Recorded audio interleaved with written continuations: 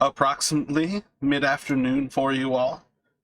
You are essentially still in Caer-Konig. If there's anything else that you needed to try to accomplish or wanted to try to do while you were here, you are basically still at the uphill climb. If everybody is good to go, though, you gather that there's a few hours walk along the path that is just beyond the uphill climb itself, and you're basically heading north along the river, or not the river, along the edge of the it's Leka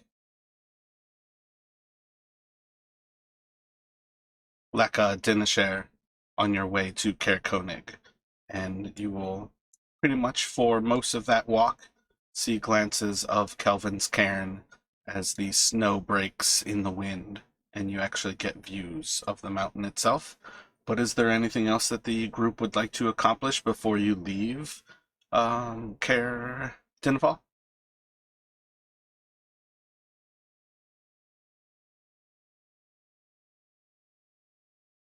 Has everyone all the supplies necessary for the journey? Should be only a few hours, but into the cold. Yeah, should be alright. Should be fine for now. There's not much more we can get from this yard anyway. I will not lie. I would prefer to have some drink, but it appears that's not an option. Even our business consultation, which came free of charge, wasn't enough for that. Chance of it, really. Yes, perhaps along our way we can find some drink to quench the unending thirst. So when you are ready to head out, you all can follow the trail. It's just going to be a DC 5 check for Elfine, a survival, if you will. And we can see how you all progress. Excellent. Yeah, so first hour, it's pretty ideal weather. You get a lot of breaks in the actual weather itself where you can actually see ahead of yourselves. Caer-Konig kind of just beyond sight, probably about a half mile or a mile away. And you can keep that in view for much of the time. The trail itself is pretty hard-packed ice, so you don't find difficulty without snowshoes. I guess hard-packed snow, it's not actually ice. You're neither finding difficulty without crampons nor difficulty without snowshoes. And you do get a pretty solid view of the lake, or not the lake, Kelvin's Cairn, the mountain rising to the northwest of you. So first hour passes by pretty seamlessly, and if you can do one more survival, it's going to be again a DC 5 to keep the actual trail with you. And again, passes by pretty simply there. As you all are approaching Caer-Konig, you do notice closer and closer that you get a broken up structure in the snow and the ice. It is to the northwest of what seems to be all of buildings of the town, is the actual destroyed remnants of the castle itself.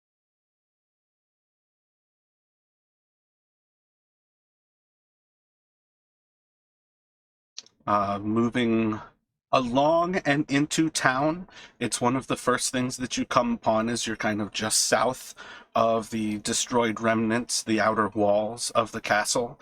The mountainside is almost right along the edge of the old castle walls, and the town is wedged in like a horseshoe of a harbor with the lake just to the southeast of it.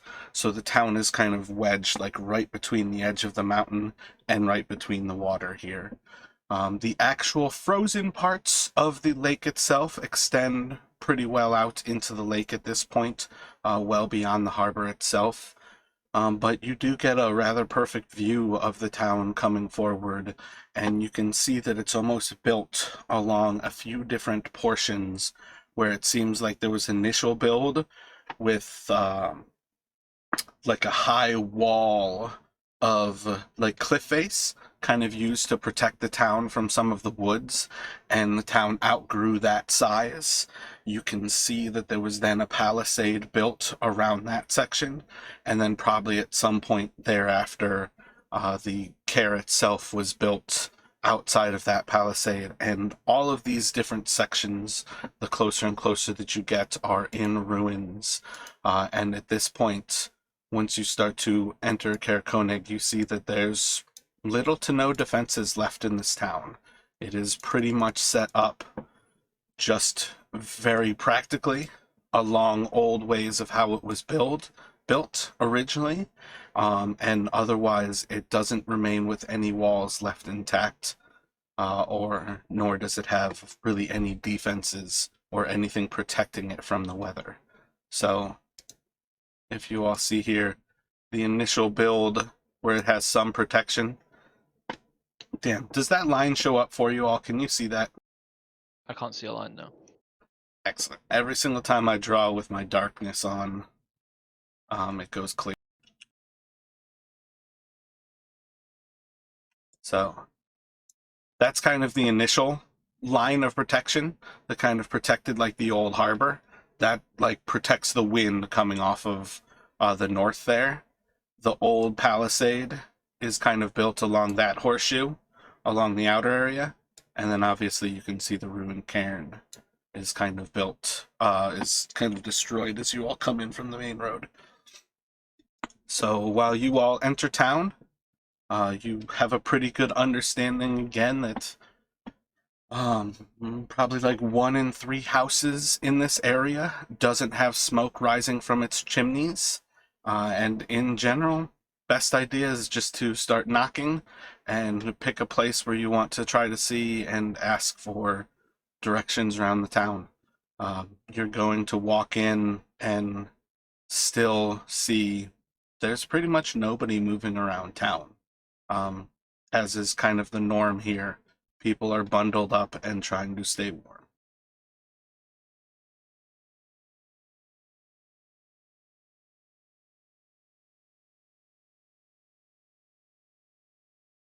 So do we see anything that looks like a inn or tavern?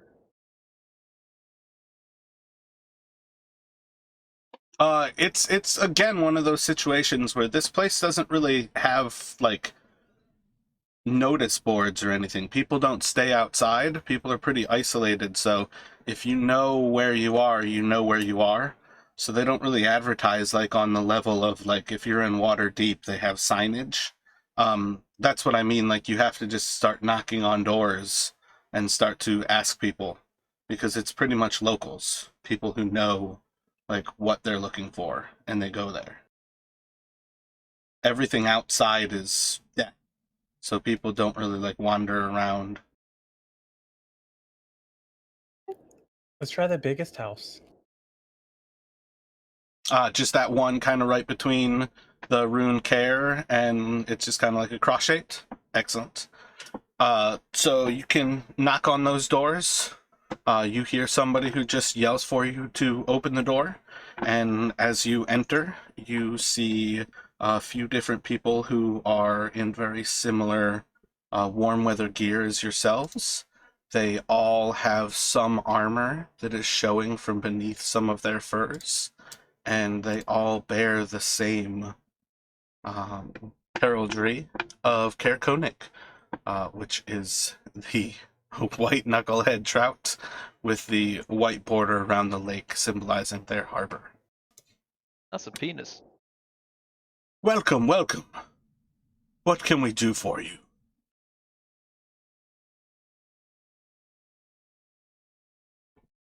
And you just see one of the soldiers who's kind of steps forward away from a desk where some of the other ones seem to be playing cards. Yeah, all right. We've just made our way in here from Caer-Konig. We're just looking for a warm place to rest. Don't know if you know of anywhere around here. You'll find, if you require an inn, the Northern Light, well along the rest of this road, if you follow it to the north and then around the harbor. It's near the town square. Well, you'll see it as it has a large empty hook overhanging the double doors. It's in front of the town square. If you head far enough there, you may find the town speaker. Trovis often is near the northern light.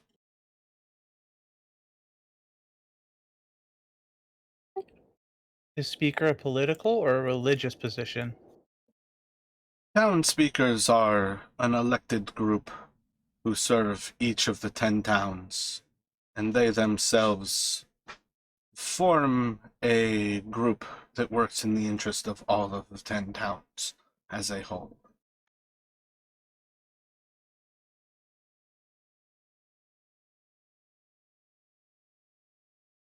What about this building we're near then? What's the sort of place about then? Is this a guild hall? This is the speaker's house. It serves very much like what you call a guild hall. Trovis does not spend much time here, as we do not have any ale.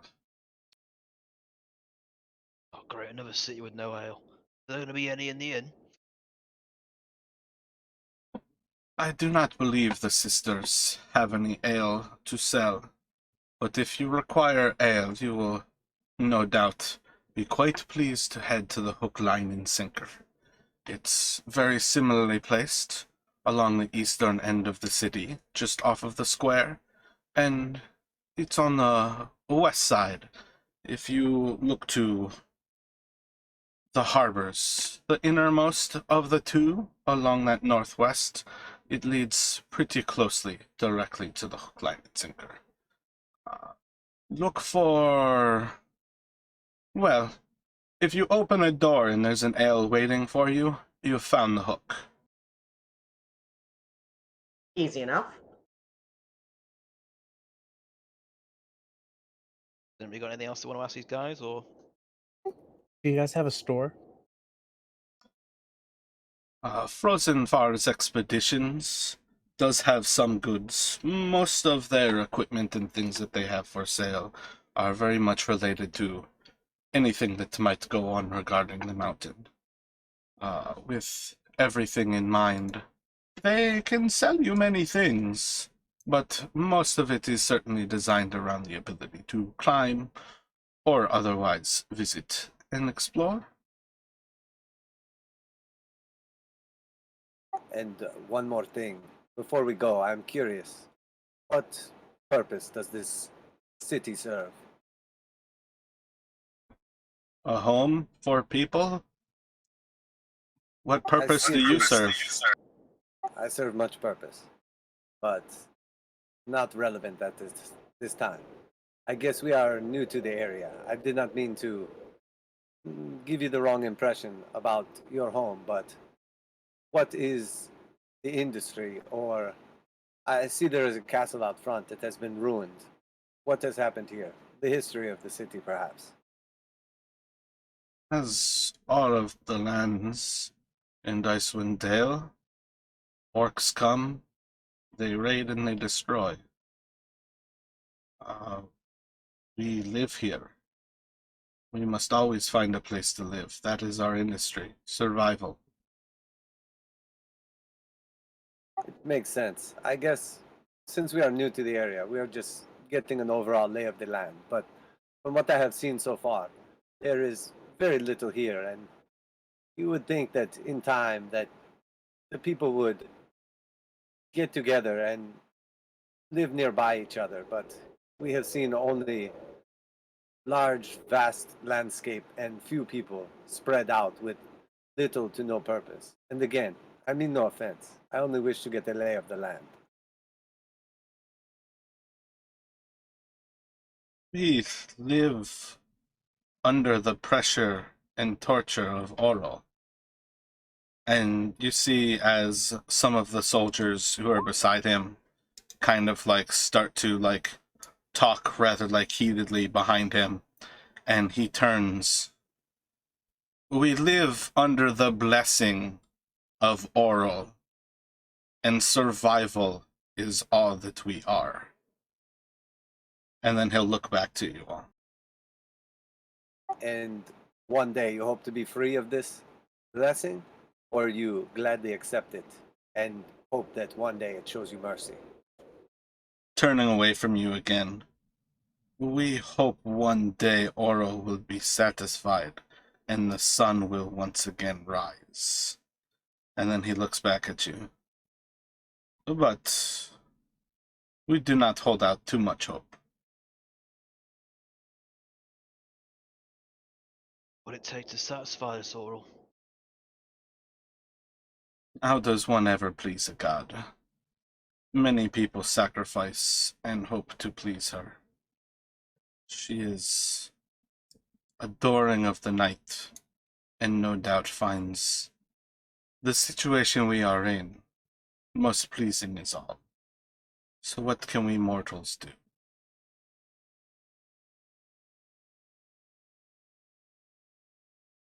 Yes, what can mortals do indeed? They say the night is darkest before the dawn. May Oro shine on you. With that, Eli will get ready to depart, start covering himself back up with his furs. The night lacks darkness when the dawn is simply more darkness. Then I hope for your sake that this Oro decides to show these lands mercy before they are consumed.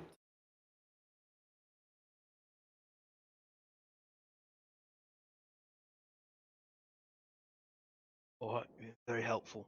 Thank you very much. Maybe see you in the hook, line, and sinker.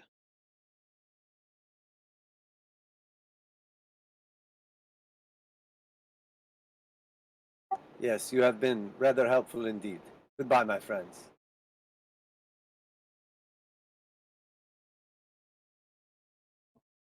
Fair travels to you all.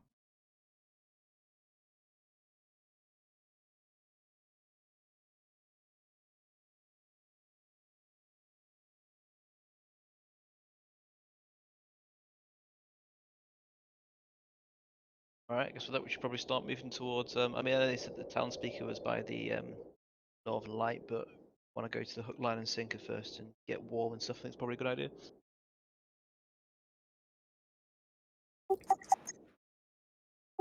Should we buy snowshoes and such in case our other journeys are more difficult than this one? Yes, it appears we have 3 destinations in this town, at least for now. We can resupply, we can get a nice drink and perhaps some information, and then, of course, touch base with the speaker. What order we do these things, I do not care. Food first.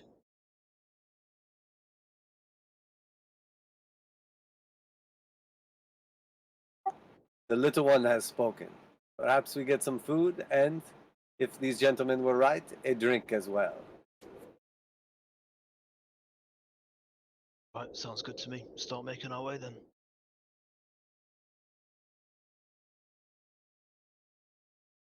Where are you making your way to? Hook, line and sinker. Alrighty. So you all can head around the kind of loop of the town along that main road. You get like little bouts of a view down into the town itself, and you start to see some of the actual piers that have like boats drug up next to them. Many of the boats are like leaned against the pier instead of actually tied up. You can see that pretty much all of the actual boats have been pulled out of the ice, as it was a very slow encroachment. There are occasions where you can see that some things have been lost inside of the ice, but nothing, most of the boats are simply pulled up on top of it. And again, there's pretty nice weather at this point where there's breaks where you can see plenty far enough there. Cross past Frozen Far expeditions, you all hear the barks of dogs as you go by. Moving along, you come to the town square and some of the different booths where things are sold. At present, there is nobody out there with fish to be sold, but you see the empty hook and the large double doors of the Northern Lights to the east of you on your left, and then on your right you see the building with the double doors, and that's the hook, line, and sinker as they've described for you. So you can go check out either one of those. If you head to the hook, line, and sinker, as soon as you open the door and start to head on inside, you are immediately handed an ale right at the door. You see a tall fellow who seems to just be kind of sat right next to there, with his bar along that edge, and like the door opens up like right into the bar, and he just has like a line of ales just sitting in front of him. And first person to open the door, like there's just an ale like stuffed into your chest. Welcome, welcome. Welcome to the Hook. And he just does the same thing for each person that enters. 1, 2, 3, 4. He does kind of like leap up a little bit over the bar itself and kind of lean down to find Karis as the door opens and he doesn't see anyone.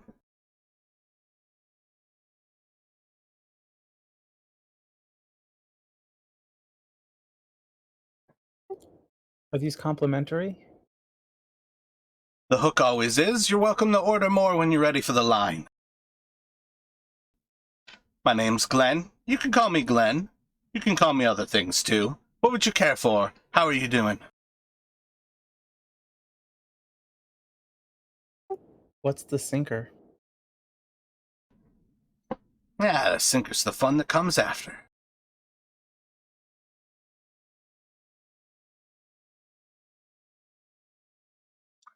Many of our fisher folk are still out on the ice, but when everybody starts to come in and starts to take to the more nobler pursuits, we often have the fun of drinking games to sink people down into their seats for the night.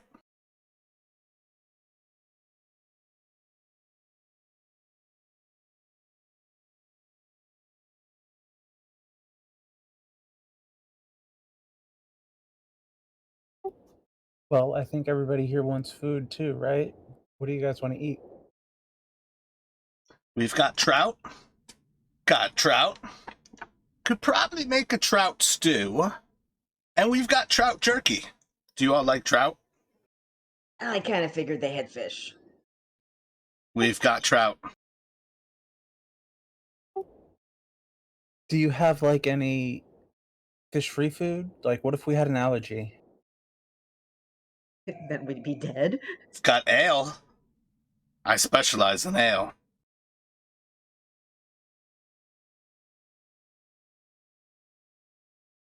I, for one, will take some trout and perhaps some ale as well. Have you anything stronger? No. Very sorry. It's been ages since Bremen's been able to deliver any of the rum to us. But with any luck, perhaps one day soon we'll be able to acquire some rum.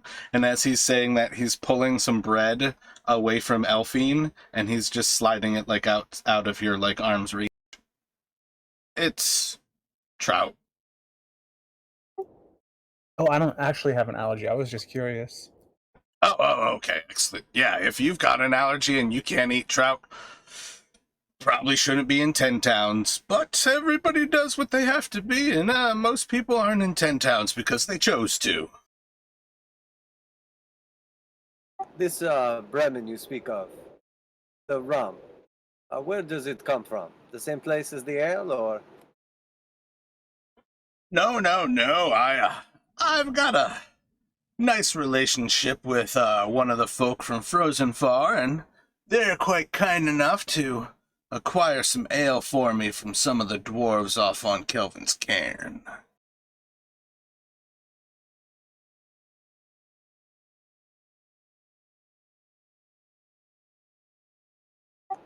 Frozen Far, you say?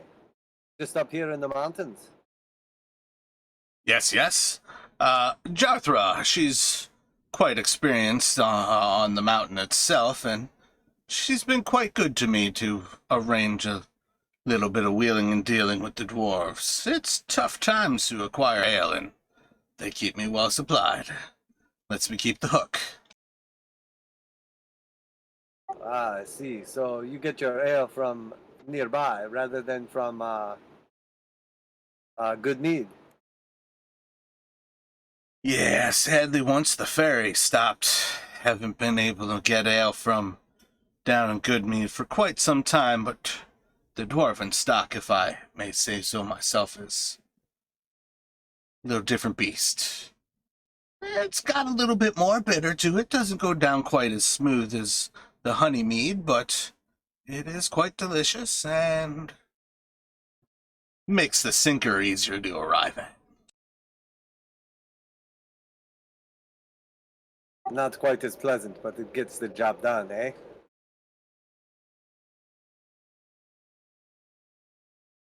It's funny, when you have enough swill, you quickly find yourself enjoying the swill.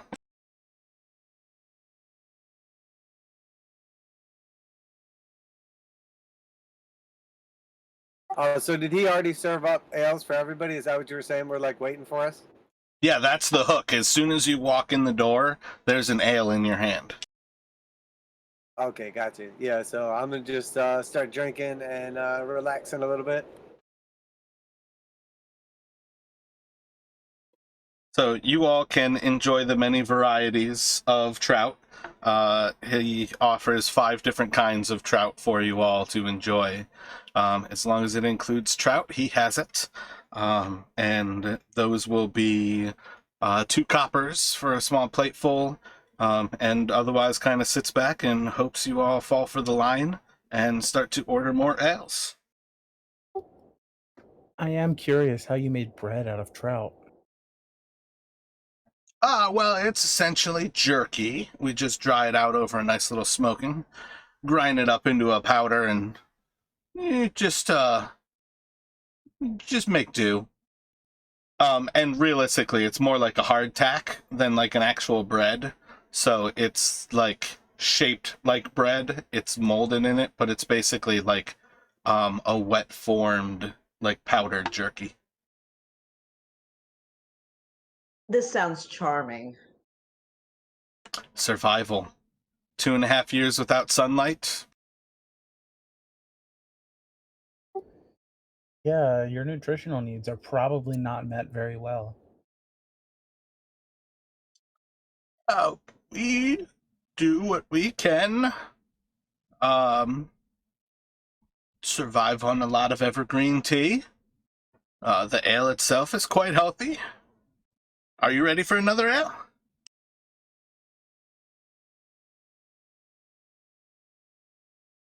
Yeah, I'll have another. Go on, top me up.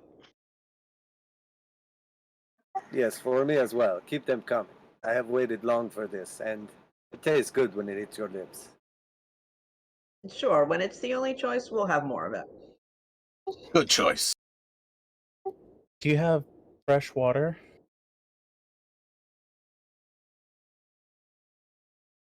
I can do water, but I still have to charge you. He looks at you very skeptically. No, that's fine. I'll just scoop some from the lake.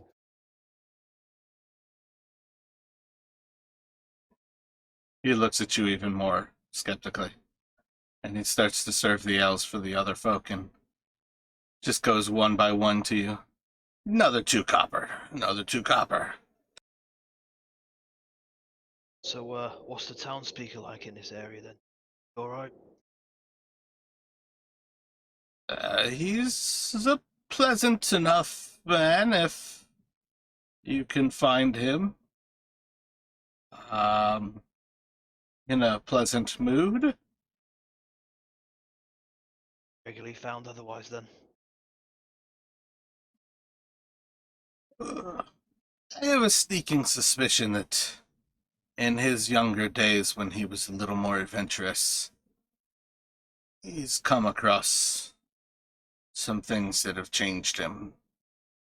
He's a good enough person, but he fell hard for the sinker.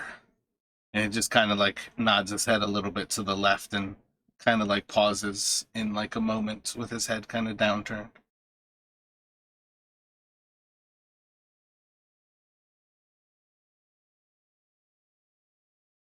I did not catch that. What was that?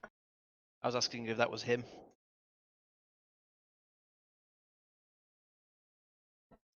Was him where? My bad. The guy he gestured towards, is that the town speaker or is that just somebody who No, spoke? no. That's like him nodding. There's pretty much nobody in the actual tavern right now. It's essentially like middle of the day. Everybody's out with what little the light the aura provides. Most people are out on the lake is kind of what he was getting at the start. That nod is just kind of like a nod like he's an alcoholic. Alright, got it, fair enough. Like he fell for the sinker is in like he's always drunk. Got it, okay. I thought that might have been the case, but I didn't know if the nod was suggested that he was just over there or something. That's fair, got it.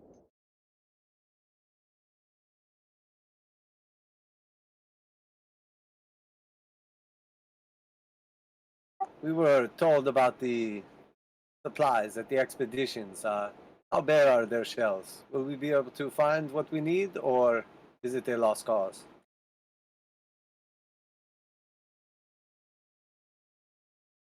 Like fills up a half glass of ale for himself and just kind of takes a little sip. And it's gonna depend what you're gonna end up needing, but I feel like they do pretty well for themselves. They're an expedition organization, so there's a lot of things that perhaps they don't need to stock. But in the long run, they're pretty well equipped. The two of them do quite well as far as most people go, although Antonas is not what he used to be when he was younger. They're quite proficient at acquiring what's necessary. What all are you looking for? Snowshoes and crampons. You shouldn't have any problem trying to find things for exploration.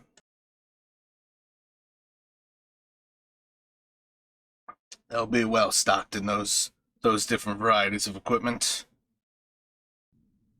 They also have a nice stock of trout jerky, in case you need anything to eat while you're on the road. Got the recipe from me. Marinated in a little bit of the ale that Jothra is able to acquire for me. It's quite delicious. Serves all of your nutritional needs as well. Every single one of them, I'm sure.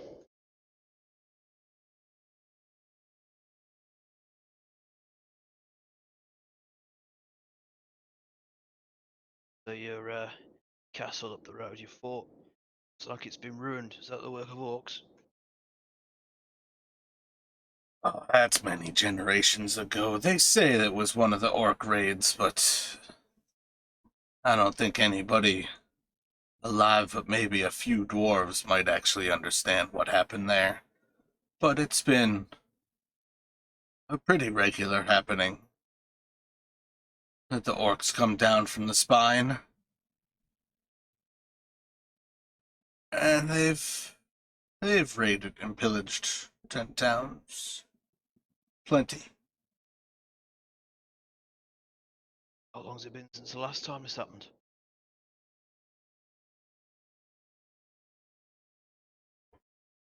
It's hard to think beyond the coming of the night. But it's been some years. So you consider yourself to be relatively safe here, then, take it.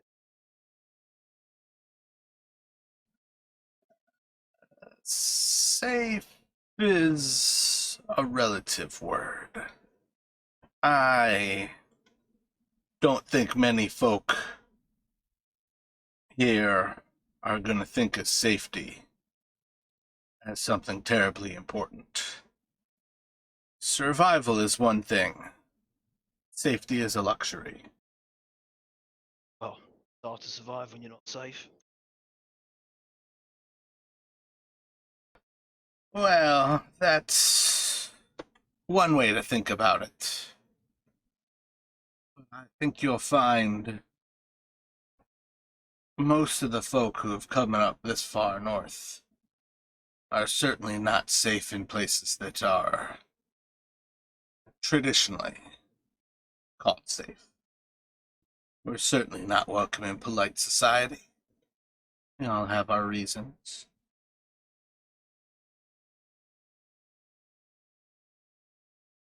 Yes, we all have our reasons indeed.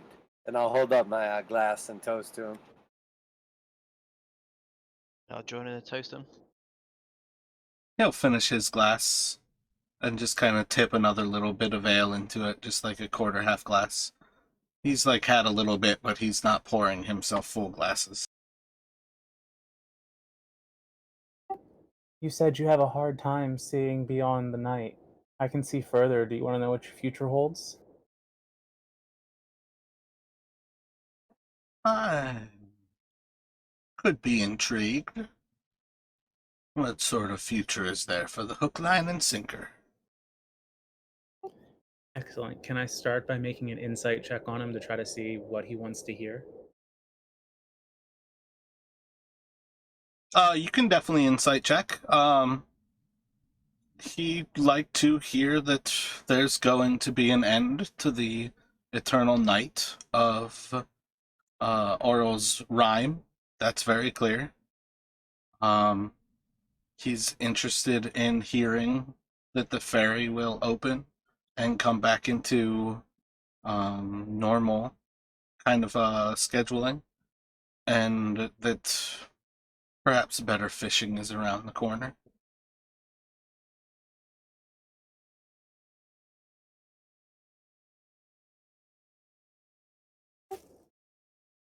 Great. I will go ahead and do that once I figure out where I set my phone down.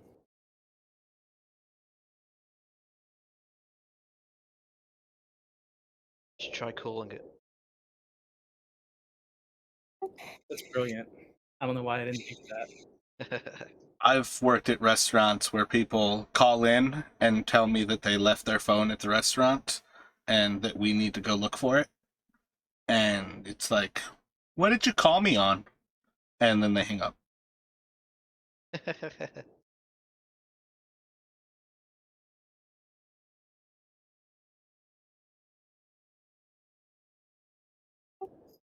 Okay. I have laid out 3 cards in front of you, which I set out. The first card represents your past, and I'll flip it over. It is Justice in reverse. Oh, yeah. That makes a lot of sense. What's reverse mean? Who's Justice? It means your past is filled with much dishonesty or unfairness. How maybe you had to cheat your way to acquire Hey, we this. don't need to talk anymore about that. That's... I told you I'm in 10 towns. Your present is the Lover's card. Present is filled with positive choice and partnerships, perhaps that of you between the dwarf. He fills his glass up with ale and he like chugs the whole thing down. He's like, lovers make sense. In your future is the Seven of Pentacles in reverse. I'm afraid that this means there'll be many, many distractions in your future. And if you wished for the hook, line, and sinker to actually succeed, you're going to have to work hard to minimize those distractions.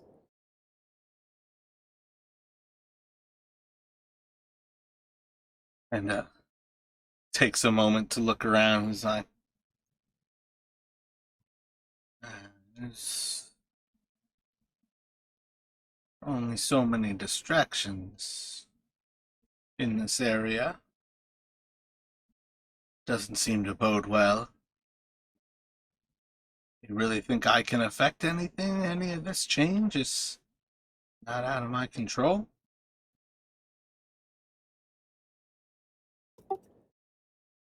Destiny, fate, none of it is written in stone. It is all fluid based on the decisions that we all make.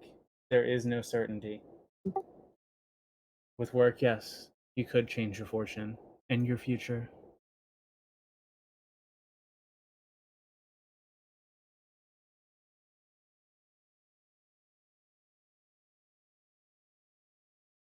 Kind of like visually gets more contemplative as he just like every 20 or so seconds seems to just put like a mouthful of ale into his glass and sip it down, but otherwise seems to be like dead eye staring past you all. Well, that went well. Do we want to try to find the speaker dude, buy some gear, keep eating and drinking? What do we need gear for? Well, if we're going to be wandering the frozen wastes, we might want stuff to put on our feet so we don't slip and fall. All right, that makes sense.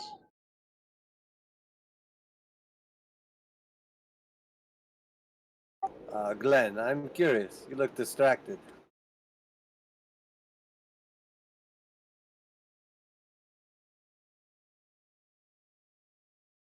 Like 5-10 seconds after you say something, it kind of like flickers in his eye as he looks over to you. What did you say? I'm curious. You have satiated our thirst, but if one was looking for something to smoke, where would I find that in these towns?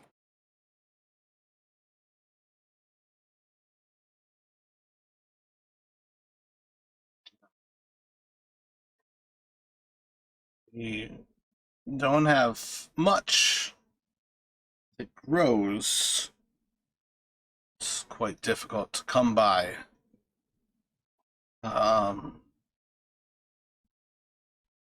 It's not an ideal time to travel, but if you wait until well after the new moon, Bryn Shaddar would be the only place that might have such things. I think you might find that things that grow have a premium in the north. Very few are bringing supplies here. And what they bring is not often luxuries. Yes, I can only imagine with the limited supplies coming into the area, they must fetch quite a premium. What happens after the new moon?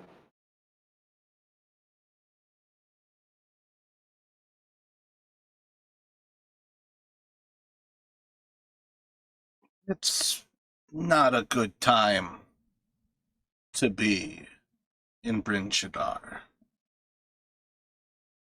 You may not be able to make it soon enough anyways, but from one friendly folk to another friendly folk, and he'll kind of like look over to Elfine. You don't want to be in that city tonight.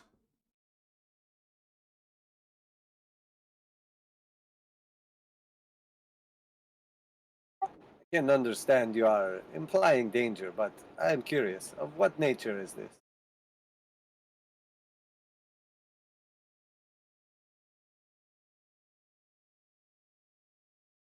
Children of Aurel were plentiful in the years before her rhyme. She is close to us all. Many people adore the gods, even those who are uncaring, cruel. But the children have only become more prolific as the darkness has extended day after day. Tonight, you will find many people go without. And in Bryn Shaddar, they do not need to go without anything in particular. They make sacrifices of their people to please the god.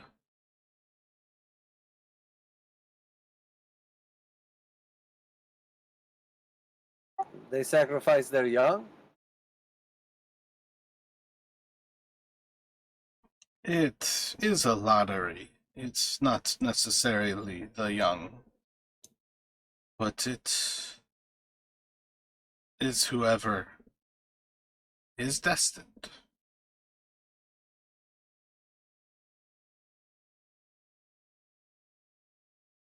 I am curious. We have no plans to head there, but how far is the journey from where we are now? Bryn Shadar is in ideal conditions, perhaps 8 or 10 hours away. Where is this? Sorry, they're doing these sacrifices?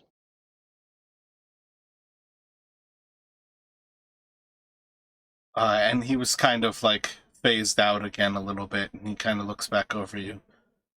My apologies. What was your question about the sacrifices? Where is it these are happening? Not happening in this town, is it? The children are very prolific. We all take part so as to not gain their ire. We are quite fortunate that for us, we value life a little bit more than other things. We will offer up much trout, sacrificing our food for the evening. That is our tribute to Oral.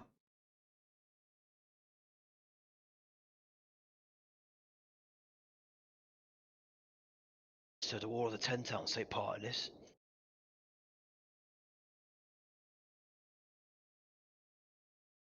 Sacrifice in one way or another.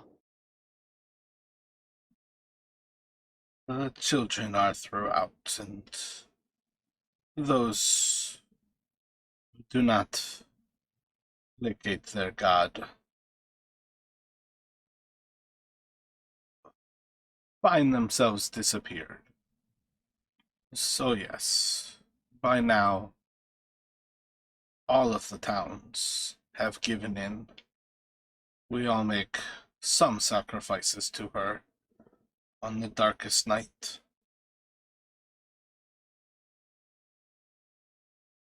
Can you tell which night is the darkest? They all seem kind of dark.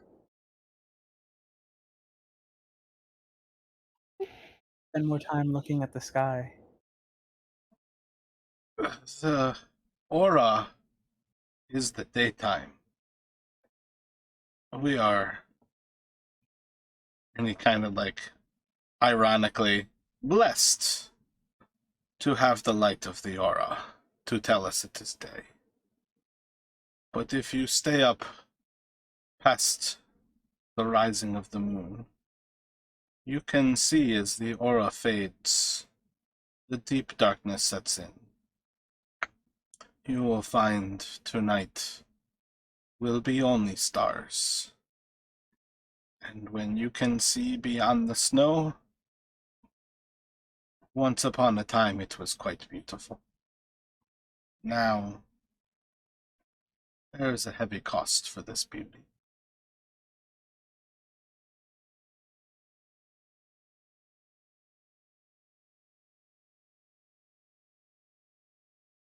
And this city, Bryn Shadar, is that the most populated of this land?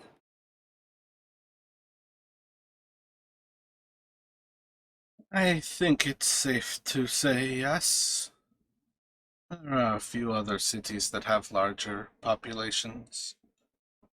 But Bryn Shadar is closest to the old caravan way. It's along the east way. I believe their walls, their location, I think they have the largest population as well. I can only imagine the type of travelers it must attract. Let us discuss something a little more light. Right. Yes, light indeed. Tell me about the Frozen Far expeditions. Are there many travelers come to this land and use these services?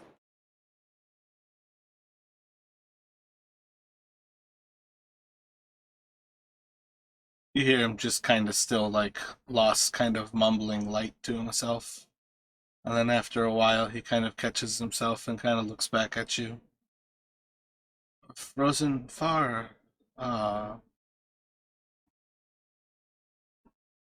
it's been some time. Perhaps.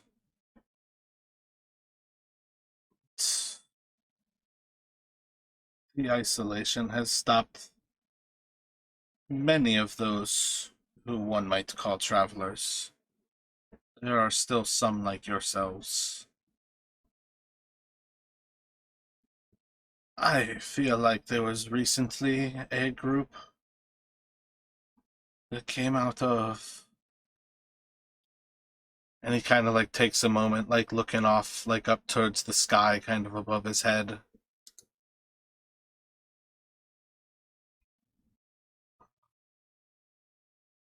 Came out of Tourmaline? I think there was a group that came out of Tourmaline not too long ago. And they likely would have at least come to Frozen Far for some supplies. Though if I understand correctly, they were a little bit too headstrong to hire the services of Jathra. I feel like their leader, I don't know. Jathra would know more, but I do know that they were thought better of themselves than to hire a guide. It's a very silly thing what some people will do to save some coin.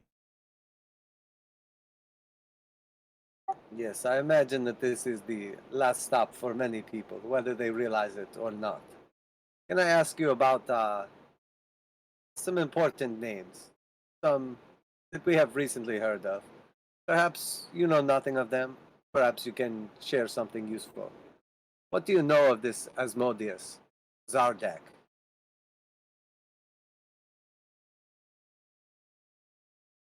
Kind of like laughs at you for a moment. You do not know Asmodius? No, I've only heard the name. You're forgetting we're new here, mate. You do not need to be new here to understand who Asmodius is. They call him the Lord of the Hells.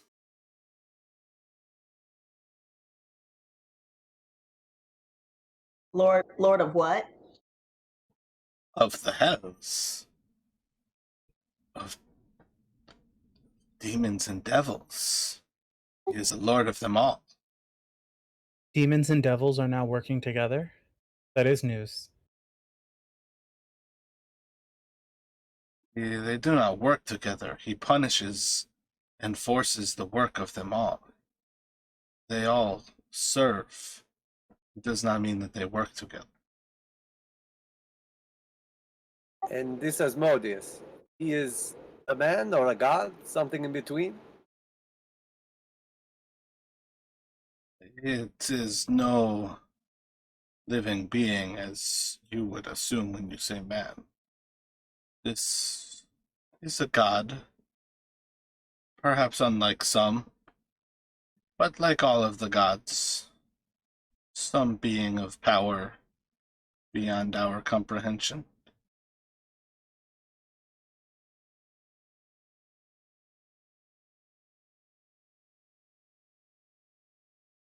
Often these gods will show themselves or their power to few, but their reputation will travel far.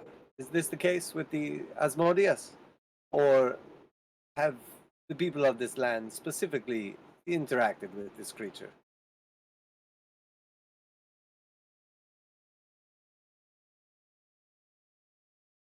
I've not heard much in these lands of people serving Asmodius, but it would not surprise me too terribly much to know that we have worshippers in our midst.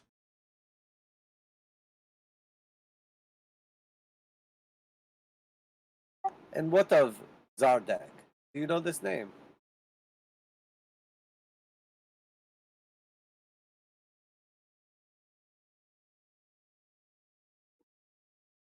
I have heard some people speak of Zardak. I feel like he was a great traveler who came to these lands and founded 10 towns. No? Yes, I believe he is one of the first settlers of 10 towns.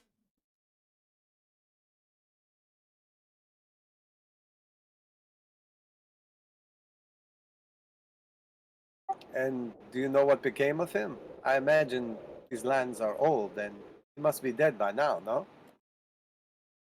Certainly, Yeah, I know the story of Zardak quite well. He definitely died many hundreds, thousands of years ago.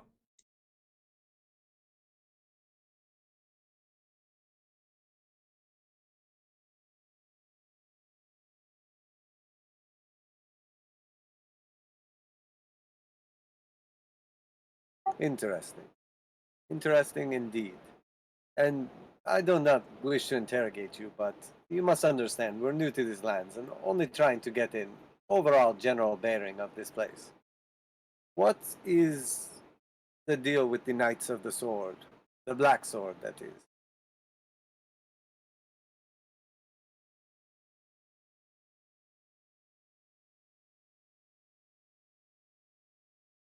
I don't know of any Order of Knights of Black Sword. I am unfamiliar with this name. Ah, no worries then. We are just trying to cover our bases, that's all.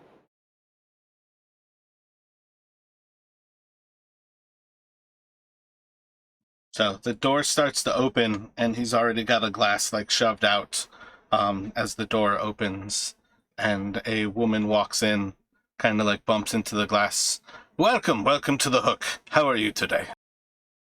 And she just kind of nods at him, looks down at the glass in front of her chest, and takes it, and she's just gonna walk back towards one of the corners.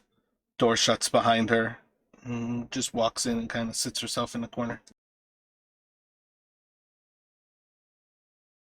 If I just kind of look around this place, I know you said there wasn't a bunch of people in here, but do we see anybody else that looks particularly interesting, or is it just No, I randos? didn't say there's not a bunch. There's no one in here. This is the first person who's entered the tavern. Oh, okay, that was the first person we saw come in. And where does she go to? She just goes and sits by herself? Yep, just like a shaded corner.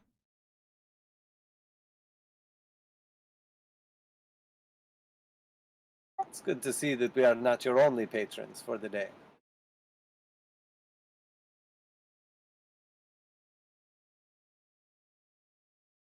Things will be better as those who are out on the ice return for the night. It will be a lively night. And he's gonna look to you all if anybody needs another ale. If you do, he'll pour one, and otherwise walks away to the person who just came in.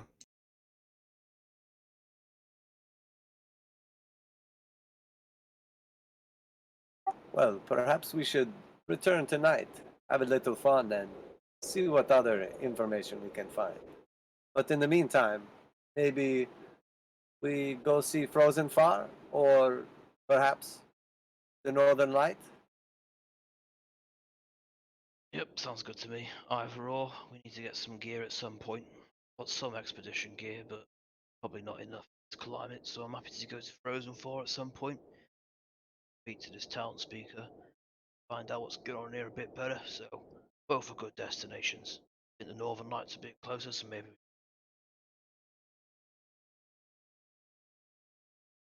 Sure, I'm in agreement. Then let it be so. When he returns, I will settle up. This one's on me, and perhaps we can answer some more of our questions. Very Fine. generous of you, those 2 copper coins. Mighty kind of you, my new friend.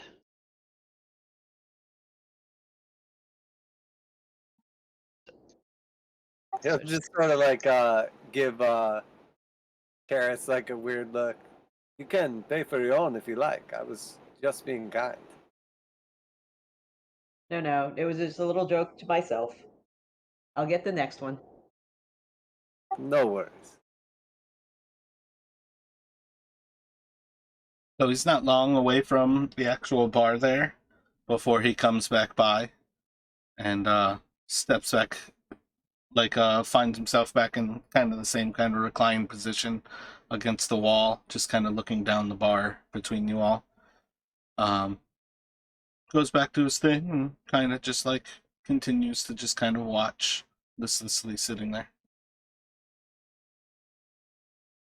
Glenn, we must continue on and take care of some other business in town. We appreciate what you have offered us to quench our thirst and our hunger, and also to answer our questions. If I could settle up for the group, and perhaps we will see you again this evening. Do you have rooms for us to stay in, by the way? We often can make a bed for those who fall for the sinker, but you will find the northern lights to the east of us. Look for the double doors, and they have a beautiful hanging lantern that displays the colors of auras. Look for the double doors and the empty hook. You will be able to see where the northern lights is. But just across the way, and he just kind of points a little bit northeast, kind of from the door.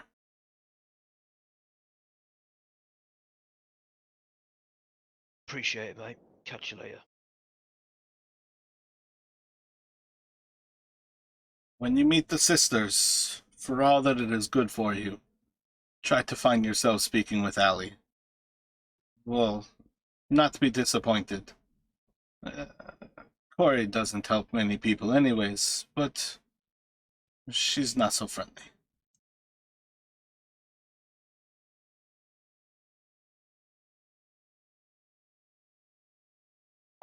Thank you again, my friend. And know that as the seasons change, so do the conditions here. And in time, I am confident that light will return to this land. And as he says that, he'll like reach forward to his shield like he's gonna adjust it.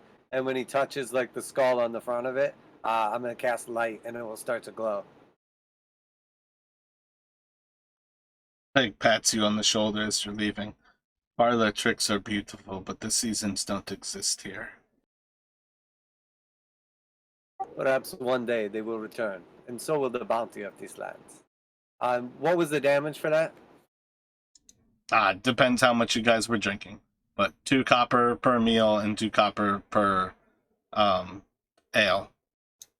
Stuff like that I really don't care about in the least bit. Just subtract money.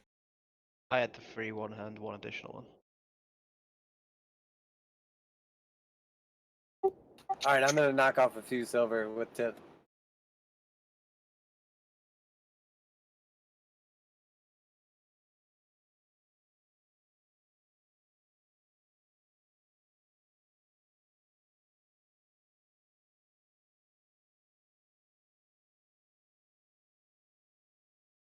Well, are we headed to Frozen Far, or shall we go to the Northern Lights? Northern Light? Yeah, we passed the Frozen Far on the way here, so a little bit further on the road. Northern Lights is just across the street, so let's go there.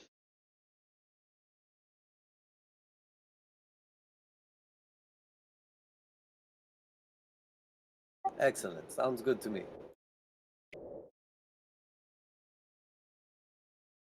As you all start to head outside, weather is starting to pick up a little bit. There's like a howling to the wind. There's definitely more snow kind of being blown about. You can't see as much of the actual aura itself, but there is still like little glints of light. Even being on the mountain, you can't really make out Kelvin's cairn at this point. And Elfine will pick up. As you all stand up to go, you hear movement from the back of the bar. And as you all leave, you just hear a final goodbye from Eglin as he just waves you all, "Good day to you. Don't forget to shut the door." I'll wave back.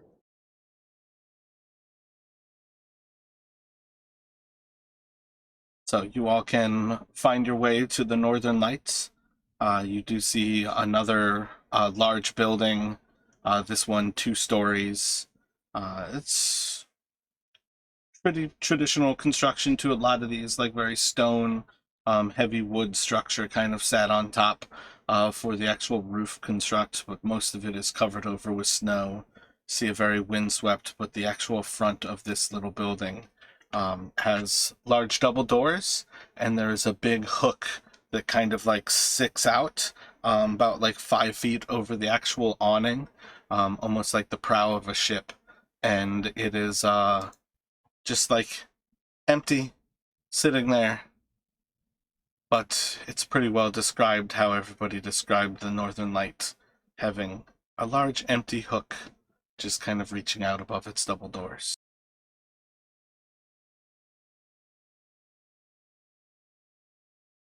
You can open and enter, where you see a younger woman who has like a few kind of blankets like kind of thrown across herself as like a shawl, but she's kind of moving about inside.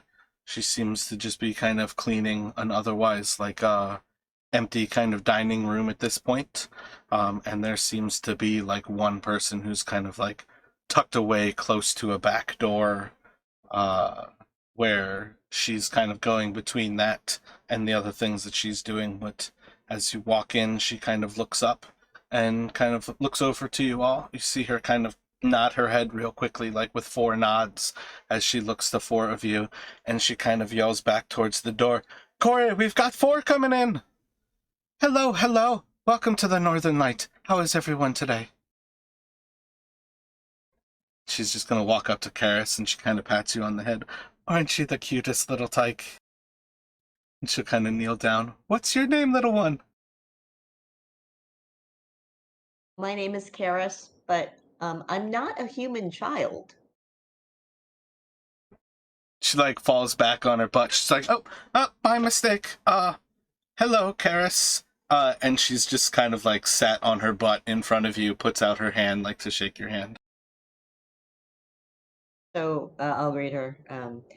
I guess you've not seen other people before, non-humans, maybe. I've, it's been a while. If somebody's small, I usually just count on them being a child. It's not all that regular for kids to be traveling, but I guess that's my mistake. When you assume. No, that's fine. A lot of people haven't seen halflings before.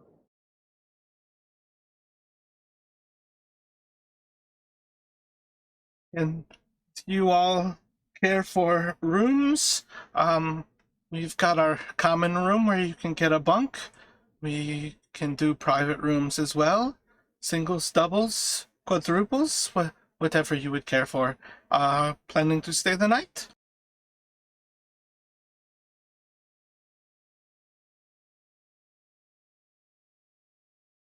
I'll sort of like look over at the party. Yes, I believe we wish to secure a room for the evening. Although I'm sure it's probably not that busy this time of year, but better safe than sorry. Do you care to eat before nightfall? Corey can prepare a wonderful trout for you. She does a lot of different recipes for the trout that can be quite delicious.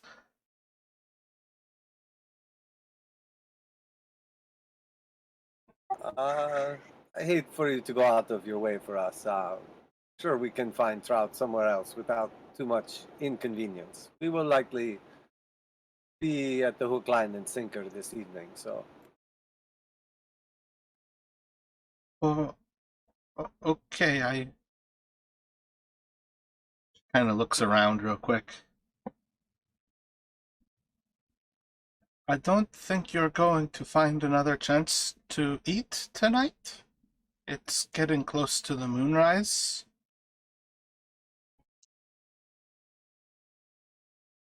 Oh, wait, am I mistaken? I thought it was still like morning or afternoon. You guys are in afternoon, but it's probably about like 4 p.m., 4:30. It's probably like 5:30 for you all at this point.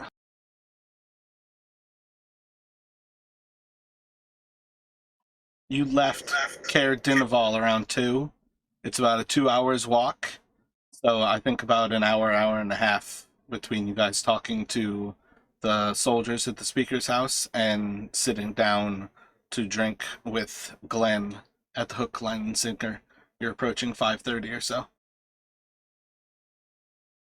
I am easily convinced. Then go ahead and prepare some dinner, and we will return in time. We just have to visit the Frozen Far expedition.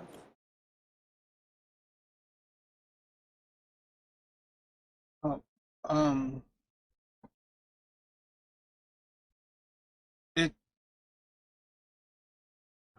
you really shouldn't eat after the moonrise. It's not safe.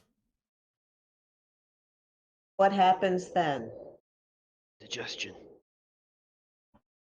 We will all fast for the night and into tomorrow.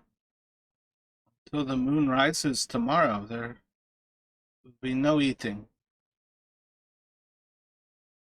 It is our sacrifice to Oral.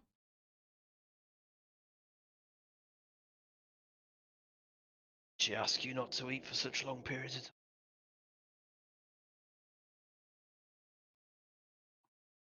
It's not any sort of request, it is the children insist.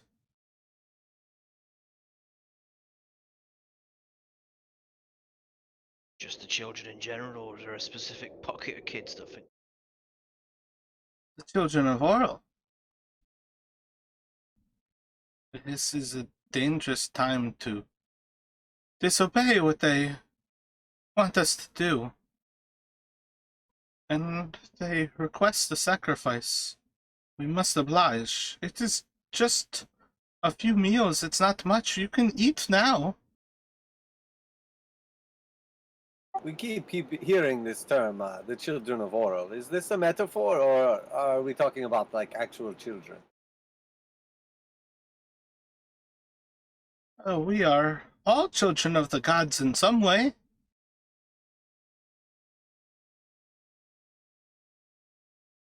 So by the children of Oral, you just mean people of the 10 towns?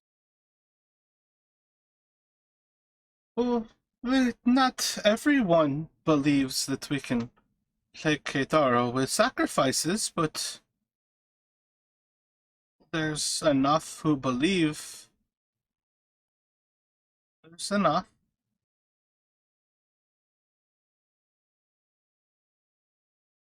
Since you observe this fasting, then I'm guessing you consider yourself a child of Oral as well. Oh, no. Nobody does or does not because they are or they are not. The children demand it.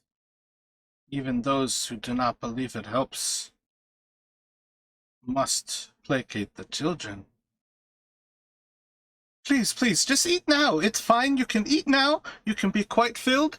And the day goes by. It goes very quickly, and it is not long before the moon is rising tomorrow, and everything is fine. The children are happy. Oro continues with the infinite darkness that never goes away, and we do not have any pleasure or life. So 4 trouts? 4 trout? Everybody trout? Corey, 4 trouts!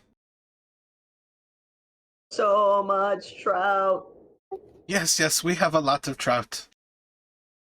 Could I perhaps perform for my food and board instead of pay? Oh, you are a bard? Of a sort. Oh, that would be very beautiful. Can you tell stories? Do you do you play an instrument?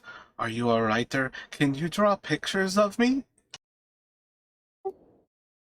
I could draw a picture of you, sure. It's not going to be the best. No, my talents lie in piercing through the veils of time and reading what is written there. Her jaws just like dropped open. So you like entertain people for all of time? I can tell fortunes. Okay, you can tell our fortune.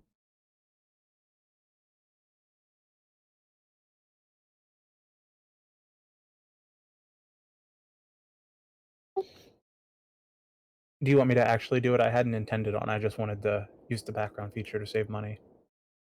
If that's going to be your background feature, is telling fortunes, you're not going to be able to do it like night after night, but you can definitely get a free night stay at the Northern Lights here. I feel like you have to entertain like an entire bar to be able to use that. Like it's bringing in guests to them.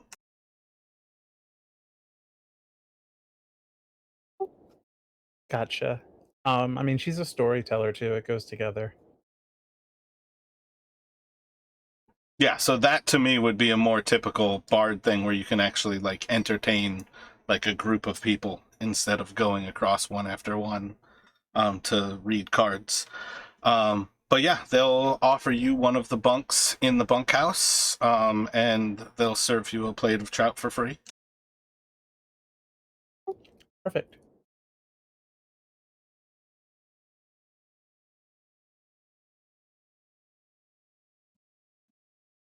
So she's just going to wander away after a little bit and go to the person who's next to that back door. And she kind of sits down with them for a few moments and then comes back to you all shortly after with, I'm assuming everybody is ready for some more trout. Probably got pretty hungry since you left the hook, line, and sinker. Oh, wow. I mean, More trout. yeah, I didn't eat when I was there, so I may as well eat now. It is quite delicious. Corey makes a fantastic lemon pepper trout. Sounds like it sounds good. Okay. Where does she get the lemons from? Yeah, I was wondering that. It's an herb that we are able to grow in the kitchen. It's just a little bit of lemongrass. We call it lemon pepper trout because it has the hint of lemons. It's what we make do with.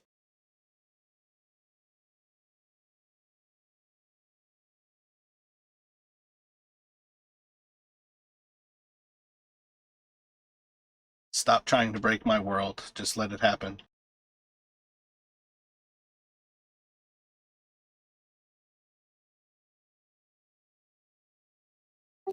I don't know. There could have been like a mystical lemon veil orchard that we could go to.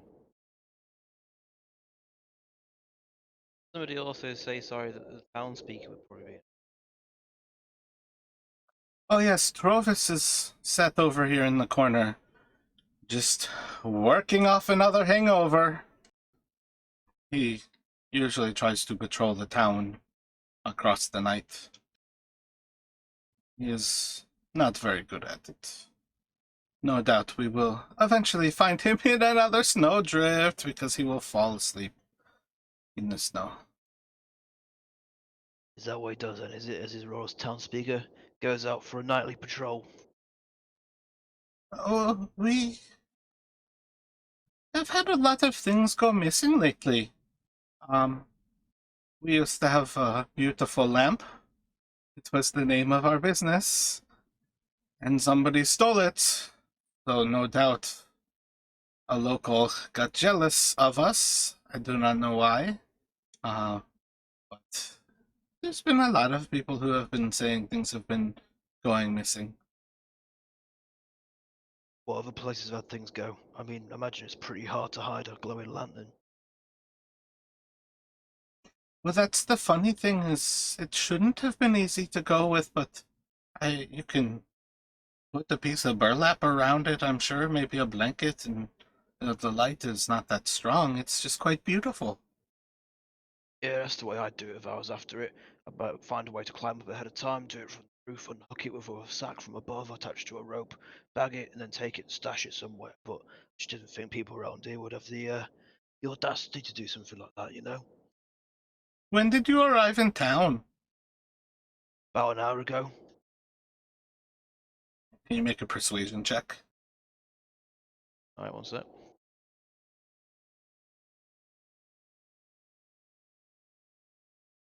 Find it. Yeah, I got it.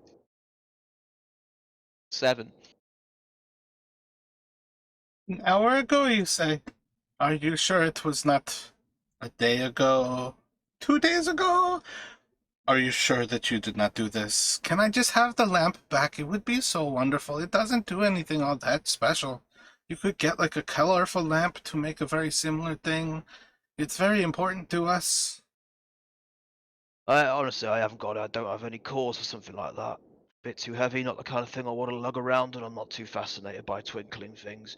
But I'll tell you what, I'll keep an eye out. If I find it in town, I'll be sure to send it your way. But again, I am new here. Don't really know the area too well yet.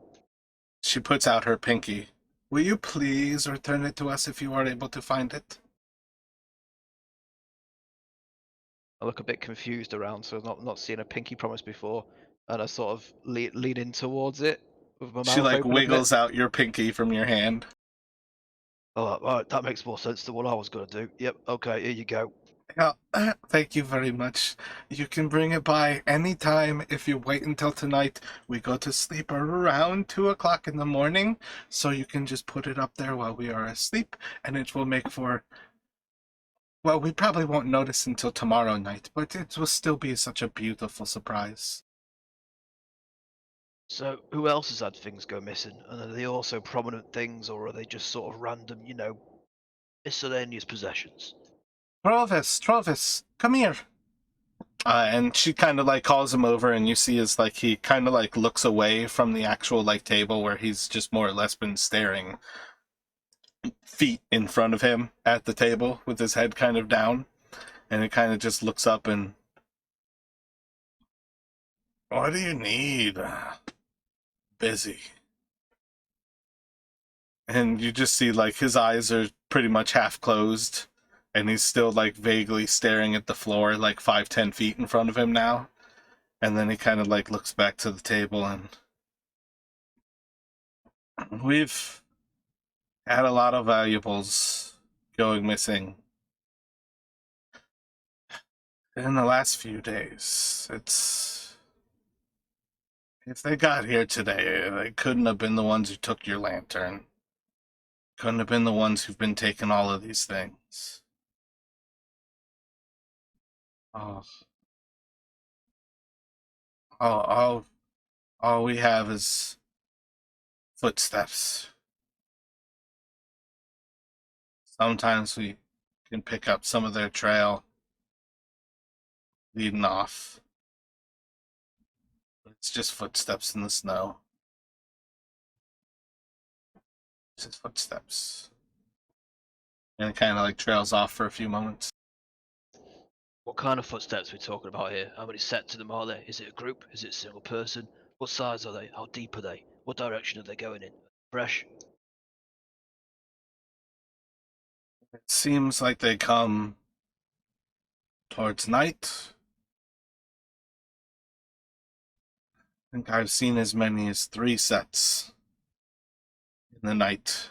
They come in from the mountain.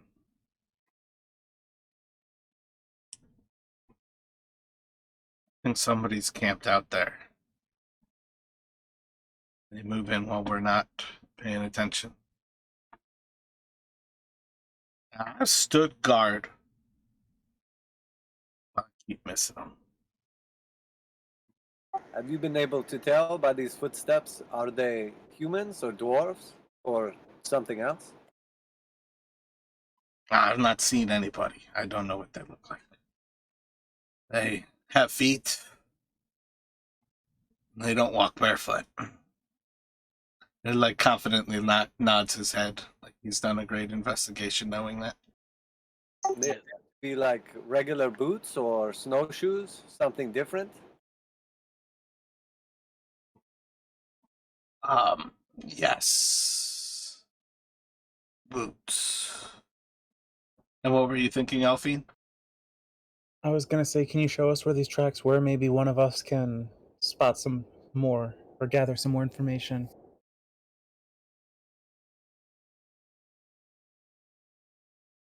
Corey. Oh, not so loud. Corey. And you see as another woman, a little bit older than the other, comes out from the back door and looks to Trovis. And she just kind of looks at him for a moment, looks around the room. She's like, I don't help people out front. What do you want? I want to know about the tracks. And she'll kind of like look back over at you.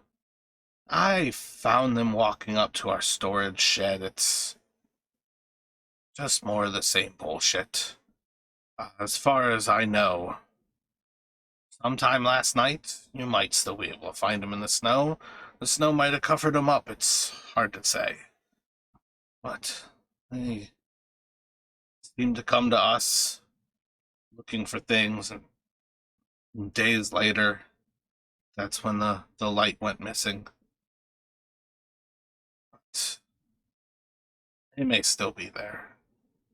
Most tracks are. It's probably pretty hard to follow, but you're welcome to it. You can come through the kitchen and go out the back door here. You gonna find whoever's been stealing shit? Well, if we happen to find out upon our travels, then of course we'll be sure to report it to you and bring them to justice if needs be, as long as the group's agreeable to that. Ellie's like looking over at her sister and just kind of like doing the whisper motion, like when she says shit.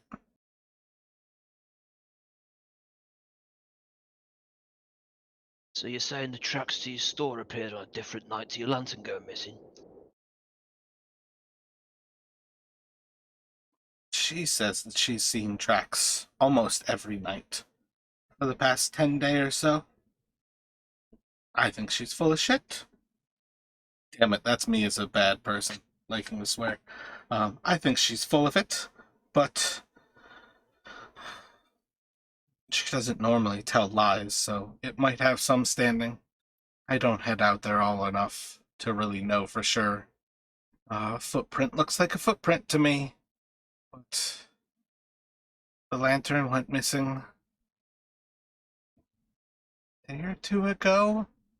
It's not long, but if they were scouting us out, it seems like a lot to say that they took that long to know that the lantern just sits there. Plus, once they'd already established that a place was a hit, it would make sense they'd just keep coming back again and again. That's what a normal thing would do anyway.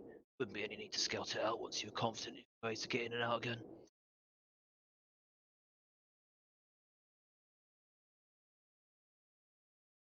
She like leans down into the bar. You steal a lot, don't you? I never said I stole anything in my life. For all you know, I could be, a guard from a previous life. You think about stealing a lot. Let's just say I've come across crime scenes on occasion. And occasionally making them? And she's got like a big old smirk like right in your face. All I can say is you can rest assured that as long as our party's here, there will be nothing going missing. At least, not anything to do with our responsibility. Absolutely no interest on my half on anything being going missing from anywhere in this town without paying for it the correct price. We're all in 10 towns for a reason. I don't think there's anything valuable left, but that sounds like a good promise. I feel like we made the right choice. And she, like, wiggles her pinky at you. Oh, another one of these. Right, okay. Here you go. And I'll hold out my pinky again as well. Oh, okay. Yeah, I was just thinking, like, we made the right choice with the pinky promise, but yeah, another one's good. I like that. Yeah, sorry, this is new to me. I'm not really used to, locking little fingers with other people on the back of a promise, but I just thought, I'd oblige. Apologies. It's a pretty old magic, but I'm glad you were willing to make the choice, because I definitely thought for a moment that you took the lantern. It's good to know that you didn't, though. I appreciate that. No, I think if anything was to go missing from this town, it would probably be some of that trout you've got, or at least some of the ale you got in the hook, line, and sinker. Glenn is definitely pretty fortunate to have some ale.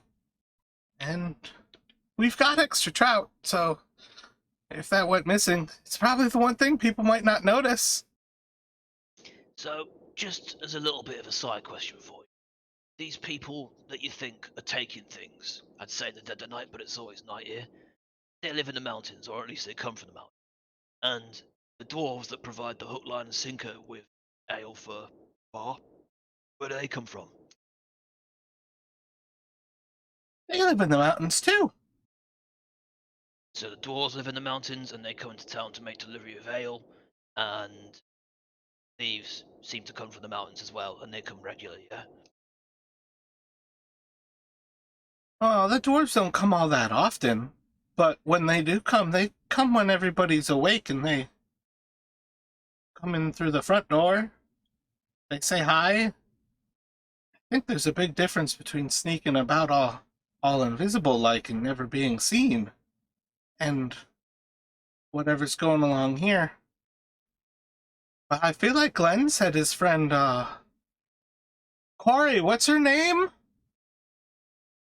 And just hear from the back, Jarthra. I feel like Glenn said his friend Jarthra does most of the ale deliveries. I think she goes out to the mountains for him. And before you were talking about how if somebody was stealing from this town, they'd likely come and do scouting ahead of time. But wouldn't an ale delivery make a nice cover for that? Not, blaming them. I'm not gonna say it was them. Don't want to get you all ruffled up and spread rumors around this little town. But just to me, seems like a bit of a coincidence. You know what I'm saying? Ooh, you're good. Drovis, come over here and take some notes. Just get like a hand wave from the corner. Holding back a bit of vomit in his mouth or something. Right, well, I suppose we may as well start looking at these footprints then, provided they're still preserved out there. What about the rest of you guys you coming with? Oh, for sure. I don't think you'll be able to tell much by them. I might have better luck. Yep, seems like you're quite well inclined towards, that sort of type of thing, the mystic and predictions and shit like that, so you might come in handy. Right, let's go. I am curious as well. We heard some dogs barking. Have you considered to borrow one of them and keep them out back so they can alarm you if these people come back? I like it. I hate dogs on runs like that. Sled dogs are pretty expensive. I don't know if we want to go to that level. There's not really much to be stolen that's left that could compare to the price of a dog. So that's a good idea, but it may not be terribly viable right now. But I don't know if Rosenfar's had anything stolen. So that might be something. Oh my explain why they come past us. They're staying away from the dogs because they're all sneaky like. And she like gets down low, like just kind of like spreads her body out as she like kind of like walks like a crab for a moment, like acting like she's sneaky.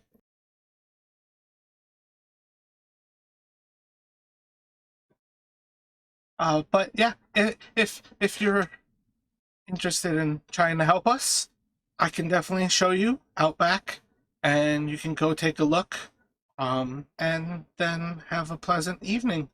And she like looks back towards the plates. If you get our lamps, that's on us. So good luck to you. Try to find the lamp and see what you can find. You are quite the animated one and generous. We will have a look and do our best. I suspect that perhaps we can get the bottom of.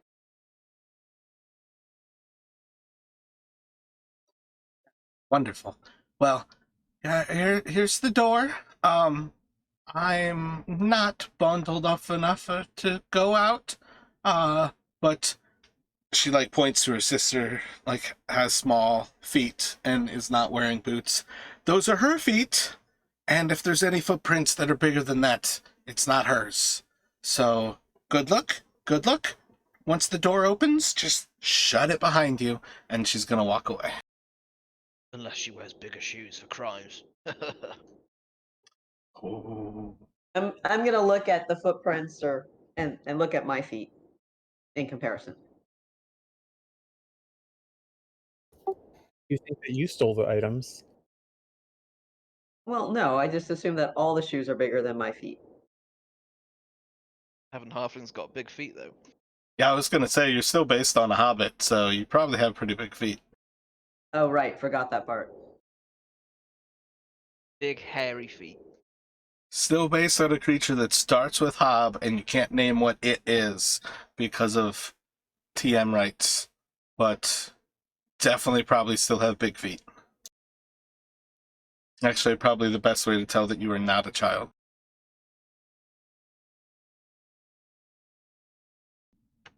So let's take a break here, and you guys can pick up the investigation of seeing what is out back of the Northern Lights afterwards. Sure, sounds good.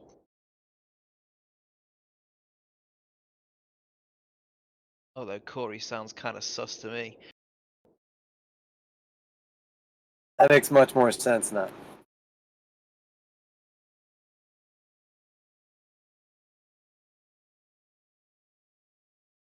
So are we actually looking to go to the expedition place before dark or before it would close, or not really? I mean, I definitely think we something like that is something we'd need before we left the town at any point. But it's definitely something we want to go to. Just depends, yeah, how long looking at these footprints takes. But my suggestion would be that before we did anything with it, we went to Frozen Fire expeditions anyway.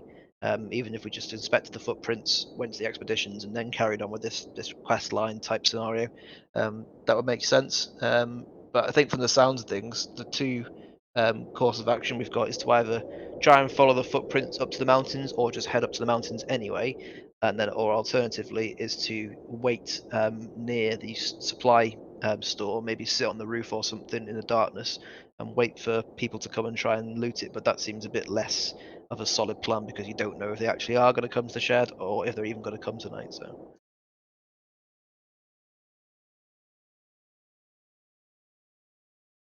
Yeah, it makes sense. Unless we like set some kind of trap or something like that. Yeah, but it was, yeah, true, good point. If it was like an alarm, they'd probably just run as soon as it went off. But yeah, a trap might help here. What if we secretly build an identical town in every single way and then set the trap there? Where will we get all the trout for that though? True, I don't know how to fish. Maybe like an inflatable town. That's true, but we need to find a pump though. It's not the kind of thing we can inflate by mouth.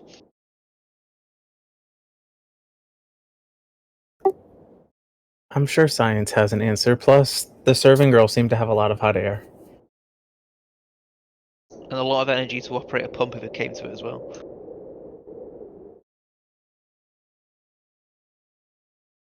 I was gonna go and top up my whiskey anyway. No work tomorrow. Double drunk tonight. Apologies in advance to all of you. Is it a holiday? No, not quite. But once a year, the factory closes down for 2 weeks for essential maintenance, and this is that period of time. Plus, I took a bit of extra time off as well last week, so yeah, I get a 2-week break every year. This is it. It's like my version of Christmas. Is this like when Willy Wonka factory closes down? And no, wait, that's when the gates open up. Never mind, backwards. Yeah. Plus, no children have gone missing in our factory that I know of, anyway. What do you make? We make aircraft.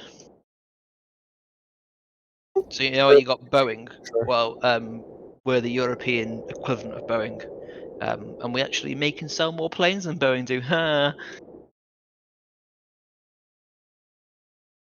Yeah, it'd be hard to do worse than Boeing does. I feel like every day they have like a new recall, a jet like falls out of the air, they have production issues. Like I don't even know how they're still in business. Because it's completely government funded, but not officially because that would be illegal. Yeah, that's crazy. We would literally never do that. That's not even possible. Yeah, it all comes in through deals through Lockheed Martin, you know, your military contracts, because that's Boeing, a subsidiary of Boeing, or through Skunk Works, etc., and stuff like that. So all the government grants that come in through that more than cover the cost of building commercial airlines planes. Yeah. Wait, Lockheed Martin is a subsidiary of Boeing? Yep, that's right. Yep. So yeah, the Boeing 737 MAX, which is their new standard passenger plane, which replaces their old 737, which is like their most sold, most commonly used aircraft. They replaced that, yeah, with the 737 MAX. I'm going to cough. Sorry, yeah, and that got grounded because they were having. Well, basically, what they did is they made it an optional extra for you to buy a piece of software that stabilizes the aircraft during certain flight conditions, which is absolutely ridiculous. It's like selling a car where it's an optional extra to have the software in place that deploys airbags in a crash. So yeah, they made that an optional extra, and certain cheapo airlines in more less wealthy countries, I'll say, didn't opt for that to save a bit of money, and then wouldn't you know it, 3 of their aircraft crashed within the first 2 to 3 months of service. So they grounded all the 737 MAX aircraft for nearly 2 years, and now they're giving them away for almost for free. They're so cheap now that they're available to be sold again, and they've resolved the issues. So you can't compete with that. DLC. Yeah, in-app purchase, yeah. As a guess, are you BAE Systems? Close. I'm Airbus, so yeah. Gotcha. BAE is our military sector now these days. That was my second guess. Yeah. But Airbus, the bus part just doesn't sound speedy or sexy or deserving of large funding. You shouldn't rename your company. Oh, I completely agree. It's such a shit name. I mean, you can blame the French when they created the company just after World War II. Yeah, it's their fault, not ours.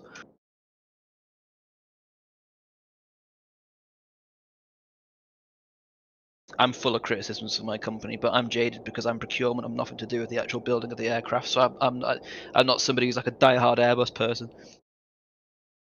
How surprising that you're a procurer.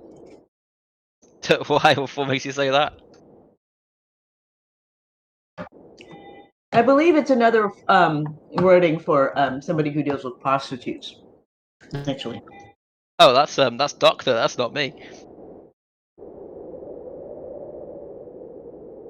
true. Unless you're referring to the regular purchasing of lightsabers. Oh, is that not a euphemism? I assumed it was.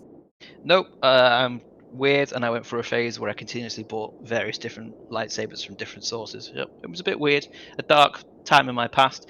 And then one time here, and also in case you didn't know, when I play, I get more and more progressively drunk until at the end of it all becomes a bit of a blur to me. But these guys, I mean, I'm looking at Jamie primarily, encouraged me to go ahead and buy another one after it came up in conversation again, and I did. I went online and bought yet another lightsaber and the coupling device to attach 2 lightsabers together. And because I was drunk, thanks Jamie, I accidentally bought the wrong coupling device, so it doesn't actually attach any of my lightsabers to each other. So that was a big waste of time and money. You could have returned it for the right size. No, it's an American small company. I mean, the cost of sending that back would have been ridiculous.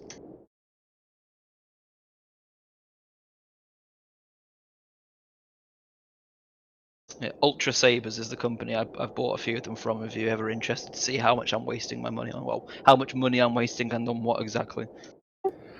I own 12 ukuleles, with the most expensive being over $4,000. So Oh fucking hell, you're outdoing me there. And I've only got 2 ukuleles. One's a banjolele, which cost a bit, but I I love do have a couple of Gibson guitars. So I've got one Gibson guitar. I've got a why is my mind drawing a blank? Fancy electric guitar one. there's loads. Les Fender. Pauls, Firebirds, Verse V's, Flying V's. There's loads. Yeah, no, guitar's not my main thing.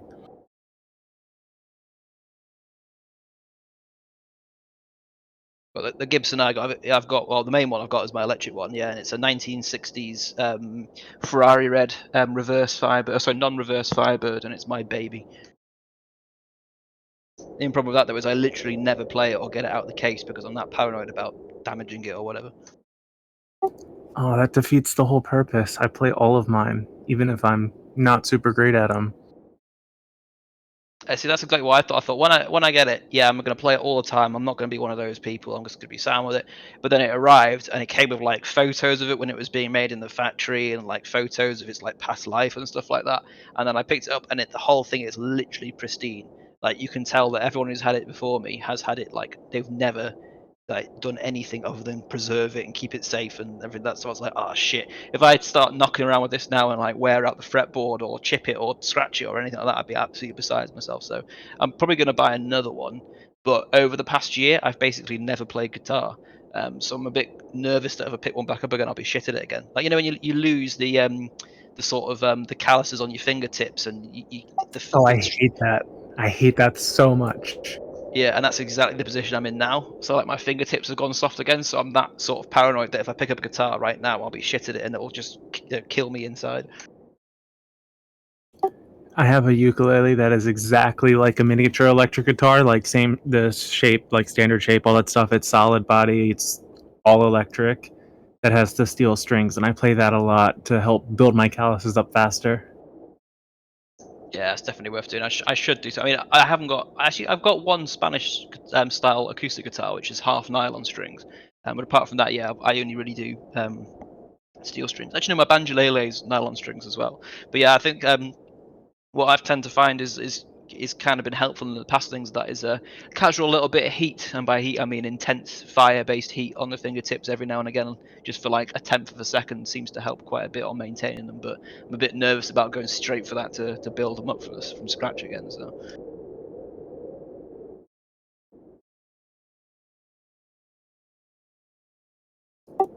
I've never thought about trying fire. I'm kind of curious what led you to be like, I wonder if this will help. But just start playing. Nobody has to hear it, right? oh yeah, true. I mean that's fine. I mean I never played for anybody else anyway. I was in like a band when I was like 19 to, well no, I was a bit younger than that, from 16 until I was like 20. But apart from that, I've never ever played in front of anyone since then. Occasionally, the odd Tinder girl that wants to be impressed by me playing guitar, maybe then I'd play it for somebody else in that regard. But apart from that, no, it's only purely for me. So it's not really about other people hearing it and being like, oh, you got shit. It's more a case of my own personal, pride more than anything. You gotta break out that Smoke on the Water. Everybody knows that is the most impressive song to play for Tinder dates.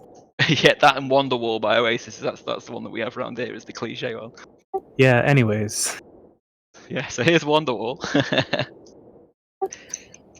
Here they have a store, Guitar Center here. I don't know if they're if they're international or not, but they have a rule where if you go in and play Wonderwall, they kick you out. And so they should as well. No, we don't have Guitar Store here, but we have like other franchise and stuff. But yeah, Guitar Store. It doesn't surprise me they have that, because you imagine the amount of people that go in there and pick one up and be like, "Hey, look, I can play guitar," and that's the one only thing they play. Yeah, I'd hate that too. No stairway to heaven. Yeah, there's a sign that says that in my local one, but I think that's a meme from somewhere else, like a film or something. Wayne's World. That's it. Oh, is it Wayne's? Yeah. Have But you I guys mean, ever had random like big Hawaiian dude play ukulele somewhere over the rainbow? It's Yeah, like Israel. yeah, I love that. Yeah, that is so good. That is really, really good. That was one of the first things I learned on ukulele, actually. There's just something about that you can like listen to it and it's just like full on like emotion, badass. Oh, you've seen the YouTube video for it though. It takes a real turn about halfway through, and it suddenly turns to like a mass ocean funeral for him. Is it like, whoa? I was not expecting that. Although he was like 500 pounds, so it kind of makes sense. Yeah, that's where I saw it at. Fun fact: he recorded that song in one take in the middle of the night over like 10 minutes. I mean, that's impressive, but I feel like a lot of like these amazing songs out there, that's kind of like the similar story that happened to it. It was just sort of like one of those songs that just, like, the simplest songs I tend to find are the best, with some exceptions. Like my favorite band, I don't know if you heard them, they're called Foals. They're an English band, and their songs are like the most complex, over the top melodic types of songs ever, and I think they are absolutely fantastic. But with them being the exception to the rule, most of like the best songs out there are brilliant because they're just simple, easy, catchy, and just, you know, not over complicated, just good songs, you know. Best songs come from musicals. Everybody knows that. I'm not a fan of musicals personally. I can't get into all that shit. That and Disney films, that doesn't get me at all either. But you know, I respect the fact that a lot of people love them, so it's fair play. I did my first degree in them. So you'll know them a hell of a lot better than I do then. I mean, I've seen a few musicals live. You know, just like going to like the theatre and things and stuff like that in general. But yeah, for me personally, I just can't get into them. It's just not my sort of thing. Just gotta find the right one. Tenacious D, does that count? Have you guys Count. Lost with Will Ferrell? What was that? Sorry, Will Ferrell. Land of the Lost with Will Ferrell? Oh, is that musical? I've not seen that. Like not really. It's more of just like a movie, but there's like random like musical parts in it that are fucking hilarious. Well, it's more like show tunes, but Yeah, he's always fancied himself. I can't remember who said it, that, but somebody said that comedians always want to be rock stars, and rock stars always want to be comedians. Will Ferrell has a musical theater background. Yeah, that doesn't surprise me. He is a good singer, to be fair to him.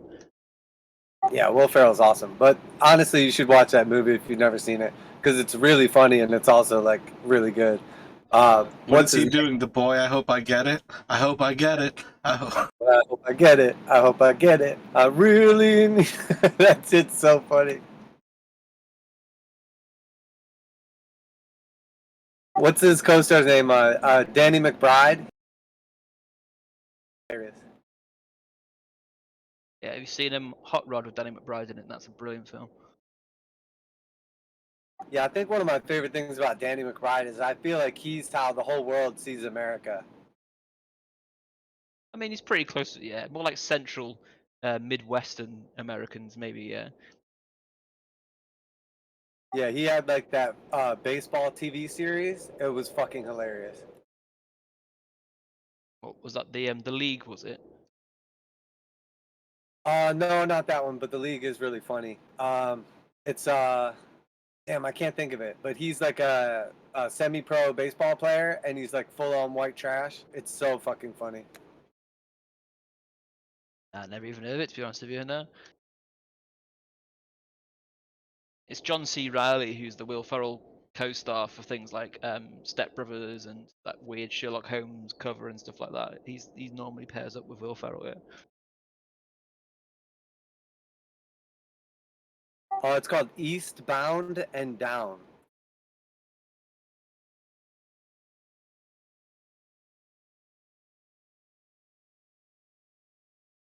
Check it out sometime when you're bored. Like, it's funny for like a few episodes or a season or something. After a while, it's kind of just like blah. Sorry, mate, wasn't being rude. I was just getting my charger from the other room. But yeah, I think I have heard of that. I've just definitely never seen it. I am looking for something to watch at the moment though, because I just finished House MD for like the 3rd time. So yeah, I started watching Critical Role again, but I was completely lost with where I was up to because it's been a year since I last watched it. But yeah, I'm looking for a new TV series to start watching. I've been watching the new season. It's pretty good. Is it like a literal series 3 now? Is it? Have they finished series 2? It's sort of like an in between, like a holder. So like they don't have the regular cast, and then they have a different DM, and Matt is a player, and then it's got Liam and Ashley still in it, and then there's like a couple like new people. Oh, that's pretty cool. I didn't realize that they did come to an end of season 2. Yeah, nice to know that it's actually got an end in sight, so I'll know when I'm getting close to the end. Yeah, I think I'm on episode 80 or 81 or 79, something around about that at the moment. So I'm still only like halfway through. You still have plenty of time.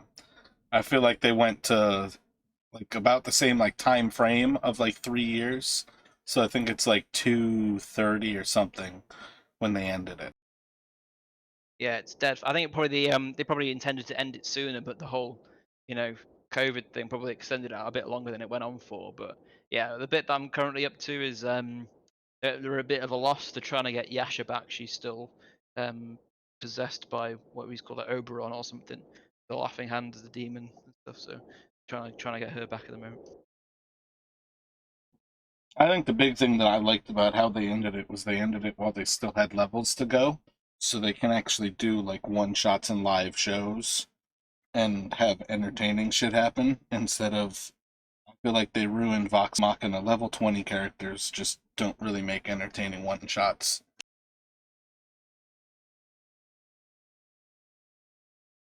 Like, we can bend the world to our needs. Let's have a one shot. Hey, so, I mean, I know you said it a few times before, but like whenever I've looked at level 20 characters, or maybe I'm looking at the wrong professions, but a lot of the time the level 20 skill always seems a bit meh from what I've seen. Like it wouldn't. I guess maybe it's like 16 to 18 where they do genuinely seem to get really powerful quite quickly. Some capstones are definitely broken, but like one of the biggest things is a level 20 druid, especially a moon druid, is absurdly powerful. Why was Any level 20 druid is.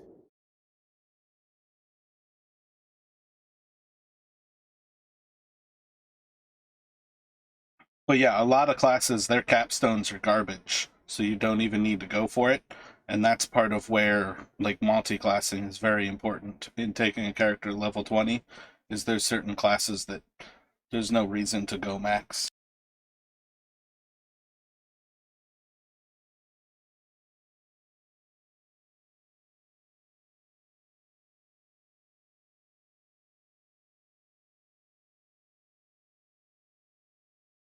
Yeah, I'm still pretty new to the world of D&D. Like, I mean, I'm not brand new. Been playing for like what with you guys for a year now. So yeah, I'm 1 year in, but there's a hell of a lot to it that I don't know yet for sure. The biggest problem with 5e is how they decided to handle the upper level stuff, in my opinion.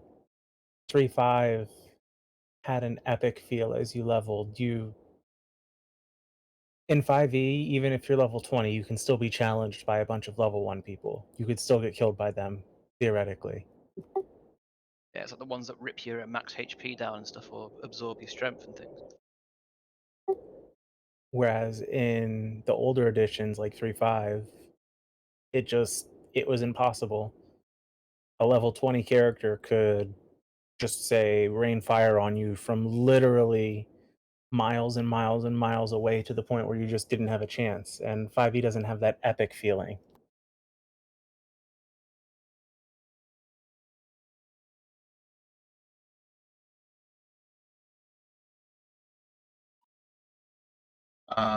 Is everybody back right now? Do we have Jamie?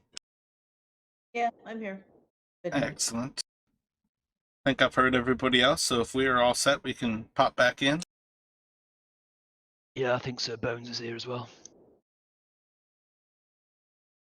Oh yeah, I'm here. I like looked around. I'm like, did somebody else join the chat? And then I recalled that Eli has, what is it, like 75 skeletons attached to your body? It's not enough. Are you No, it's encumbered like, by skeletons? one skull on my shield and like a couple sort of like draped around me, and then just some random bone stuff. Do you like reach into the eyeball to like light up the inside of the skull's cranium so it glows light out of the eyes? No, I keep my weed inside of it. You can put your weed in there. And a lot of people don't know this, man, but you can put your weed in there. Or you can open it up and you can put your weed in it. I just watched that. It was on YouTube, and I feel like Hot Rod is on YouTube as well for free. Good of it is because that is an incredible film. Usually they're only for a month, so if you want to get either of those movies in, get it in now. But with that, we will step back into the moment where basically Ali points you, like walks you through the back, kind of tells you to just be quick going through, and shows you Corey's feet and tells you that she basically doesn't walk back there. So it's her feet or dwarf feet that you're going to see back there. Or not dwarf feet, the feet that lead back to the mountain. Oh, you said too much. You guys are already assuming it's dwarfs. Well, I had an inkling. I wouldn't have said that we were sold on that yet, but it did seem like quite the coincidence, you know?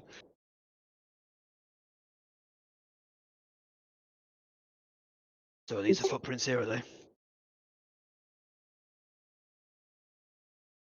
Oh, neither of them are coming out there. It's like you guys going out there and just looking. Great. I'm used to myself. So what was that, Naomi? I was saying, great, let's go look around, see if we can find and follow them, or at least identify what type of creature made them. So do the footprints stand out? Like, are they still clear and defined, or have they snow covered them slightly or anything? Everybody can start off with a perception check.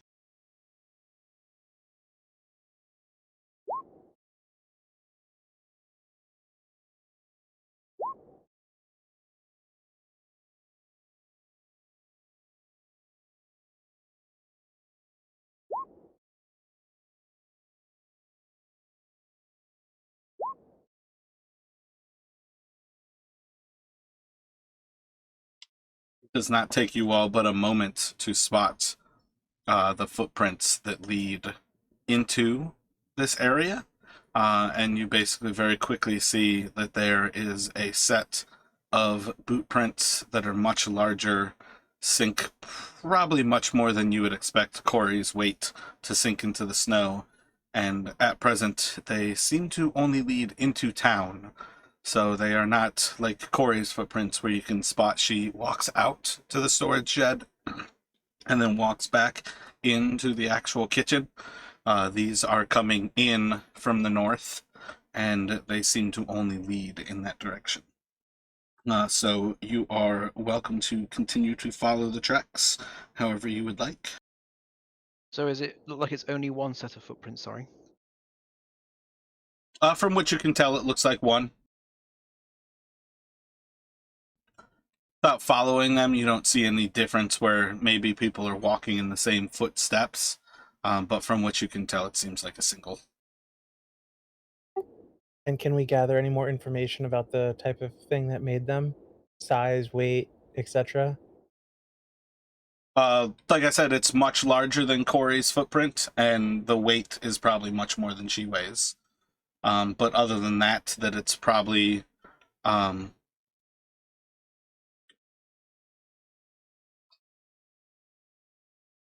probably a shorter gait, wider feet, heavy footprints, so probably like 150, 200 pounds pretty easily, if not more. You can like put your foot off to the edge and kind of get a gauge of like the snow's compactness, and it compacts pretty well. But you can guess pretty simply that these are much heavier than just a simple person who's walking about. They seem dwarven then, either that or a big human carrying something heavy down. Which way do you want to follow him? In town or back up the hill? I reckon we go into town just because it's only a short area to search there. Yes, perhaps we can follow them into town and get a better idea of who or where they went.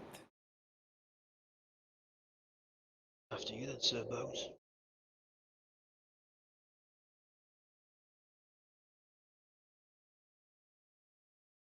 So do a survival check for us, Elfie.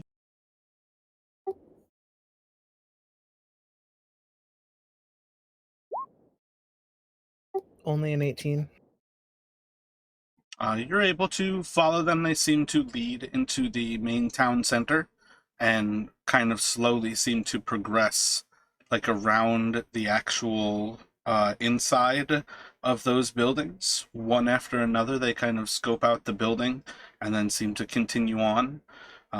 Spend about an hour looking over and following the tracks until you basically arrive kind of back around that little horseshoe, and you still have the footprints ahead of you, and it is leading like between what is effectively the bunkhouse and like hook, line, and sinker is forward of you right now. So it definitely looks like they were doing scouting. Standard ale delivery. Yes, indeed. Perhaps we can get a better idea as to who left these. Can we take a closer look at the actual footprint and see any kind of like tread or anything in particular that we could look out for if we saw somebody to be able to like identify it was their boot? I mean, it's effectively a smooth tread. I don't think there's any other information to find from the footprints. You all can continue to track them forward if you would like to spend more time doing that. You're not going to find like a make that says Keen size 17. It's just a boot. No CSI. The tread pattern appears to be indistinguishable, and I do not see any brand markings, so perhaps we should just continue to follow them. Sure. Well, I think we've got two options here. We keep following them, or we call into the hook, line, and sinker. Speak to, hang on, let me check my notes. I just accidentally locked my phone. Speak to Glenn and ask him where Jeffra lives. We know that she comes down from the mountains from the rest of the dwarves, but if we can identify exactly where they are, it will save us following a trail all the way up there, which might be cut off at any point by snowfall or a river or whatever.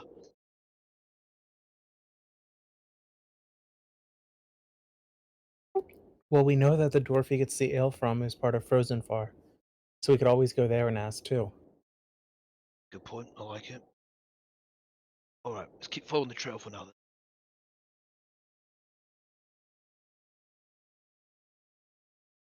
By the way, when we're checking these footprints around, do I notice any kind of like symbology or iconography being left? Vis-a-vis thieves' cant, in signifying places to be hit or whatever. Roll a perception check.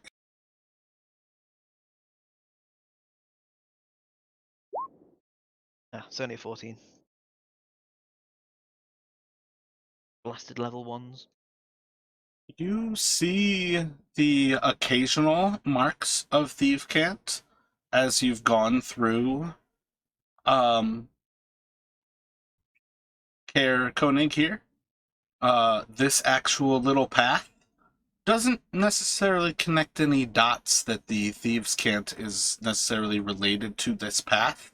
But there appears to be some level of there are thieves active. And it's more or less that you see notes kind of to the extent of like marking houses as hostile. And you've probably seen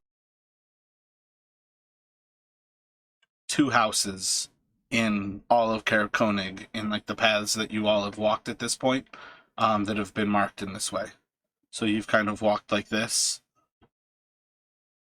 and 2 of those houses have had these cans marked onto them as threats. Right, got it. Thank you. I've seen 2 houses here which have been flagged with the seal of the thief. Say that they'd be good targets, or at least hostile targets. So it might be worth at some point checking on those houses to see if they've had anything stolen or not.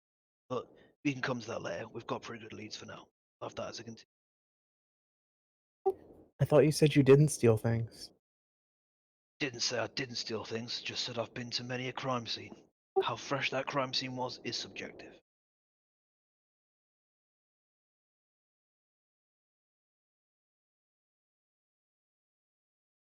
So if you were continuing following the tracks, you can roll another survival.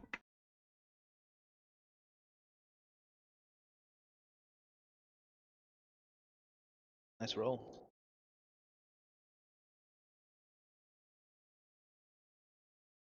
I have a feeling we'll need that good of a roll later. Andy?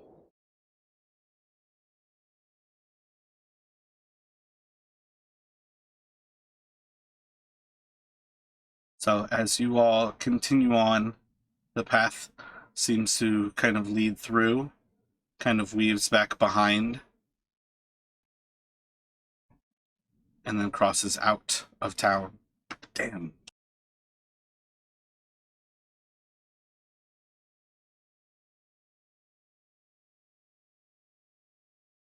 I don't know why it's defaulting to the clear ink, but that's the path that the next hour leads you on.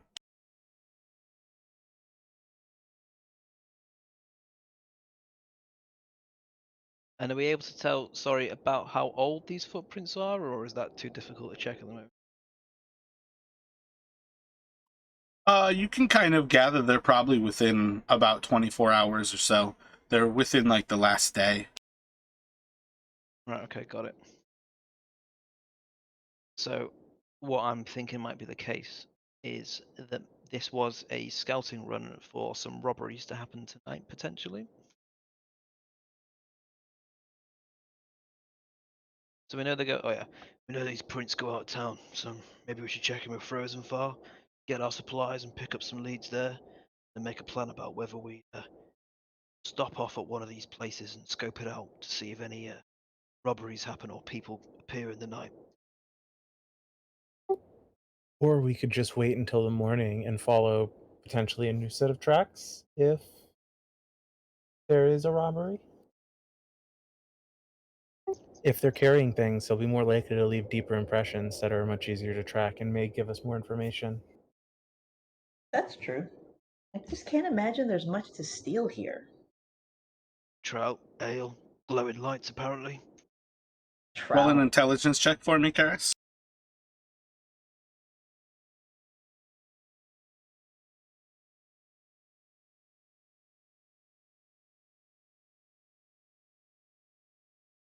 Grovis said inside of the Northern Lights, there's nothing really left to steal in town.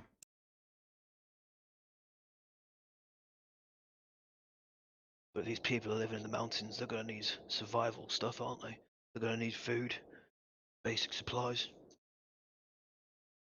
Yeah, I suppose if you have to steal from some people who are this bad off, then you're even worse off. But why someone would take a fancy lantern's beyond me, other than, sentimental value, or to sell it for gold. Or maybe just purely for light. Well, if they stole the lantern, it shouldn't be too hard to find them at night, so perhaps we should stop off at Frozen Far Expeditions and gear ourselves up, and we can pursue them through the evening. We are all well rested. Yeah, unless they cover it, of course, but sure. On to Frozen Far.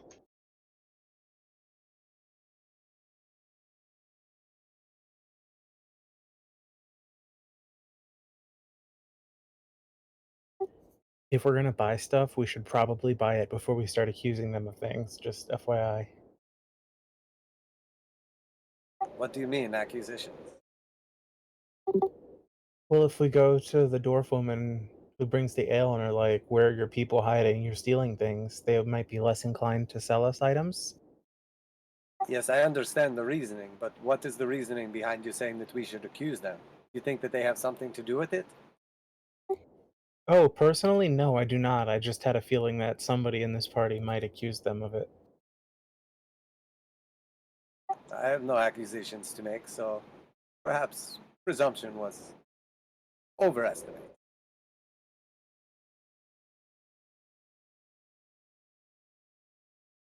So you all are welcome to have been walking towards Frozenfar. You see that they have a pretty large building, pretty sizable compared to the others that you have visited here, among the largest. A large portion of it seems to be the actual back house that is kind of set up as the dog kennel. There seems to be a cacophony of barking that kind of comes from that area pretty regularly. If you approach around the back or the side of Frozenfar from your actual trail, the dogs would at some point kind of bark at you all and get a little bit louder. But if you approach from the front area, you all see a pretty standard construction large building. Double doors at the main entrance, and then they seem to have multiple entrances kind of like all around the sides and the back as well. But entering inside, they just have the open doors and then a pretty large kind of like storeroom that does have like a few new sleds kind of set up. They seem to have plenty of gear kind of around the actual side. And upon opening the doors, you all would see an old man who's kind of bundled up and kind of like a hood over his head when he greets you. Just kind of seems to like push it back a little bit to pull the shadow off of his face and kind of looks out and uh hello, welcome to Frozen Fars. My name is Antinous. How can I help you? Are you looking to book an expedition? Maybe for tomorrow?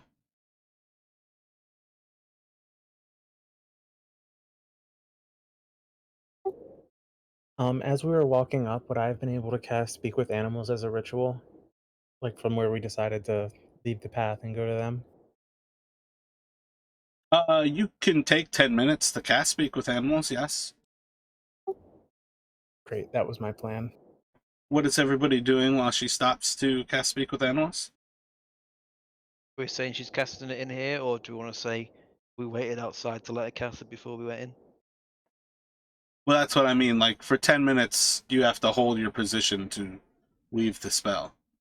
That's what I mean. So, do you want us to say that we waited for you outside? Because obviously you haven't shared your plan with us. I don't know what you want, but do you want us to wait outside with you to cast it before you go in, or are you happy to just start casting it now and we just hold the conversation for 10 minutes? Can just start casting it now and we hold conversation. Perhaps you could do it while we speak to the owner. So, not to impose, but, to keep him occupied. Oh yeah, let's do that. That's even better. Exactly. While I don't think we're stepping on any toes, he may not be particularly fond of us speaking to his animals.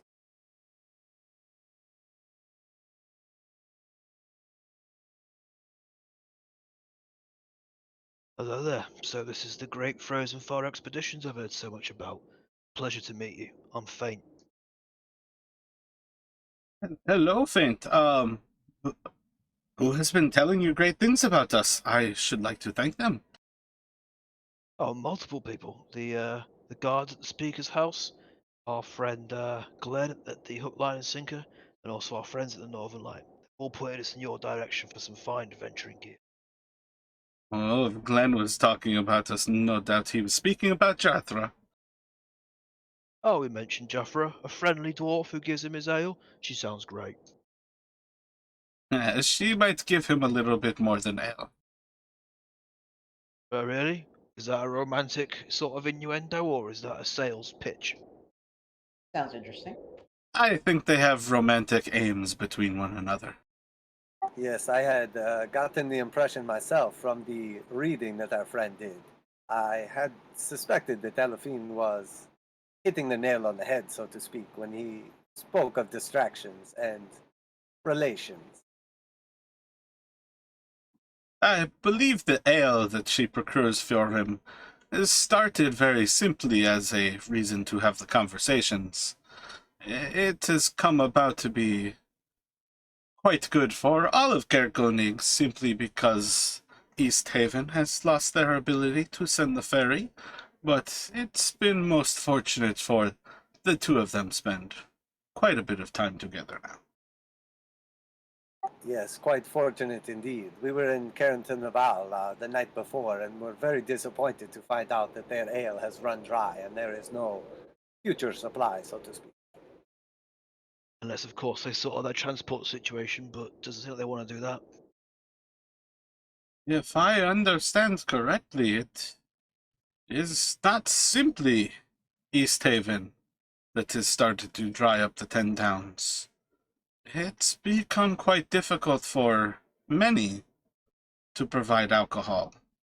Many luxuries that would take us through the long night are starting to become quite rare and wonderful when we do get to experience them.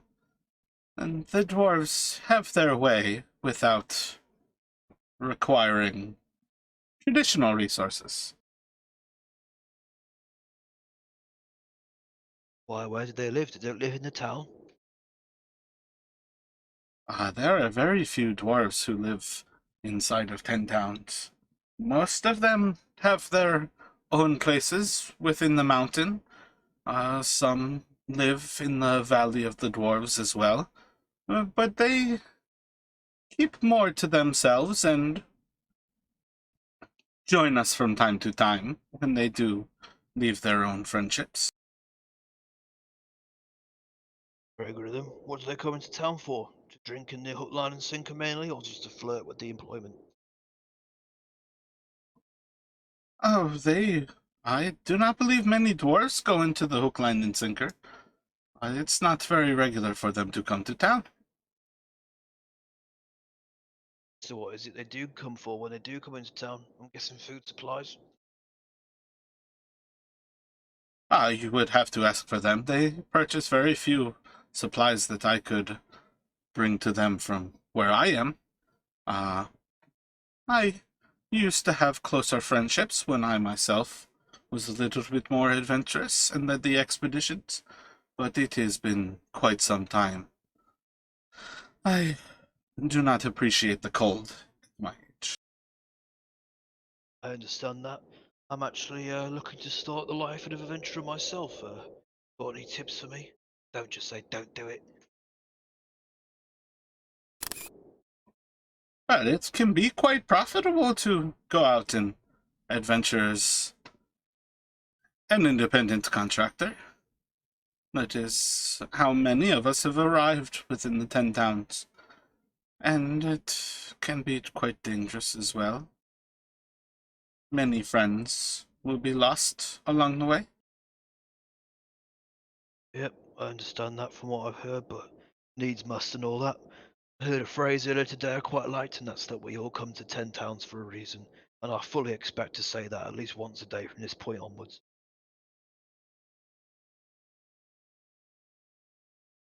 Oh, that is very true. We certainly have some locals amongst us, but few children are suited for this cold, and even less in the long night. Most people you'll find here are expatriates of some place that they fled for dire circumstances. Yep, I'm the closest thing I've seen to a child since I got here, to be honest with you. Doesn't seem to be very many of them at all. Well, I do know there are children. If you find friendships in any of the towns, you may meet some. But most children are educated at home and spend most of their childhoods pretty well isolated. At least now. There was reason to play outside in the past, but Oral has blessed us with a new lifestyle. So everyone keeps saying, but to be honest with you, it kind of seems a bit like to me you all feel like you have to say it's a blessing because you don't want it to overhear you and be angry at you. But to me, seems like anything but. Wish someone around here would have the balls to speak up and say this is pretty shit because it is cold and it is dark. I believe people do still speak up. There was somebody who was burnt at the stake, I think 3 days ago, for speaking up against Oro. That's exactly my point. You're all too scared to say it because you make her happy through a life of misery, she'll turn the lights back on again. Don't No, worry. no, the children tied the person to a stake, and they burnt them alive. They are dead. Like, gone. Yeah, I So, understand that. That's what I'm getting at. I you might understand keep what your I'm mouth shut, or you too will burn alive. I mean, it's not friendly, but you can probably find your way there if you continue to talk like that. At least I'll be warm for a bit. It is the only warmth that you are likely to find here. So a term I heard earlier is children of oral, and I was a bit confused at They're the first. ones who would burn you at the stake. Yeah, exactly. So are they like, just all people in the 10 towns that want to appease oral, or are they like a select group of people? It is a large amount of any given town has the children amongst them. So you don't consider yourself to be one of these children of oral? I myself understand what it is to respect Oro. Sometimes the children certainly go above and beyond. But in my time, we never lived so close to a god who we can experience on a regular basis. It is different times, different place.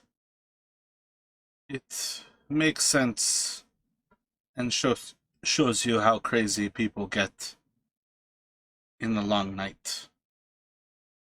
Yeah, I understand. People can be pretty strange under certain situations. So, to be a child of oral, is it like a special thing? Do you have to do something different or to be part of an organization? Or is that a term just for anyone at any point just abides by the law of oral and wants to appease her? I really must insist, if you continue to speak about the children, you may need to go somewhere else. If you would like to purchase things or hire us for an expedition, I can make that happen, but especially on this night, I do not wish to speak about the children. Oh, I didn't mean any offense by it. Apologies. They Of course quite we- literally kill people, and you seem to be trying to egg them on. I do not want to find myself in front of them. Oh, I've got no intention of egging anyone on. You If you should would please- allow me, if you would allow me one more question, and then we will be finished with this. Is this group that you speak of, is it like an organized group that is publicly known, or more of like a secret society? Well, now it is pretty well known that the children are everywhere that you look. If you look to the right and you look to the left, you just looked at a child of Oral. I'll like look to my left and then look to my right. One of them probably wants to kill your friend. Understood. Much appreciated. We did not realize that even speaking of these things could be dangerous. We will keep it in mind and heed your warning. You have Absolutely, and I room want- you have room to speak about such things, but be weary. When I say that they burn people alive, it is because they kill people for disrespecting Oral. And your friend seems to be willing to tread a dangerous line, and it is most dangerous to do such things with the upcoming new moon. This is when they do their sacrifices for their god. They have long contented with our choice to sacrifice food, but they do not always accept food. In Bryn Shaddar, they take life. In Targos, they take life. In East Haven, they take life. And it will not be long before they accept nothing but lives. And we do not have the lives to give. I understand, and I meant no disrespect. In order to respect your customs, I just have to understand them first. That's why I was asking questions. I don't mean to cause trouble, and I don't want to put anybody at ill ease. But one more question, if you'd be so kind. Is tonight what people have been referring to as the darkest night? It is the night of the new moon, yes. So I see. Every time there's a new moon, that's classed as the darkest night. And this is the night when all of the 10 towns make their individual sacrifices. It's the lack of the moon is why it is darkest. And yes, they will all be making their sacrifices. We will not eat from now until tomorrow at the moon's rise. When the first crescent rises, it is acceptable for us to again partake in food. Right, I understand. I wasn't sure if that was a nightly fast in the name of oral, but yeah, it makes a lot of sense now. Thank you. You only fast once in a new moon in honor of instead of human sacrifice. Makes a lot of sense. Thank you. We sacrifice the food to her. All of those meals go to oral. The children insist upon it. I understand, but from an outsider's perspective, that's a better sacrifice to make than human life. It is very true. That is why many of us are quite happy in more free towns for now. Are there any other towns like Caer-Konig that also have sacrifices in place for human life? Many of the towns do not. There are only a few right now who accept only life. Most of us have other resources that we are able to convince the children is an acceptable sacrifice. But as time goes on and more people join the children, it will no doubt change to a point where there are so many of them that those who do not believe will find themselves sacrificed nonetheless. Is there some kind of head representative for the children of Oral in this town? I feel like you think of these people as something that they are not. There's no children for you to look at. The children are everywhere, everyone. When they have joined to force people to make the sacrifice, the mob is so huge that it is something less than human that they become. There's not a leader. These are fanatical people who have been pushed to their limits. And the rhyme has turned them into something that they never were before. Yeah, I understand. Desperate times, desperate measures, different circumstances, and a gods that requires appeasing for their blessing. So, let's change the subject a bit. You do expeditions. What are your more notable locations where you like to go? We tend to take people to Kelvin's Cairn. That is the more beautiful objects and places to visit is the mountain.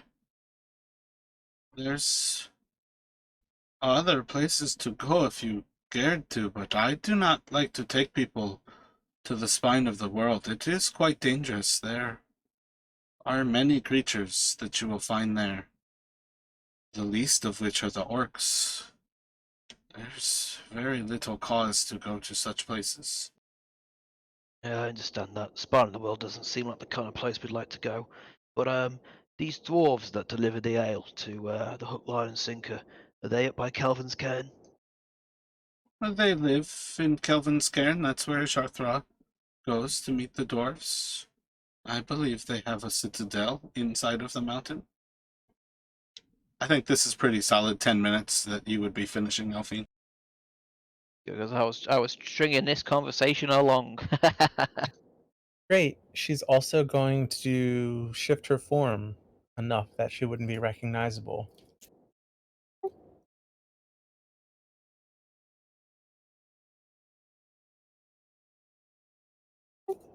And then since the dogs were barking, you said as we approached, what are they saying now? They are having a conversation about how much they love trout. About every other bark is trout. Great. If she's able to, she will approach them and greet them. And she wants to ask how they feel about their masters.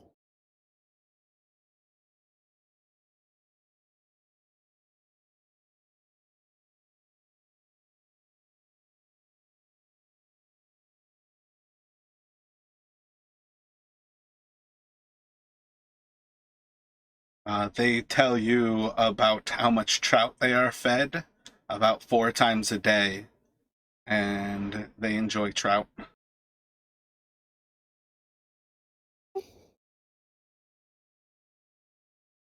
Do you guys often go into the foothills in this area?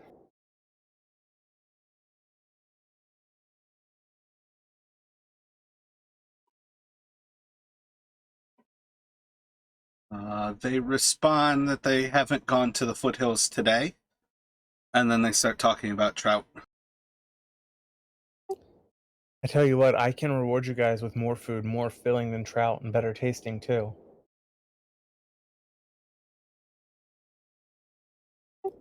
All I need is some information. They ask you what's better than trout. She will cast Good Berry so that 10 berries appear in her hand. Why, these things are much better than trout. You know how you eat trout 4 times a day? Eating just one of these is worth eating trout 5 times a day. 10 berries, so 10 of the dogs eat a berry, and they start asking you for more, wondering where the trout is.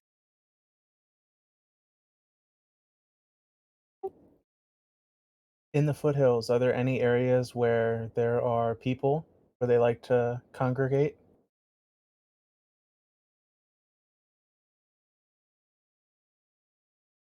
They say, we haven't been to the foothills today. Do you have more trout? I have more berries if you answer the questions. We haven't been to the foothills today. Do you have more trout? Yesterday, or the last time you went, were there... What's yesterday? What's last? We didn't go to the foothills today.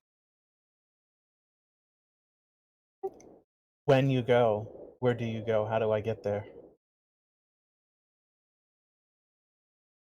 Follow Jarthra. She takes us to the foothills. And if Jarthra's not there, how would you get there? With Jarthra on the sled. Dogs be stupid, brat. Yeah, they are not intelligent creatures, and they have less than a 24-hour memory.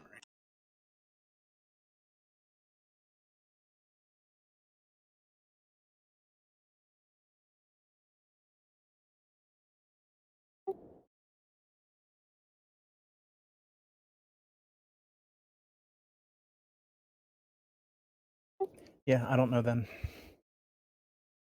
It's a good idea though. I like it. You know, they would be honest at least, but unfortunately, yeah, they are stupid. Yeah, They're I like how happy. he's trying. They're happy, and they are thoroughly well fed with trout. There is no lack of trout in this town, but that's like everything the dogs care about. They have fat and protein, so they stay quite warm in these conditions. Well, thank you guys for your time. I appreciate it. I'm sure we'll be back. They ask you to bring more trout. Sure, we will bring more trout. They like wag their butts real hard at the idea that you're going to bring them trout. And she will shift her features back to what's normal once she's clear of them and walk inside.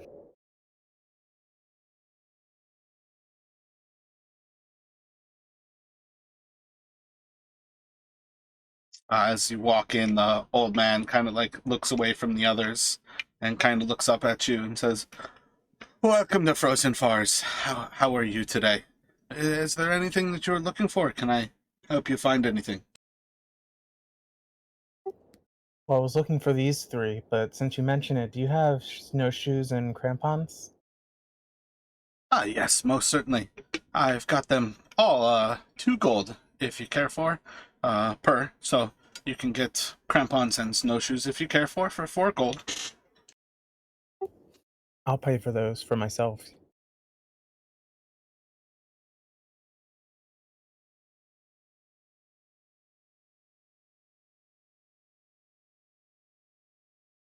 I am curious also. Do you have a large water skin? We have water skins. If the little one would like to carry it, I think it would be large. Perfect. Just one proportionate to my own size would be nice. I doubt if she will be carrying my luggage. I would like a water skin as well.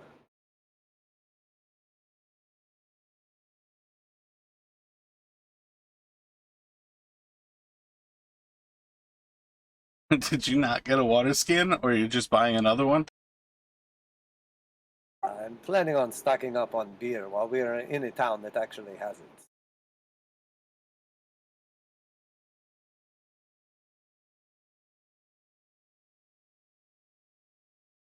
Why not ask them to, like, put straps on a barrel?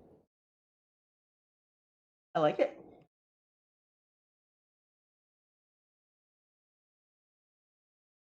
It's all about priorities. I am first and foremost a warrior. Second most comes my indulgences. Maybe like a camelback? I think a water skin is basically a camelback, only I will carry it at my side rather than on my back. So I think you'd be 4 gold, 5 silver to get snowshoes, crampons, and a water skin. Much appreciated, my friend. I don't suppose that you have had anything gone missing recently. I imagine that your dogs out front would scare them away, but some people have told us that things have been disappearing, and for the most part, they do not have much to lose. I told Trovis not too long ago we had somebody come in at some point and take some beads of mine. They were some beautiful pearls that for quite some time I have kept as a insurance against the next orc raid. It's small, quite valuable, and quite lightweight for a quick escape, if I had to. Trovis knows about this, but why do you ask? We are looking into the situation, hoping to get to the bottom of it, as we feel that if something is not done about this, it will only escalate. And you say these pearls were taken. They were taken from in the shop in broad daylight or stolen in the night? Like, it was after the rhyme of the Frost Maiden, so broad daylight as a vague term of during the daytime. Yes, I'm sorry. I'm not from these lands, so it takes a little time for me to adapt my way of thinking. But during the hours of the day, did you happen to get a good look at the perpetrator, or have any distinguishing features such as race, height, or perhaps how they are dressed, what weapons they carry, anything? You may not want to believe this, but you can take it for what it is. And I told Trovis this. He was, of course, intoxicated and did not believe me. But they came into the shop during normal business hours, or at least as far as I can tell they did. But the pearls went missing. I saw nothing else. I didn't have any customers that day. I remember at some point the wind blasted open the doors. I came out here to see and to figure out if it was Jarthra or what it might have been. And some time later, I was going through my things, and I noticed that I did not have my pearls. It was one of the last forms of money that I had to myself, but I don't know how they could have gone missing. Yes, I do believe what you say. It makes perfect sense. Likely was some sort of a magic user and used the opening of the door as a distraction. What you thought was only the wind, they likely had entered invisible. And without warning, you probably had no reason to look for footprints or suspect anything other than the wind itself.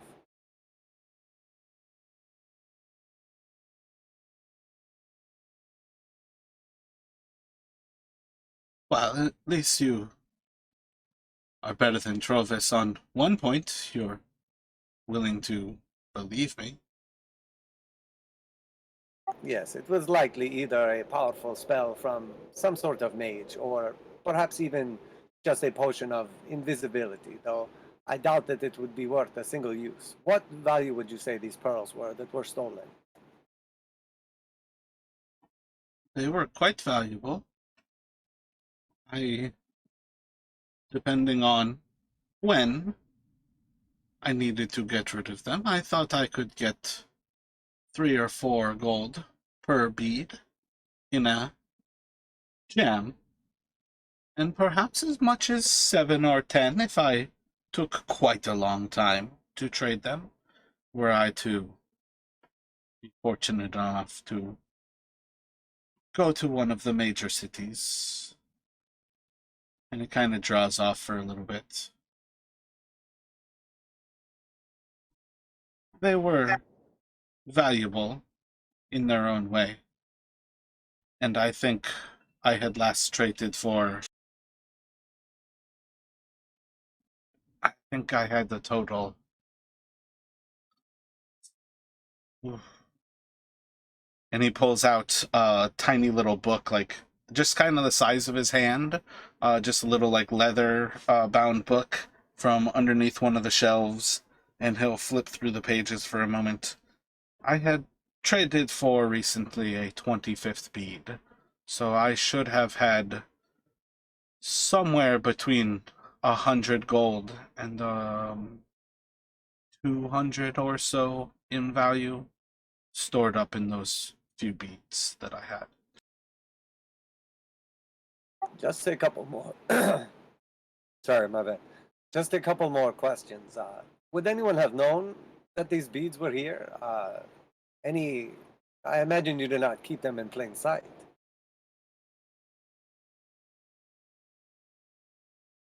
There's certainly people who I have traded with who have debts to pay, and the beads serve as one of those ways of doing such things. But I do not suspect anyone from within town would have taken them from me. I have generally given much more to most everybody that I know in Caer-Konig who would have been close enough to know them, and even more to those who readily have access to them. Yes, understood. It would be ill-advised for someone to bite the hand that feeds, and you provide a useful service to these people, no doubt. I do have one more question. You mentioned that the door blew open, and you went to shut it. Was there a similar second event, or sometime shortly after when the door was opened, either by your own accord or nature itself?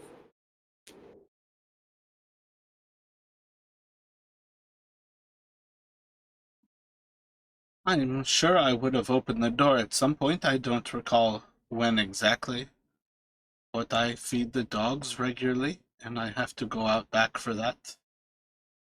Jarthra is in and out as well. But I am rather sure that on that day I had no customers. I was alone. I suspect that they use their invisibility to come into the shop, and once the door was open, they took what they needed and waited for you to open the door yourself for them to leave. But assuming this was days ago or longer, I'm sure they are gone by now.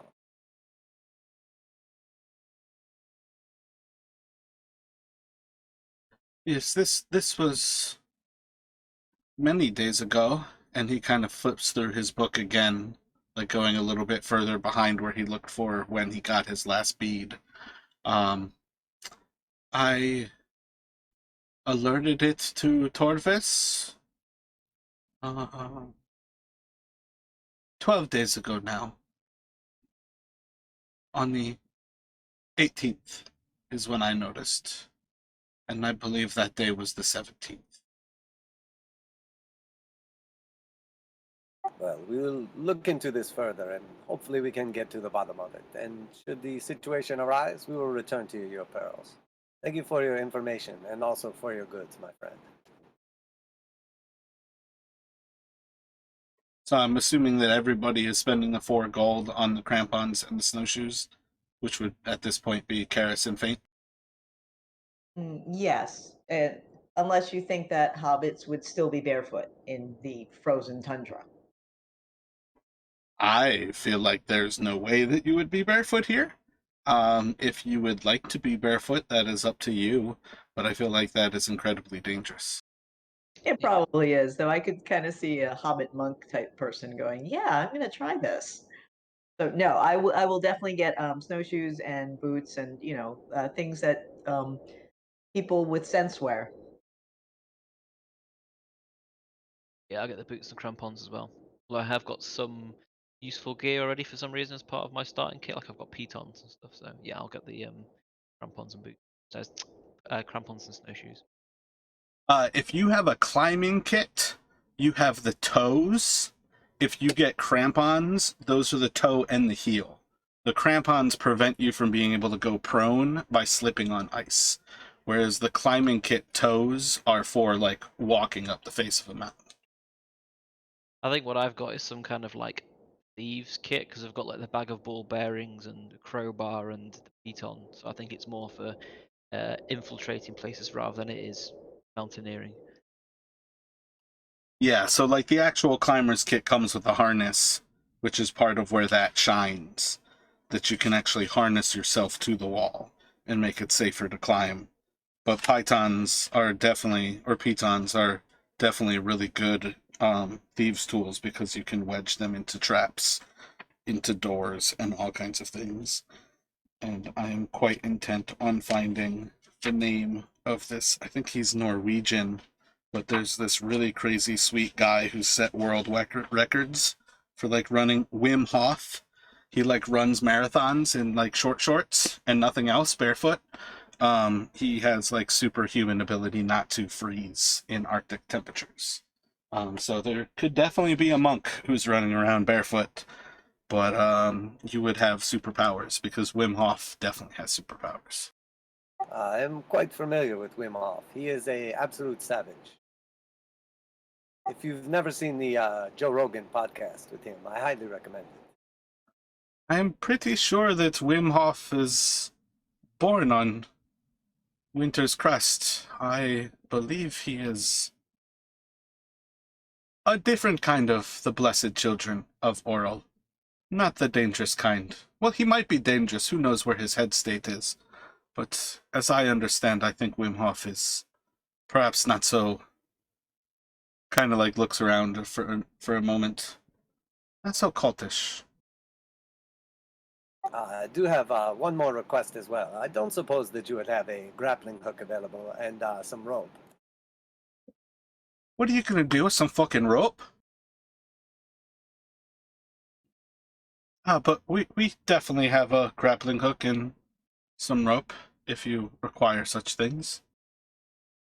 As strange as it sounds, I cannot tell you how many times I've been in a situation where a grappling hook and some rope would have come in handy. Oh, would you like to get silk rope? Just some very simple hempen rope. You can take a fall a little bit better on the silk rope. It has some play to it. The hemp rope is a little bit heavier, but it does not stretch with a fall, so you take the brunt of the hit quite quickly and hard. But either is still useful. You are quite the salesman. I will take this silk rope from you. It's 10 gold for the silk. How much is the regular rope? He takes the silk rope back and he says, 1 gold as he hands you the hemp rope. Yes, I have a feeling the silk may irritate my skin. It can be strange at times. I will just take the regular rope for now. And grappling hook as well, please. I don't know why I was thinking there was a grappling hook in the adventuring gear. But there does not seem to be one. There's the piton. I always had in my head the fact that you just tie a piton to the end of a rope and use that kind of. But yeah, a grappling hook would be much more effective. Costs 2 gold pieces. No, I'm just not seeing it. But yeah, you can buy one for 2 gold. I don't think it's in the regular player's handbook. I think it was added. Oh no, I see it now. Mine's like broken down into crazy pieces because I took pictures out of everything, so it's oddly broken apart. Excellent. But yeah. Thank you once again, my friend. So that was 3 gold total for that, right? Yar.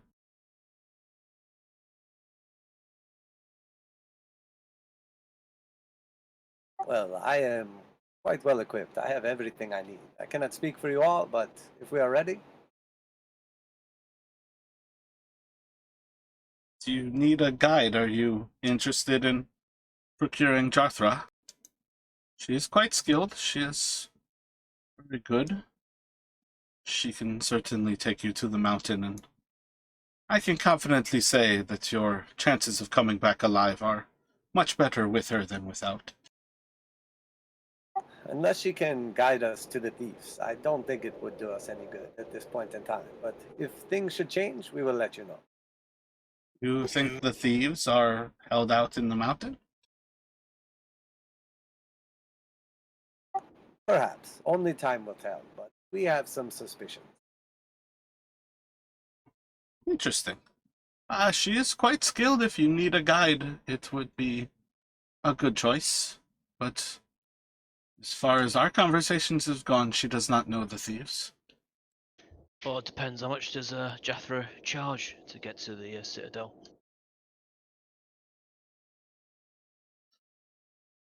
For a typical trip to Kelvin's Cairn, she's 10 gold for her services. It's a 2-day trip, and she'll take you to wherever you need to go on the mountain and back.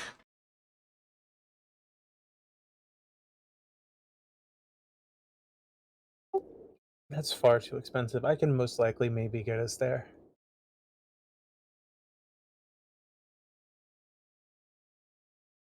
Well, businesses have to make their money. It's understandable if you would like to go about it on your own. Do you sell a map? Yes, Jarthra's time.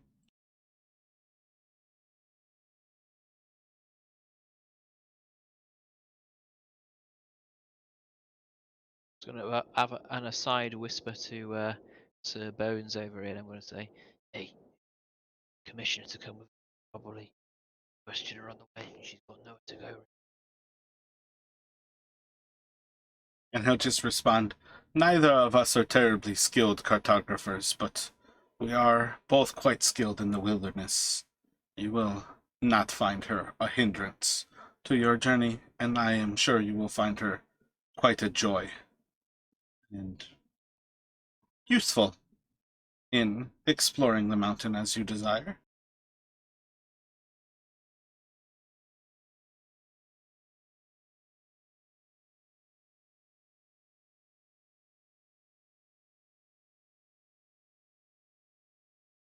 So sidebar, what are we thinking at this point in time?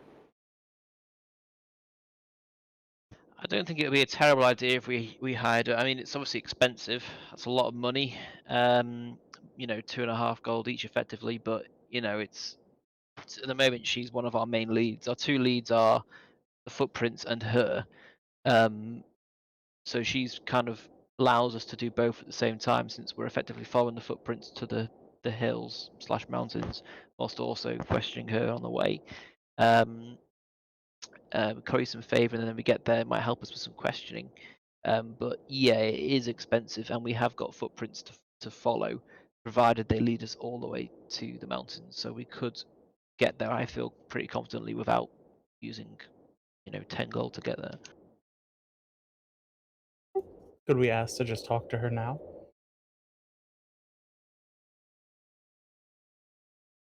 Potentially, yeah, if she's in town. I know that she comes in to organise the deliveries and stuff, so she might spend quite a bit of time away. But similarly, if she's employed by this place to book expeditions with, she must be somewhere nearby-ish. So yeah. So if we question her and it leads to a dead end, or if we decide to hire her, our goal is to go and find whoever the thieves are, though, right? Yep.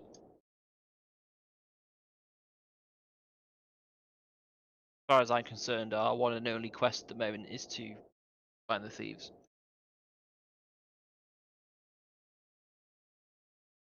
Remember, if we find the thieves, we'll be closer to the ale. Unless, of course, the thieves are the people supplying the ale. So we stop the thievery, and therefore the dwarves stop delivering ale, and it becomes a dry town. Can you make ale out of trout? Yes, you can. If you've got yeast, but I imagine it's fucking disgusting.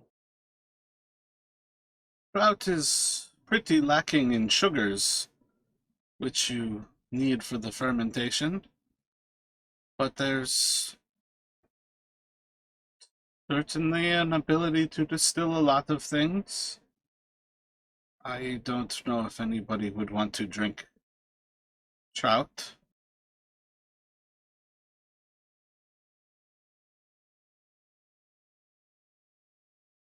You spoke of Jethra. Is she available now? If we were to hire her services, could she leave immediately? Most certainly, yes. My opinion is that perhaps we invest the 2 gold, 2.5 each, and it will pay off exponentially should we find these missing items. The pearls alone appear to be worth hundreds of gold, so I imagine that the reward would take care of our investment.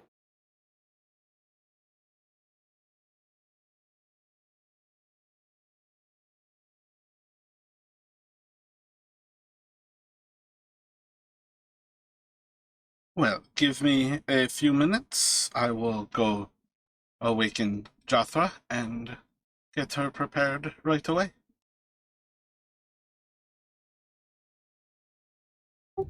I still think spending the money is a really bad idea. It's a difficult one because I think that they were spending 10 gold effectively to have the opportunity to grill her and question her on the way. Whereas if we go on our own, there's a good chance we'll find our way there. I just, we know we have to just keep heading north, is it? And how hard is it going to be to head in the direction of the mountains, landmark from any direction? So if we were able to satisfactorily question her now, then I think we don't do it. Save the goal, because at the moment that's a huge amount of money between level ones with starting cash.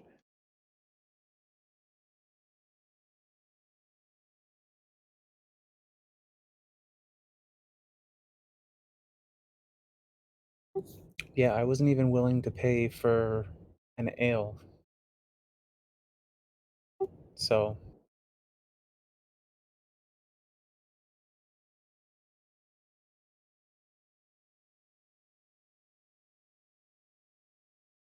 Eris, thoughts? None.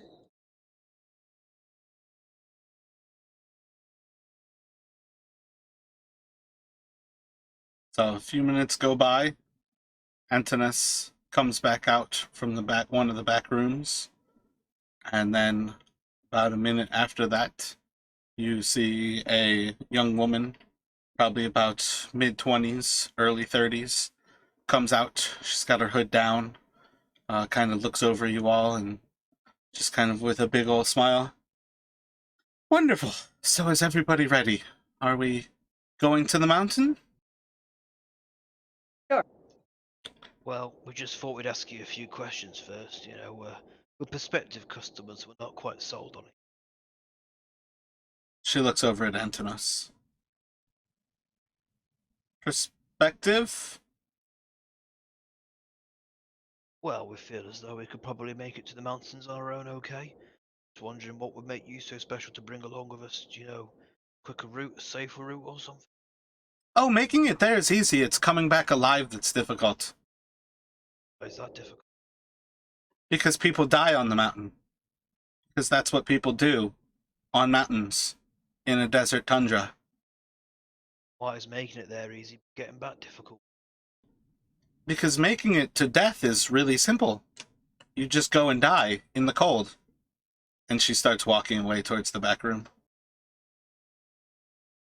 We're looking for... Leave, darling. Do not let my companions scare you away. We will take your services. That's wise of you. The last group who went off to Kelvin's cairn has been lost now for almost two 10 days. They left from Targos, and they were quite sure of themselves that they would be able to find the peak without my services, and nobody has seen them since. So it's probably a good choice to spend a little bit of coin with somebody who, their entire life is going to and from the mountain. Yes, I suspect for most that's a one-way trip, and not the type you choose. And 10 gold seems like a small price to pay for our lives. I would die for 10 gold. That is quite easily arranged. You just have to walk in that direction. And she just points up north and then kind of spins around in a circle.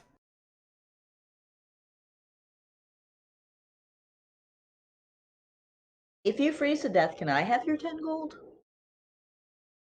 I assure you of all of the people who might die out there, it will not be me.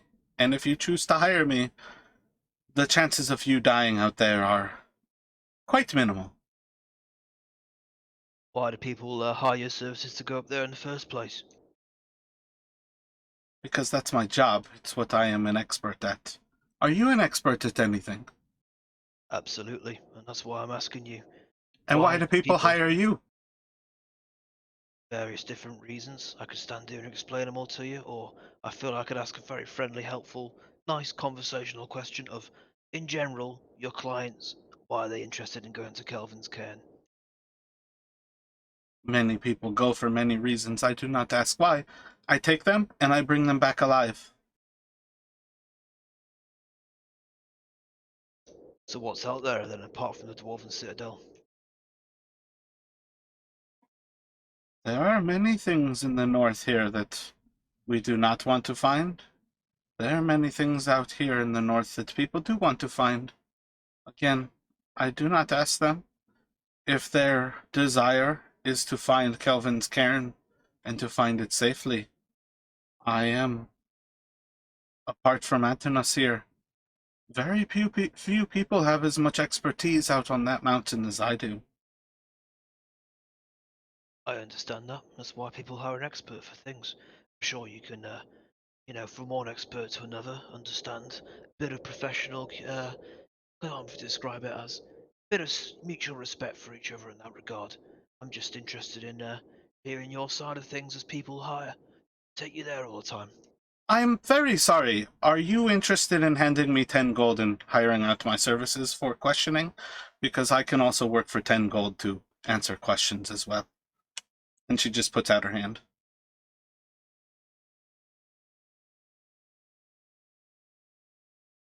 I just glance at the rest of the party over the shoulder. Imagine I see Elphine shaking her head. Caris is probably looking at an interesting insect flying around above her head, and Mr. Bones is nodding, so I just go and put 10 gold in her hand. The rest of you can pay me back. I insist, and I'll pull out 5, so I'll split it with you. Excellent. So, you have now paid for my services. Would you like to have them to answer questions about my expertise, or would you like to go to this mountain that you are interested in exploring? Sure, you can walk and talk at the same time. I certainly can. And you just want me to ramble on about my expertise on the mountain? Well, I'm just trying to be friendly. Bit of conversation on the way will make the trip seem half as long. She pats you on the back. I'm going to bring you back alive. I don't need to be friendly about it. But if you all would like to go to the mountain, we should head off now, unless you care to find yourselves a night's rest before leaving. It is up to you.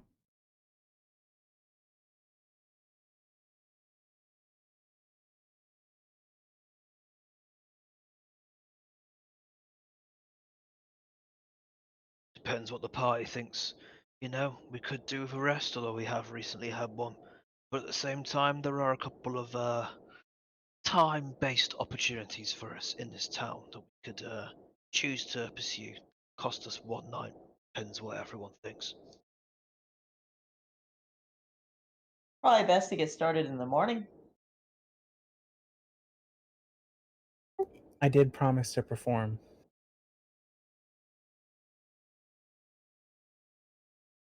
Well, I'm going to return to sleep.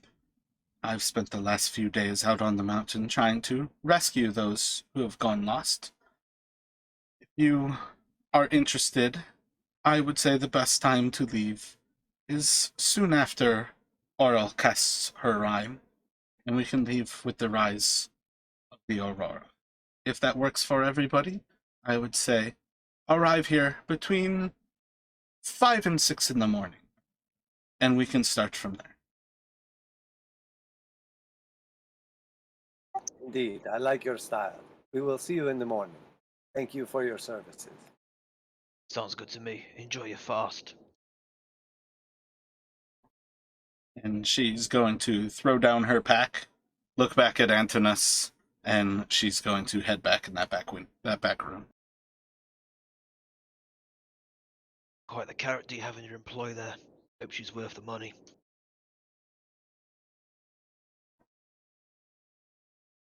We are quite skilled at what we do.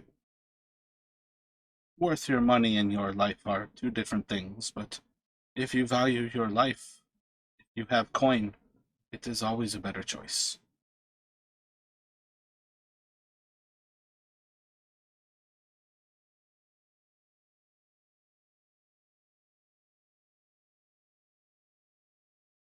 Well then, either to the hook, line and sinker or back to the Northern Lights. What do we reckon?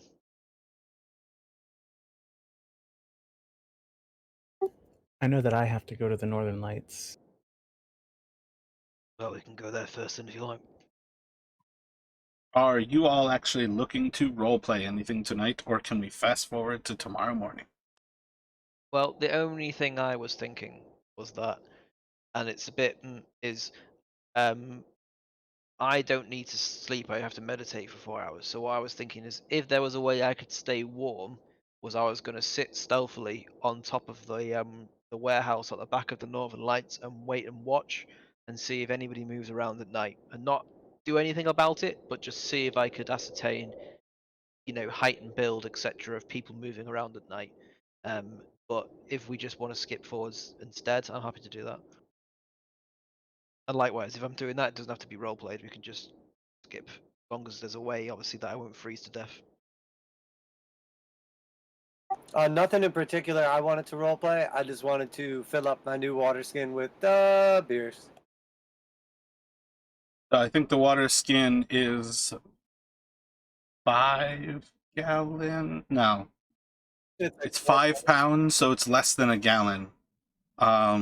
So yeah, you can fill it up for probably like 6 or 7 copper, maybe. 4 pints. So what is that? 8 4 copper? pints, so 8 copper. Yeah.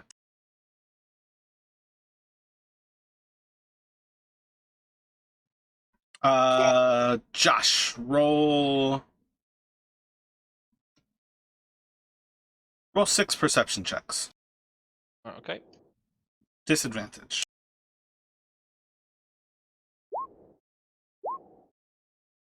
I do have night vision if that changes anything. You are looking into snowstorms constantly. Night vision doesn't change the fact that there is wind blowing snow and your vision is obscured. Fair enough.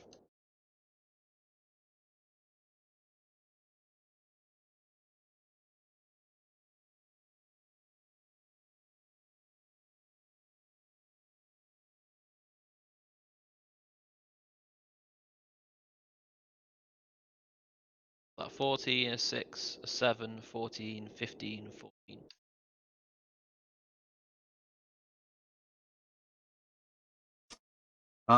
Shortly before the rising of the aurora, you see footprints showing up in the snow.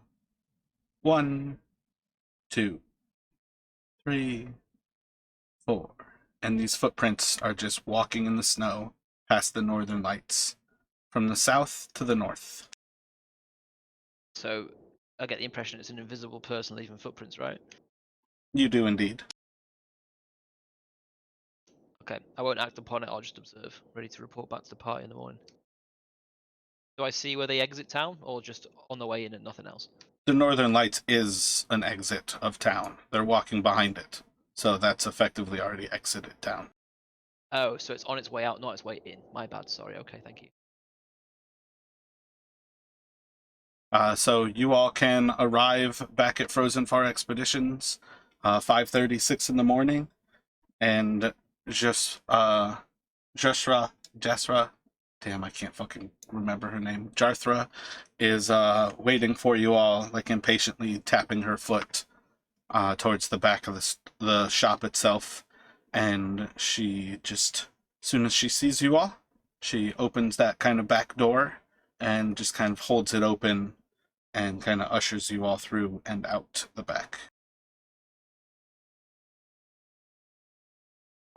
Can I see if I made any tips last night? Roll a performance check.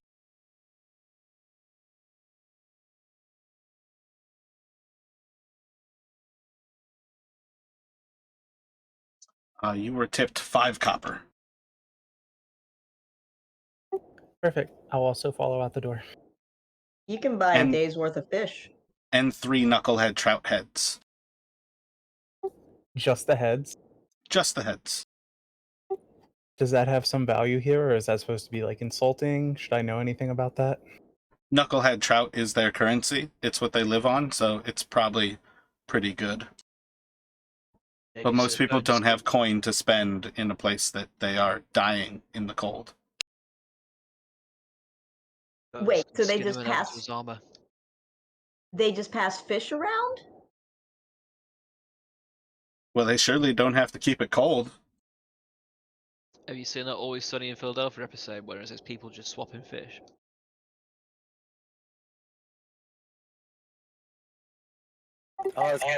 Josh, do you tell us that you saw the thief? Yeah, but I was just gonna say that I was gonna do it as soon as Jethro was not within earshot, so I'd have to chat to you all individually if that's what it took when you were away from Jethro to explain, because I don't want her to hear that I saw that.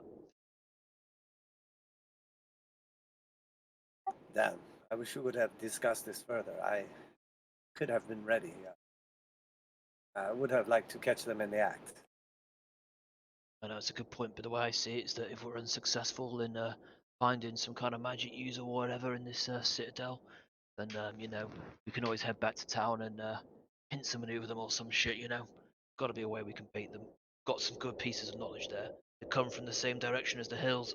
People have reported the fact that they think they come from the hills. The only people we know of that live in the hills are the dwarves, and whoever it is, they're invisible. So, got a good bit of information there. It's a good thief. Roll a Nice to ask him some history questions. check, Paint. Okay, one sec. My best stat. 9 minus 2, 7. Fantastic. Faint did not go to school. I was gonna suggest following those tracks, maybe. Well, something I was going to ask is, as we're leaving town, do we see the footprints that I saw headed out of town from my observation at night? Do they seem to go in the same direction that we're headed in? Maybe not the same path, but the same direction. Are you guys going to tell your guide, Jarthra, that you're watching footprints? Yes, I think perhaps we should disclose to her that we are looking for the thief. I'm sure she knows at this point in time, and I suspect that she would not betray her boss. Well, what I'm thinking is that if the thief is operating from the Dwarven Citadel, that she'd know about it and she's keeping it quiet. So I kind of would want to be careful about what we share with her. So if I was going to broach it with her, I'd just be like, "Oh, hey, look, there's some footprints. Is there somebody else on the way to the Dwarven Citadel?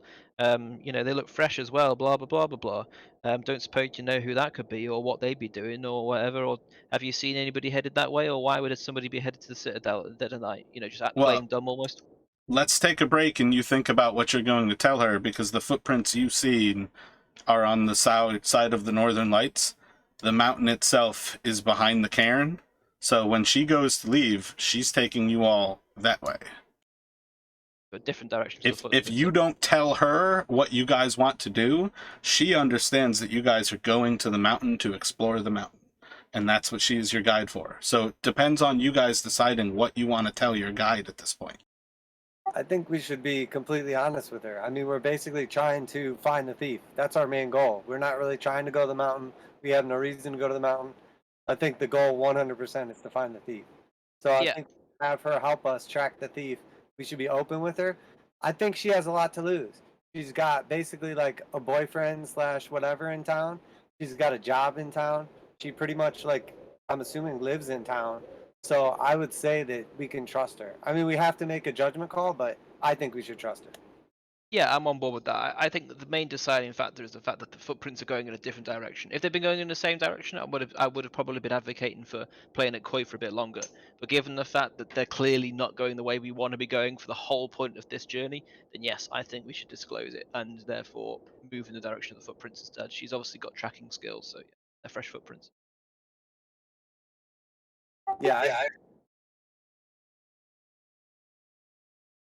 I could always track the footprints and try to just force her to go that way by arguing with her. You could, but I think we've paid her 10 gold. She's taking us that way. I think if we just say take us along the footprint path instead, I don't think it would be too out there. Otherwise, I don't know. That's just my opinion. I think that yeah, I'm sure you could track the footprints, but that would come down to a dice roll.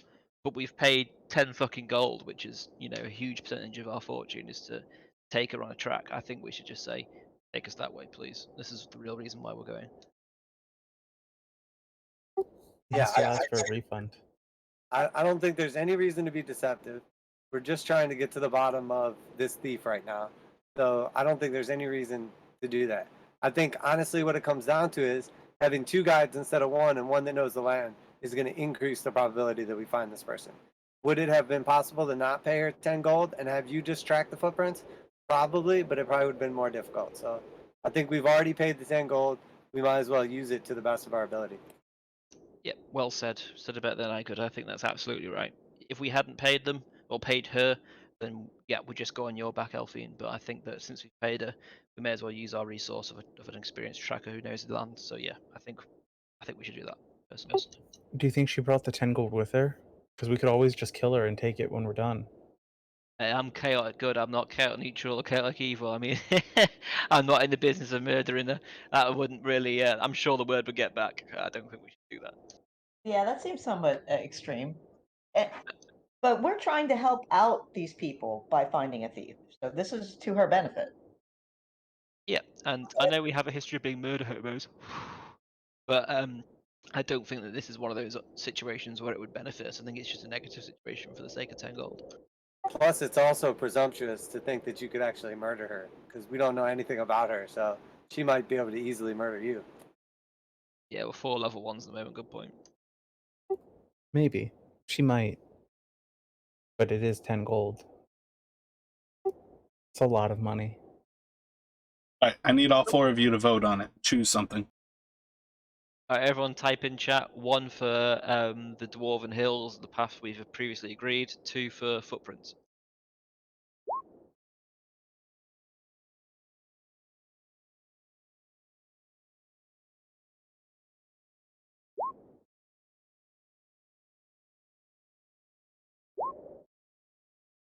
Twos have it already.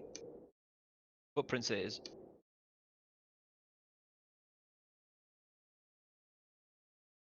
So if you all discuss the footprints with her, you find faint signs of that track that you pass by, and faint signs of that track leading in, and more recent signs of that track passing by, and let's see, where would that one have come in?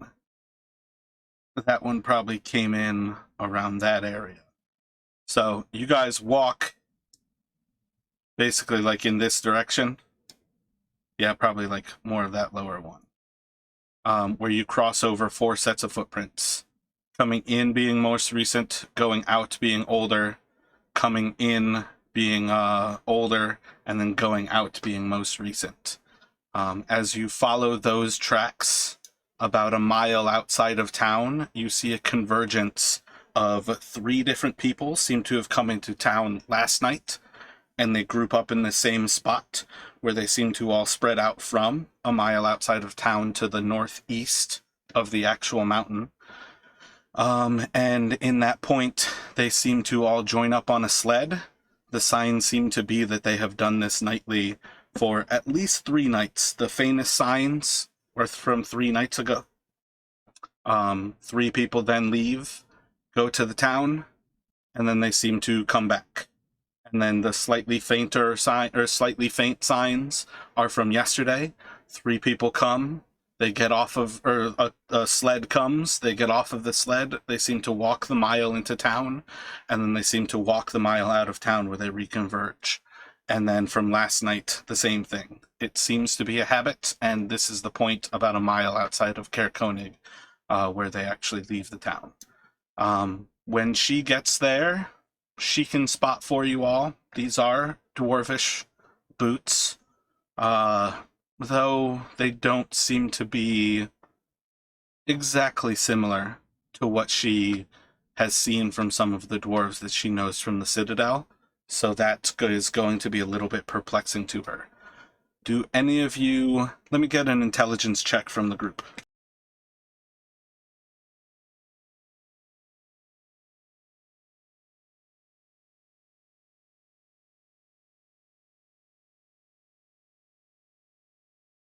Karis and Eli, both of you recall that Ethel's warning to you all was that Zaradak, not Zardock, by the way, that was part of why you got bad information from Glenn, but Zaradak is a Duragar warlord, and they are allying with you with the Black Sword in regards to defeating the Duragar.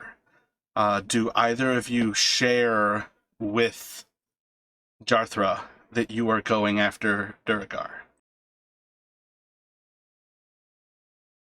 Sure, I'll share that because I think we're on the same team. So she can confirm with you, if you bring up Duragar, that these are similar enough, that would explain that level of they are dwarves, they don't appreciate any level of light, and faint. Do you tell her that you saw footprints, not somebody walking, but footprints of a person? I do, I share that. So she would be able to confirm that you guys are probably tracking Duragar. And they are dwarves who are able to turn themselves invisible. And she also warns you that they have the uncanny ability to grow in size when they are enraged. All right. Well, I guess that the next steps then is to follow the sled tracks towards the Duragar. So you follow the sled tracks for about another quarter of a mile or a mile. before you lose them in the snow. It just seems to be a portion at kind of the northernmost end of Kelvin's Cairn, where the winds coming out of the north are kind of the fiercest, and it creates a wind tunnel that's driving the most snow, and it pretty much like rebuilds the actual snowbanks on a pretty regular basis. You can actually like watch behind you as your own footprints left from the snowshoes are pretty much covered up nearly instantaneously. Like it's filling in that like inch deep worth of snow quite quickly with how much snow is blowing in this area. If you will, Elphine, let me get a survival check from you.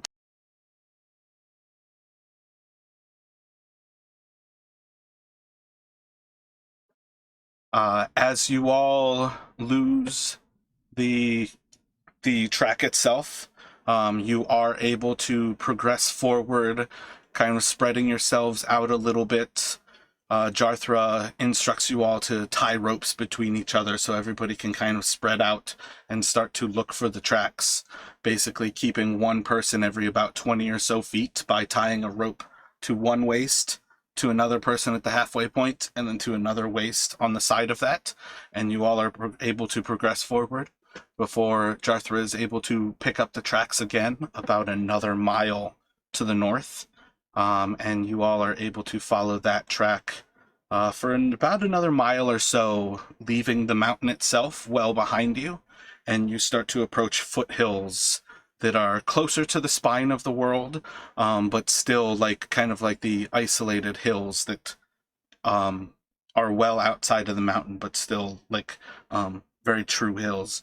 Before not long after that, you all are able to spot isolated points that seem to be a few of the larger hill constructions, and you lose the trail again. I need a group survival check.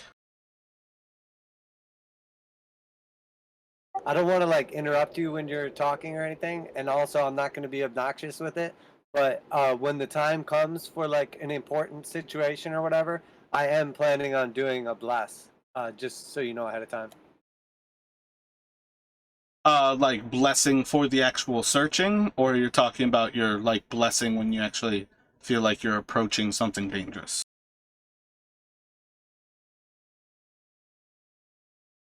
Oh, my bad. I meant guidance. Sorry. Like you could keep her guidance pretty regularly if you would like to. You could guidance Elphine pretty regularly if you'd like to. But it's basically one of those things you could pretty regularly keep one of them blessed through most of this searching, as you guys are like very openly in the tundra, like looking for minute signs of footprints of these Duragar. Okay, I'll just sort of like grab my skull and just say, Father, that you would help to guide us through this tundra and help us to find the adversaries that have been wrong these people. And I'll just keep Elphine pretty well blessed. Her guidance. Damn it. Yeah, so Elphine, roll a d4. And that's more or less at this point, you're just like chanting the actual, like you're almost like ritually casting that constantly on Elphine.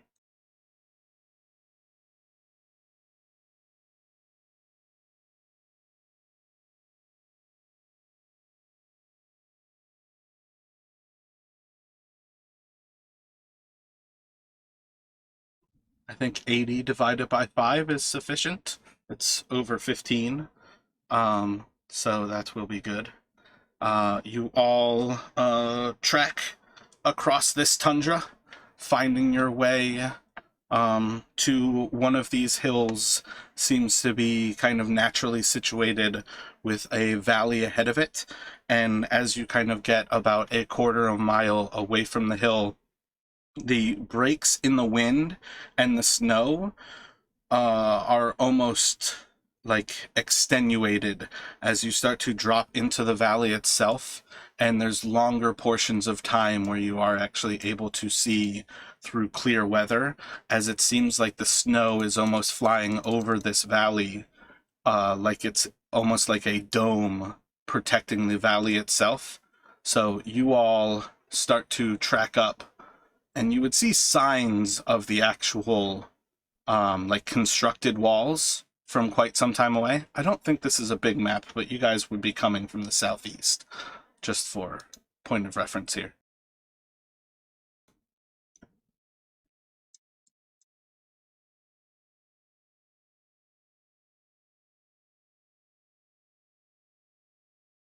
Maybe drawing with the shift button pressed down. So you're kind of like walking up this like central area where there's like the bottom part of the valley, I think is like 60 or so feet down below like the upper portion of the valley. And then there's actual like almost 100-foot cliffs on each side of this. And coming from probably about a quarter or so mile away, you start to make up the actual straight walls kind of cut out of the ice and the stone that seem to make up the side of it. All of it seems to be very, very new, very crude, but still it has like a different sense of beauty to it, as the mountain was so cleanly cut.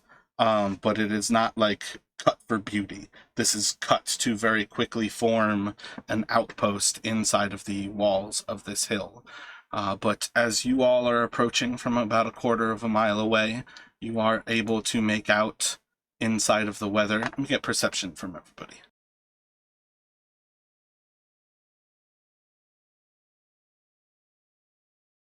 And Elfine, you can do a plus D4 on this one as well.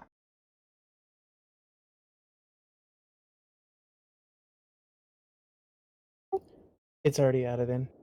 Gotcha.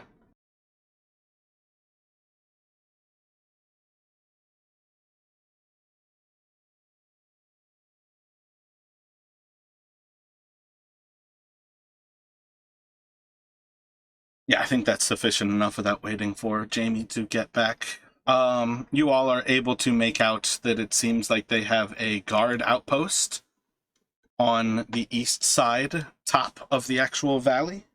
And there is a frozen stream that seems to lead out of the valley. I don't think it makes sense at all that there is a bridge over the stream, nor the actual route, and therefore they are not a part of what I am going to describe. But you all can start to see ahead of you that you are approaching where it seems like the Duragar are coming from. How would you like to approach this? Can I use shape water to animate a cloud of snow in front of us to obscure their vision? You can heat some snow and melt it into water and then animate it like that, but you can't change anything that's frozen. It's going to be just the water state of water, like the actual liquid state. But you can take some time to melt it and then to animate. What are you trying to animate it into? Just like swirling snow in front of us to make it harder to see.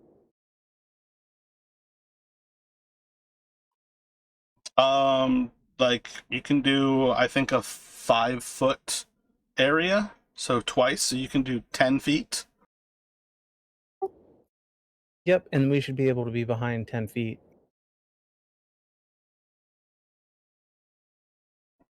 So you all can huddle up behind this 10-foot wall, and you can try to walk behind that. Yep. Any other thoughts on how you all would like to approach this?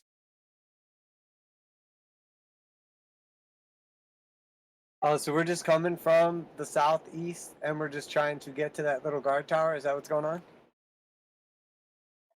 I mean, you all can approach from any point on this map. You are well beyond this when you first gain sight of this area.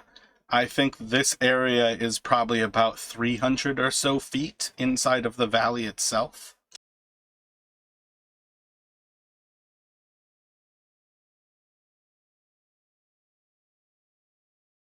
Yeah, so it's about 150 feet inside of the valley itself.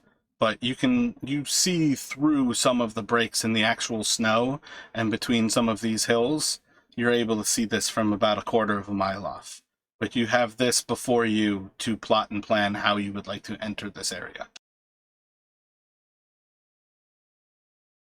Yeah, I would think just try to like stay towards the wall and stay as inconspicuous as possible. Yeah, I feel like we want to get as close as we can whilst being undetected. Because I got a suspicion that people are going to be home. Try and do it stealthily, or we're just going to stick to the wall? Well, I think we should at least try to stealth. Yeah, I think it's a good call. We've got nothing to lose by that. Just by sticking to the wall on its own is a guaranteed effective stealth fail, isn't it? I suppose so.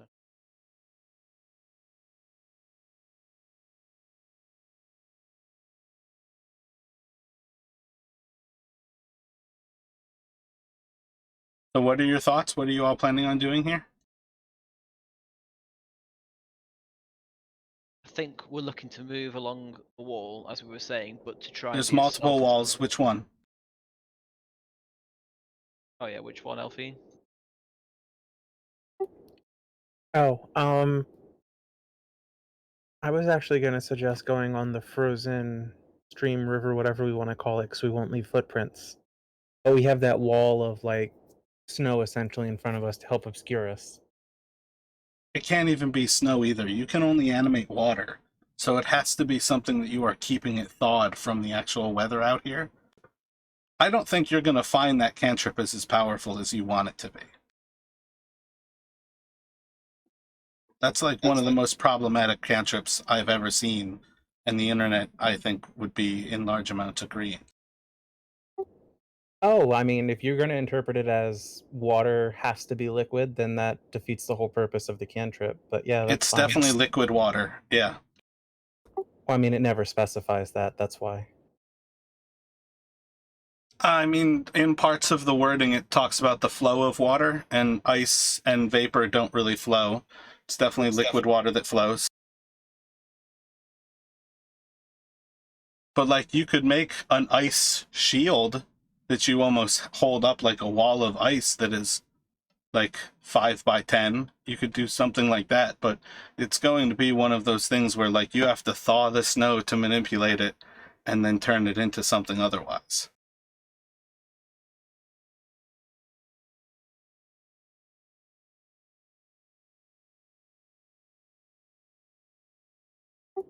I mean, that's fine. I just won't use it like that.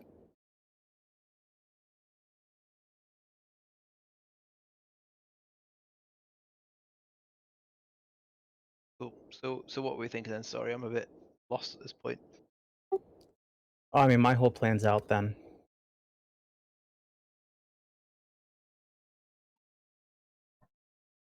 So we could just try this bare bones then. If we just try and want to move up and just be stealthily, we've got, if they're on a high point, then there's plenty of effective blind spots if we stick to ridges. But if we're following the frozen river, then there are going to be certain points where, we have to climb up. So that's obviously noisy, loud, and also has the risk of being exposed. But to be honest with you, from the look at this layout, there isn't really anywhere where I can see any ramps that wouldn't require climbing, unless there are some that we just can't see on the map. Is that right? On some level, yeah, it's almost like a step in how, like, the snow has fallen over time in this area. But when you talk about blind spots, Jarthra can respond to you. Their guard tower seems to be looking to the south and not so much to the east. If we approach from the northern ridge, we should have a pretty easy go at the gates. Okay, sounds fair enough. So you said they're looking to the south, but not to the east. But then Jeffra suggested approaching from the west. Is that right? Well, you all can see enough of the actual tower that it has one window that looks to the east, 3 that look to the south, 1 that looks to the west, and eventually you'll see the 2 that look directly west. Okay, so what I'm thinking then is, if we followed this sort of ridge line, then got up here and then approached from this direction, what would you all think? Obviously, we're going past quite a few different windows there, but I don't, unless we go all the way around the outside this way, then I don't know. What if we do the opposite? What if we just stick to that northern wall right there and we creep just straight up behind the guard tower? Like we travel from the east part, northeast, up behind the guard tower, and then infiltrate the guard tower. Or the way I just drew. Yep, the way you just drew, yeah. Yeah, that makes sense to me. Obviously, we've got 2 climb points, haven't we? I'm still drawing lines. Hang on. We got to sort of, but I don't know how tall these climbs are. Sorry, can you say how much of a climb these are? Again, you guys can climb off of the map and get to the edge of those ridges if you want to walk along the ridge. Okay, then yeah, if we go off the map and then approach from where that sweeping line first starts here-ish, does that sound good to everyone? Yeah, that sounds good to me. I think it will give us the least amount of chances to get spotted because we're kind of like off in the peripherals.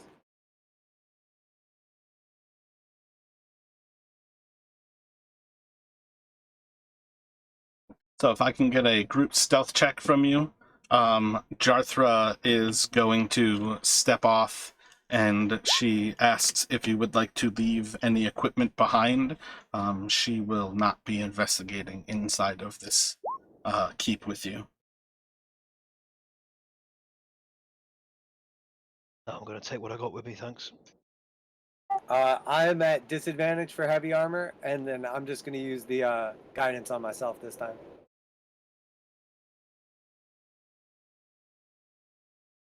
Also, apologies, but I don't know how to delete my lines. So following along that northeastern ridge, you all are able to progress up to and behind the guard tower inside of a little whirl of snow that's coming off of the peaks above you, and it kind of like drops down into the null space where the air pressure is lower and kind of whirls around in that space. And you're able to kind of progress up and get behind the guard tower, seemingly without any sort of reactions happening.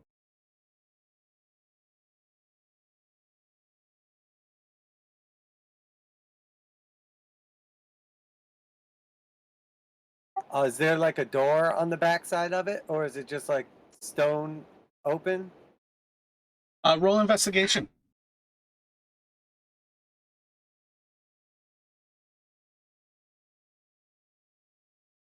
Looking over the back area, you don't actually seem to see any openings in the stone. Much of it seems frozen over with ice on this northern side. And besides kind of like the side glance at the actual arrow slit on that southeastern side, you don't really see anything that seems to be any sort of opening at ground level. The actual guard tower itself seems set up into the air and almost like 15-20 feet overhead are where the arrow slits are, and they seem to be the only opening in this thing. Otherwise it seems to be isolated.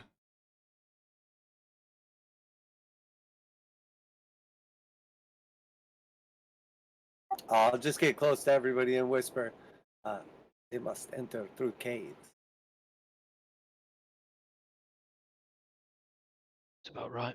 Around here, reckon that they might use. Can't really spot anything.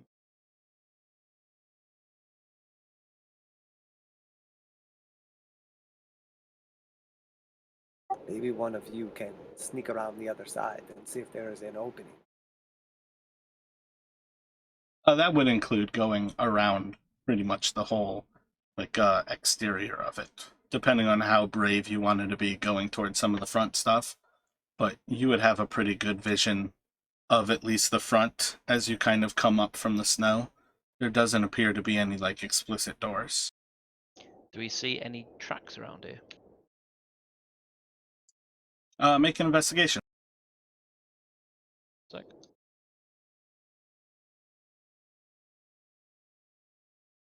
-19 minus 2, 17. Again, depending on how far you want to actually explore around that area, but kind of sticking to this kind of like horseshoe of the north, northeast, and eastern. Damn the shift key. the north, northeast, and the east side of it, and kind of like looking around the other sides, there doesn't appear to be any sign of footprints around this thing. Yeah, they have to access some other kind of way. What we thinking, then we look for it or we climb.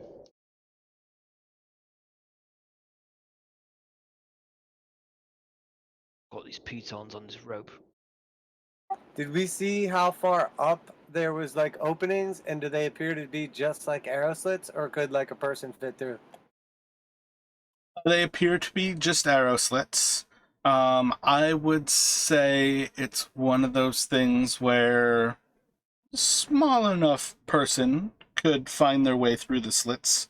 Like my Hmm. size? Almost certainly you could find your way in from that area. But I mean that the others might be able to find themselves sliding through the slits if you chose to go into one of the arrow slits.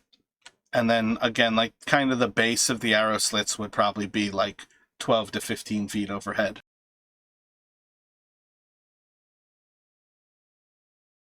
Well, we do have climbing equipment now. We do, but climbing equipment won't help if there's nowhere to actually get in. That's a very good point. I'm guessing that these are not going to be wide open windows with it being this cold out. But I was just saying in the arrow slits.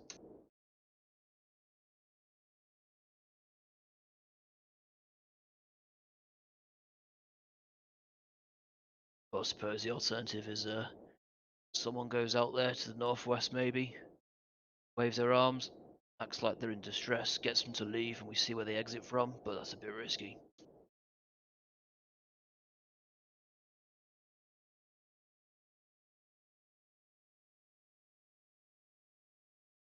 It might be noisy and perhaps not the best idea, but you have this grappling hook.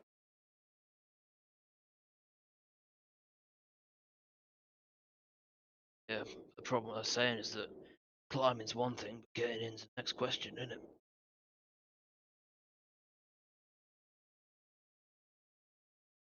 No point in us climbing if we can't get in.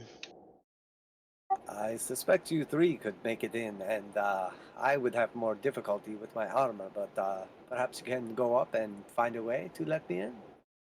I feel like as soon as we get in there was going to be a scrap. And I wouldn't mind having you with us for that.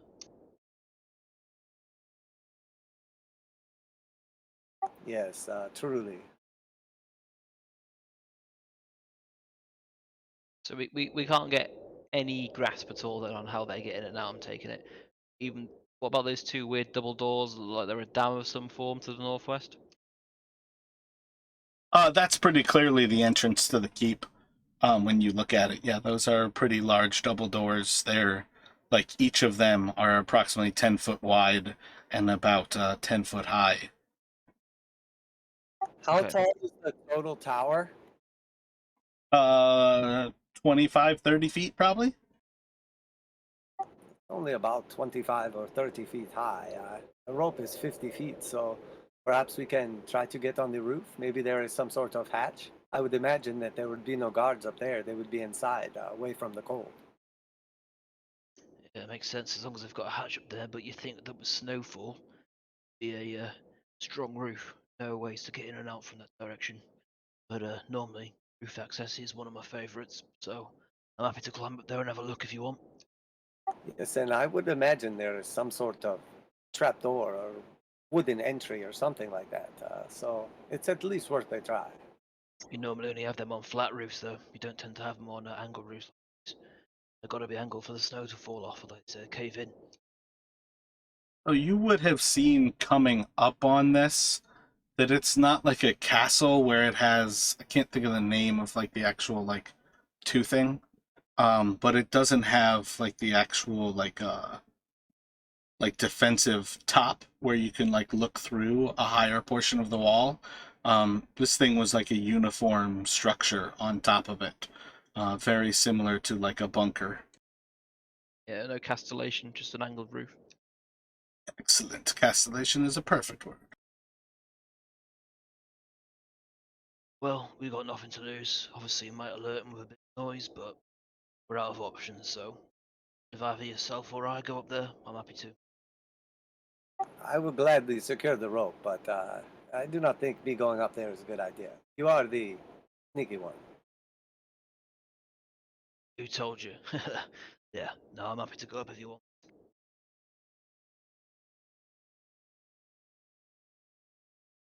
So do you want me to free climb and then secure the route when I get up there? Or do you want to free grappling hook up and I'll climb the rope? If you think you can climb the wall, I think that is probably the best idea, but I think using pythons would be rather noisy, and also, with the snow and ice, it may be quite slippery. Perhaps the rope is our better bet, but you know your skills better than I. Knowing my thieves background, would I be able to understand if it was free climbable or not, or would I need a rope? I'm not sure what you would mount the rope to.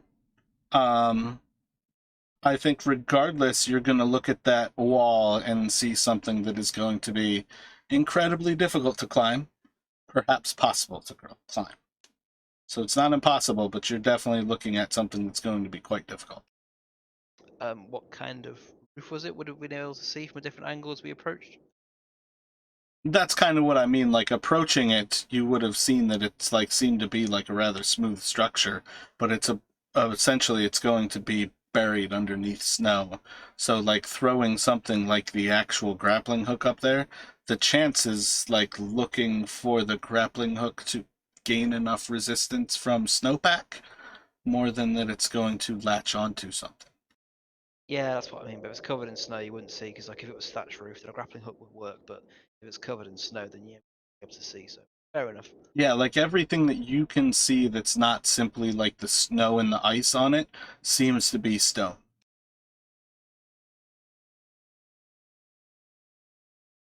And then like part of the walls that you all would gather from the keep here, it seems like this was a rather natural area some time ago. That's part of why I think the stream is stupid for how they put it here. It's rather natural and newly carved, but it seems like the stone is carved out of this valley as if this were a new creation in this place. So I don't think it's crazy to assume that that structure is carved out of like the solid stone of the valley itself. Okay, so and just to recap for me, sorry, do we think the thieves might be in here, or do we think this is just a watchtower on the way to Citadel slash the encampment behind the double doors? What are we thinking? I think when they put the actual like road up to this keep itself, I feel like they were implying that at this point it's pretty obvious that this is where the sled is coming from. But I definitely think at this point this is where Jarthra and Elephine have brought you all, as this is where it seems like those tracks lead to. Okay, so this is our one shot then. Fair enough. Okay, so on the back of that, I feel like I'll just try and free climb it then. I guess pitons would make noise, and also I don't think the piton would reach a stone wall anyway. So at 25 to 30 feet in height, it's not the end of the world if I fall. I'll suffer some fall damage. Too bad. Before you go, let me have one attempt with the grappling hook. Perhaps we can find true. More than welcome to try. Saves me a climb, I'm happy with that. It shouldn't be particularly noisy either, as I imagine it will only catch snow, but even just one corner of the hook could provide enough resistance for you to climb. Be my guest. It's worth a try. Oh, so yeah, I'm gonna try to throw the hook up, but I'm not gonna do guidance on myself. I want to try to guidance Josh when he climbs up there, if that's possible.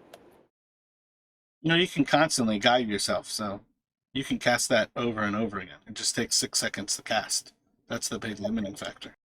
Yeah, if you let me do both. I just understand it's a cantrip, so it's only so useful, so. Well, it's more for, you can't like be climbing the wall and constantly guiding yourself, because you have to like let go of the wall to actually cast the spell. So you can make a dexterity check and then roll a d100, I feel like. Because You want me that's to the Dexterity? You could do athletics with dexterity if you have proficiency in athletics. Well, I have proficiency in athletics, but it's a strength check. So is that okay? No, that's what I mean. Like, add your proficiency bonus to a dexterity roll. Okay. So what is that, a 6? Would be +4. Or an 8? Athletics, and it's normally +1. So it would be a 10 total. Because it would be 3 + 5 + 2 from the bless. Or guidance. Yeah, I feel like that's just going to be a simple fail trying to actually do the throw with it. Nothing really like negatively happens, but in trying to whirl the grappling hook, you just have a poor release point, and you basically just like throw it into the snowpack kind of behind you at your feet kind of thing. So you can just do another dexterity with the bless. So the dexterity would be, +3 instead of the +1, and then with another, just do another dexterity. You can basically, it's just minutes going by as you're trying this kind of thing. And apparently you are really terrible at this. The ones, man. It was not meant to be.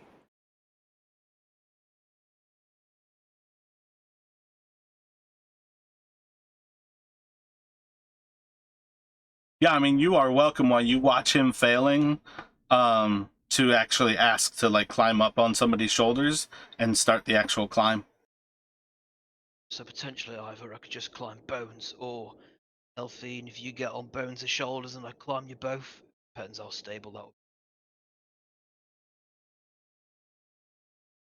be. Probably only moderately. Right, I'll just use one of you then. Either you volunteer to go against the wall for me to climb first. Oh yeah, that's fine. I will get up against the wall if nobody else wants to do it, and let you climb up me. Alright, wait, say Naomi? I was gonna say Elfina will take a moment to kind of step around the corner and just make herself taller to make it a little easier. Good work. What is it? You can look a foot different?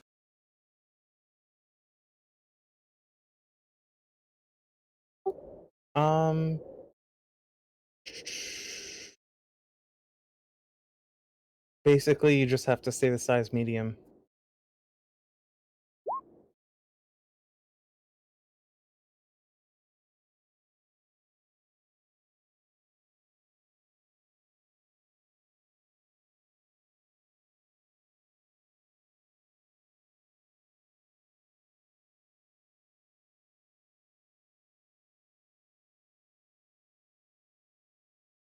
Alright, so you can climb up on Elfine's shoulders, make a strength check, Elfine, and then do a dexterity check for me, Feint.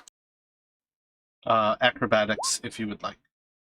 I definitely prefer acrobatics, although I've already rolled dexterity. What's the bonus difference? Just proficiency? Or do you have expertise in it? I have expertise, so dexterity is +3 and acrobatics is +5. Alright, so yeah, that's just proficiency. So it's just a 14. And then roll a d4, Feint.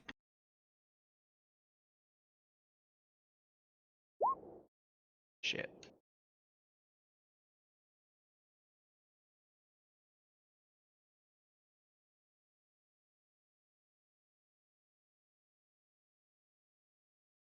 And then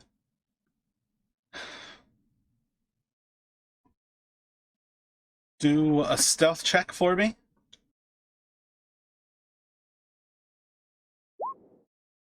23.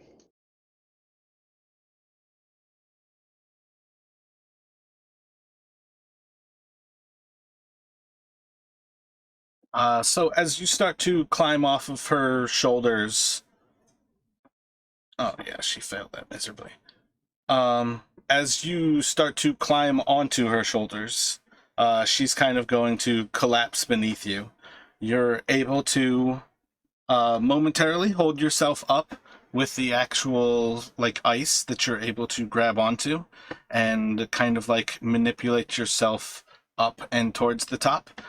Do a strength check for me.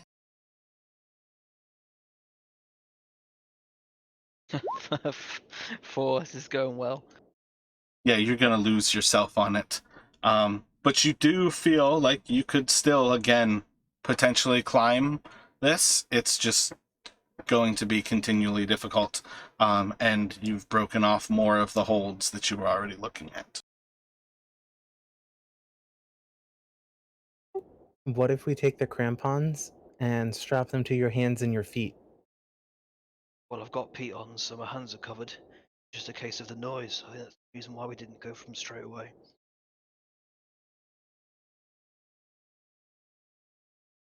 I'm happy to do it. Pitons in my hands, crampons on my feet, climb up that way, but I still don't even know if there's a way to get in there from the roof. But at this point, it's either that or go home, so we can try.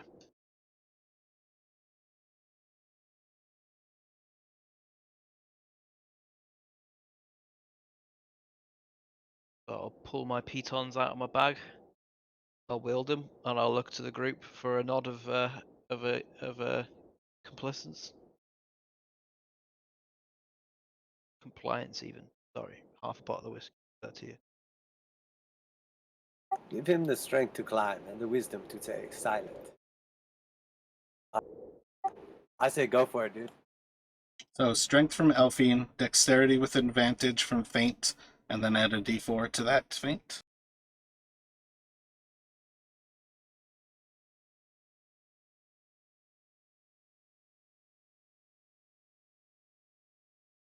Rolls I of bet it shit. would still be acrobatics, but it's still just, what, a 9 at that point. So even with the last, or the guidance, it's not going to be enough. It's just kind of the same thing. You're just more or less slipping and falling from it. The one thing my character's meant to do in my classic Josh luck is just fucking me. At least you didn't like throw a grappling hook like 4 times and like it didn't even get out of your hand. It like came untied and like the hook flies off without the rope. Like True, Yeah, but your character's backstory isn't that he gets in and out of places using grappling hooks, is it? you guys are here for a total of like a half hour, 45 minutes before somebody gets up there, and it's just a solid stone roof. You've still not found any way that they get in. They probably climb in through tunnels. I was afraid of the solid roof part because I didn't see why they would have an access onto the top, though some people do. Yeah, I don't think so. Right, my next plan, bear me on this, is I go to the blind spot over here. And then from here, I'll start ringing this bell. And I'll see if somebody comes out to come and investigate. And then wherever it is they come from, that's where we know we need to go. Because there's going to be an entrance to the place somewhere, right? I'm not sure that alerting them is our best idea. I think the element of surprise is definitely key here. Did you say earlier that we get the impression the sled is leading up to the main gate, or it's leading up to the tower? No, you guys see nothing around the tower that shows you that anybody has ever walked up to it, ever walked into it, ever brought a sled up to it. Everything that's like them having probably come through here was towards the main gate. That was one of my first clues to try to say you guys are wasting your time with the tower, was that you saw no footprints outside of it.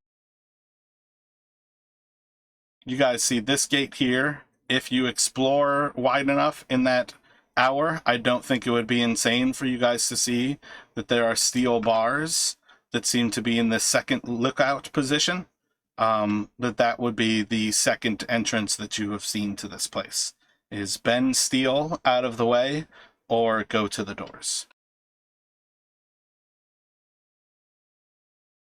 Alright, got it. That's what my question was before, is this tower a waste of time or not? Okay. How we know? Well, that I was trying to describe it without telling you, like, stop doing this. Was Yeah, trying makes to sense. describe things that made it sound like, yeah, you guys see plenty of signs that this is not where you want to be. Absolutely, yeah. You're doing the right thing by not leading the party, but just letting the party do what they're interpreting. So yeah, okay, fair enough. So tower's a waste of time. We need to move on. So The gates, obviously, we Well, have actually, to hold announce. up 1 second. Again, one though other thing is I guess realistically, the third entrance is that idea of climbing in through the arrow slits. But I think you guys full well know that the danger of that is you're probably going to be doing it one at a time, and you're almost certainly going to alert anybody who is inside of a guard tower, which you would kind of assume that somebody is inside of this guard tower.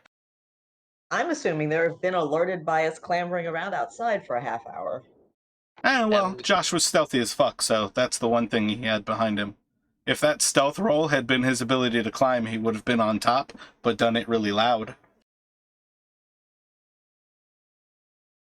So I think at this point, our options are to either announce ourselves at the gate to try and enter that way, or to bend the steel bars, and then obviously there's no going back from that. You're reaching no matter what. So depends what the party thinks. I'm leaning towards try the steel bars. If we can't bend them, if we fail that too, then we go in for the gate.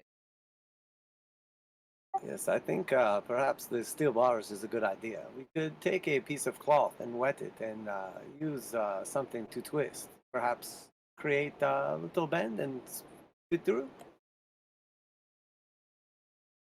But with me, strong can do that. Since of given the weight of all your armor and your bones, I'm guessing that's you, mate. And our friend here can make some water, no? Can you I make can more? melt some snow. Oh, work. Sounds like you can use water, so that'll be helpful.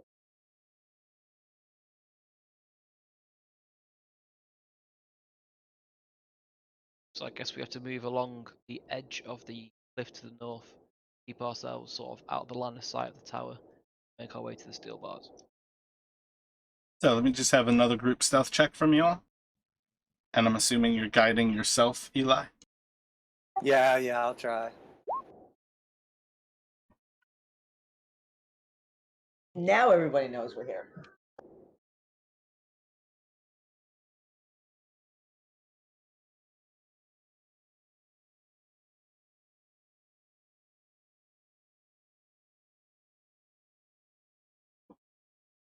That's still good enough overall. I got a nat 1 to try to see you all, so it pretty well oversets a nat 1. It's simply just lost in the howling winds of the tundra. But you all are looking at... What is that? I think that's like a 15-foot wall below the spikes. It's entirely possible to get up to them, and you can try to bend your way in if you would like to try to bend the bars. Is anybody particularly good at bending, or are we just going to do the cloth?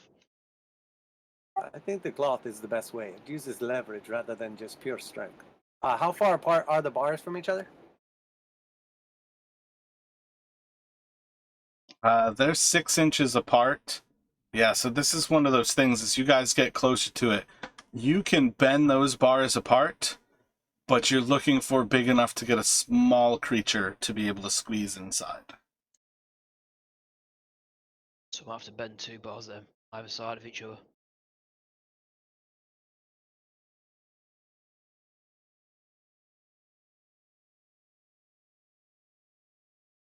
Have we got cloth available for this?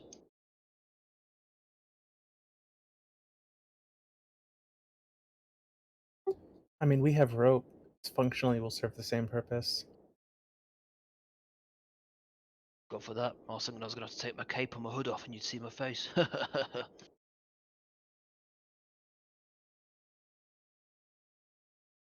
Yeah, so I guess we'll just try to use the rope then and get it wet and then do like the old twist trick. The old twist trick. What is that? Wet cloth doesn't break as easy, and you can twist it across a few of the metal objects to create enough tension to magnify your force and be able to bend the metal out of the way. Like if you put a shoelace around your fingers, Jamie, and then you kept spinning the 2 loose ends so it creates like a corkscrew, and you keep spinning it and spinning it, eventually your fingers will get squeezed more and more and more by the tension being created by it. So that's what we're doing with these bars, is to wrap the rope around 2 bars and keep spinning it so that the bars get brought closer together, and then you have to do it the same on the other side, so that 2 bars effectively get bent away from each other. Okay, that makes sense. Which is a remarkable idea coming from you guys. You didn't strike me as that smart. Your characters, that is, obviously. Obviously, I didn't have the idea. My character is thick, and not with 2 C's. But sneaky and able to break into anything. That will be revealed as my backstory becomes more clear over time. Part of my job is to come up with creative ways to solve problems, although they are not always as applicable in real life. Surprised you didn't just create a stack of all of your unsolved books to climb up to the top of that tower. That is not a bad idea. I still have quite a few left.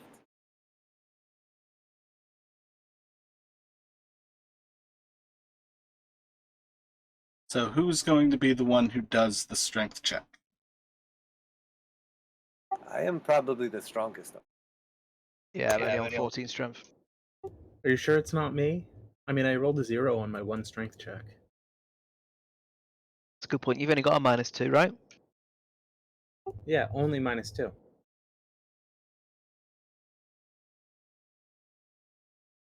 Oh, so you just want straight up strength, or? You can take advantage while you use the fresh water. Take a few moments. Nothing seems to happen. Seems like the steel is too solid.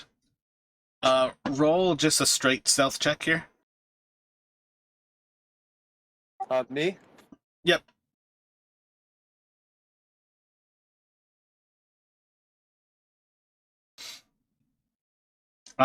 You notice while you're doing this that you find yourself kind of grunting and kind of like pick up on the fact that there seems to be somebody inside of this room. And they're holding guard, but they seem to be kind of pacing back and forth. And though you notice that you were grunting a little bit, they don't seem to have noticed you, but there's somebody inside of this room. Looks like a dwarf, very gray skin, very pale. She seems to be about like 5 or so feet tall. She has a glorious beard. It's probably about 3.5 feet long. But she doesn't seem to have noticed you. Is she like pacing back and forth, or is she like kind of sitting somewhere? Yeah, she's more or less pacing back and forth inside of this room as she kind of like stomps her feet. You can tell that she's more or less trying to keep warm at this point. I would just kind of let the party know and then say, I can try one more time, but I'm not sure this is going to work. Alternative is our shooter. There's no going back from that. What if we heat the metal? Yeah, I was thinking that, but then we have to create light, and that'll give us away.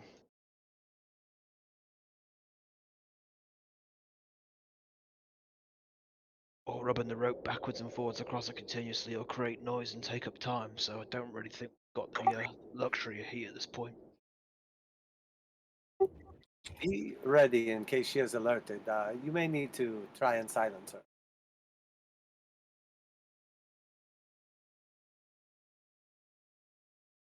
Alright, I'll have my short bow out, but I'm not knocking it out and drawing it. I'm just conscious that if it comes to it, that we don't really want to be killing. So but just to note, though, I glossed over the fact that you guys are assumed to be holding Eli on somebody's shoulders at this point, and I don't think the second person is going to be able to get as high on Karis's shoulders to be able to take a look as well as Eli. Oh, okay. Because again, this is like another 15-foot wall before the actual like bars. Oh, okay, I see. I definitely missed that. Oh, you there, Elfie? You seem to be able to change and move around a bit. I don't suppose you could become something very small, could you? I don't I don't know what you're talking about. Sin, you look different on occasion. You got taller back there. This is the same height I've always been. Alright, I'll take your word for it, but needless to say, I am very suspicious. Well, if you could be smaller, could you be smaller now?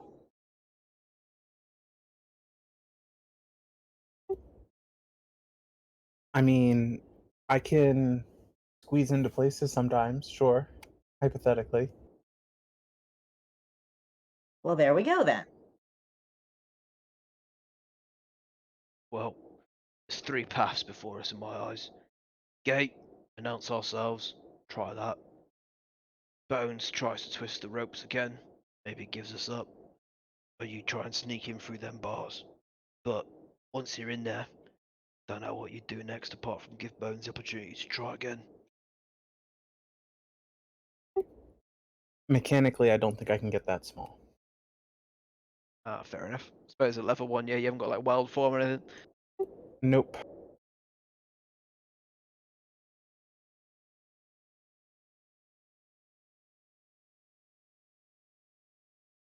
Go to Well, the we front can- door! You hear Got the this weird blizzard on the feeling. wind. It sounds a lot like it says, go to the front door! But clearly it can't because it's just the wind. Something's telling me, and I can't quite put my finger on it, that we should just try the gate, the front gate. Yeah.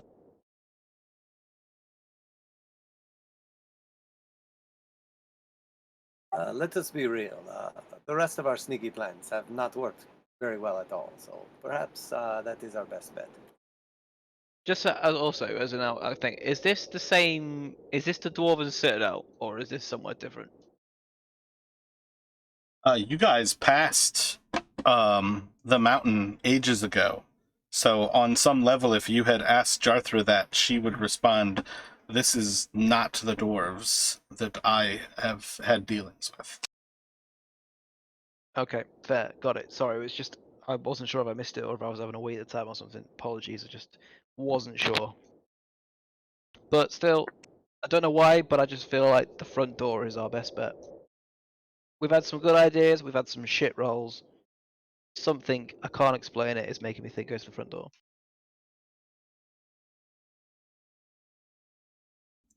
So if you guys can roll stealth checks, Eli, I'm assuming you have guided yourself.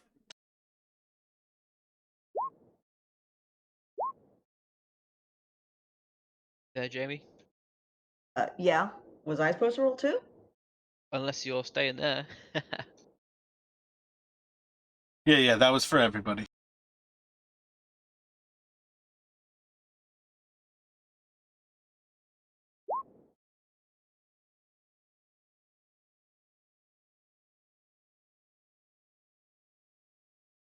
Eli, was that 5-4 from before? Yeah, that was when you were looking at the Durgar. Yeah, I just rolled 6-5 right now with the Gotcha. 3 added on. So yeah, you all follow along that western wall during a little pickup of the gale kind of above you as the wind's howling.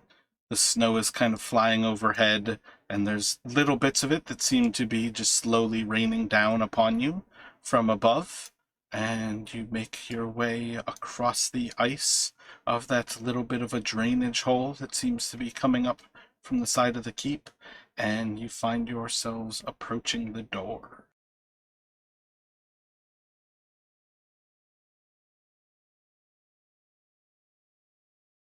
Are there tracks here? You do again find the tracks of the sled. Seems to have come up to this area. Any thoughts as you make your way to the gate? Oh yeah, so what are we seeing? What is this main gate? Is there like an actual doorway entrance, or is it like a giant, like double door gate? It's those two large double doors, 10 by 10. They tower over you all a little bit. They seem to be made of stone with a slight sheen of frozen ice kind of along their face as well. Okay, and we don't see just like a regular, like, human-sized door somewhere else. It's just the big gate. Yep, just this gate. Does there appear to be some sort of lock on it, or... You can make an investigation.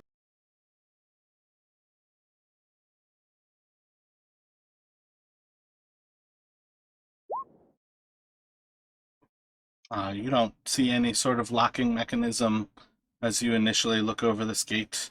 You could spend some more time trying to investigate it, but you feel pretty confident that there's not any lock that's visible, or at least clearly visible.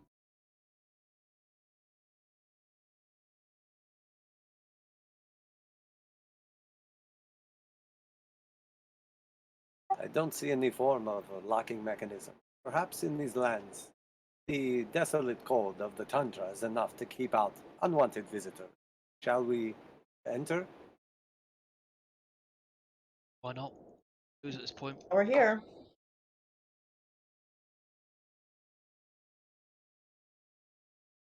All Would you right, like I'm to- going to try to just push or pull open the door, whichever it looks like it does. Make a strength check. You are welcome to have pre-guided yourself.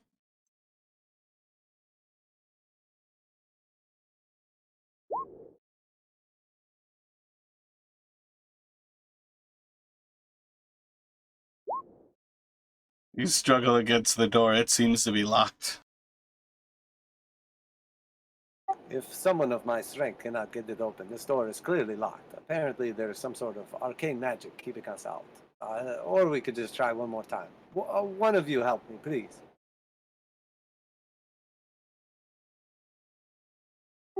Stand back. I definitely got this.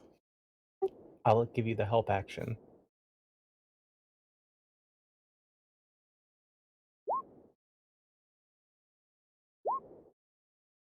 I think it's really locked. My rolls are like phenomenal today. I think the highest I've rolled is like a 4.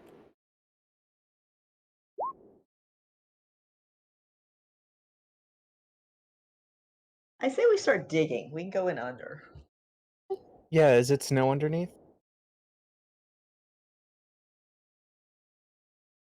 Underneath their door? No, it's cut into stone.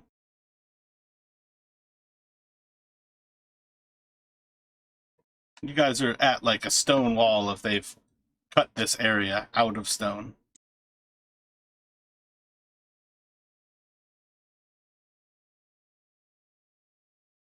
Spending like 10 minutes pushing on the door, nothing happens. Do you want to try again? Are you all... Let me get another group stealth check from you all here. We have got to be the worst pirates I have ever seen. Maybe we should just knock.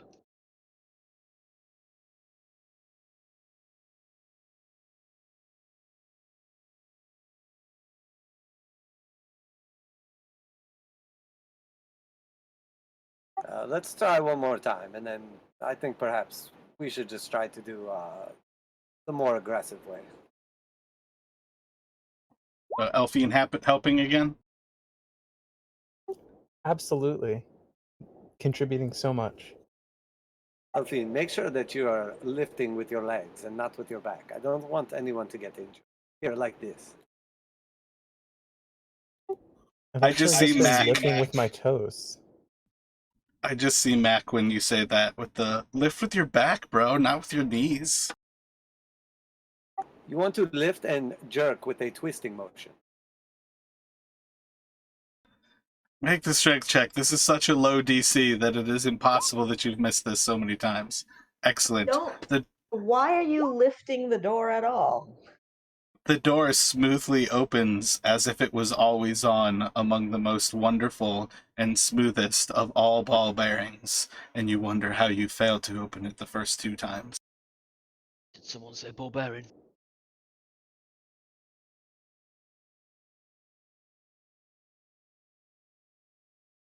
So, let's see.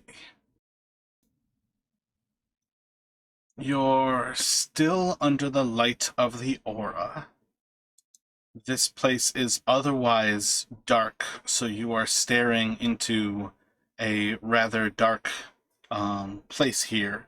But you do see that there appears to be a large creature Off to the edge that seems to be inside of a cage, you see a wooden structure in front of you that crosses the initial span past the doors. And you can vaguely make out the walls about 30 or so feet beyond. Faint and Karis would be able to make out that there are 3 such cages along the northeastern side of this room. There seems to be an actual pit some depth below this wooden structure, and the room continues on for as far as you can kind of see to the northeast of you. But otherwise, without light at present, what most people are going to pick up from the dim light is simply just kind of this area here.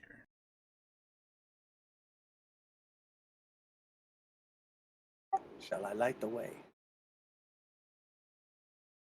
Can't see in this, then go for it.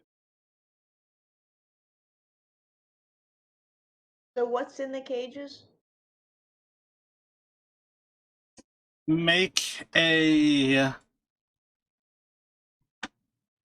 nature check.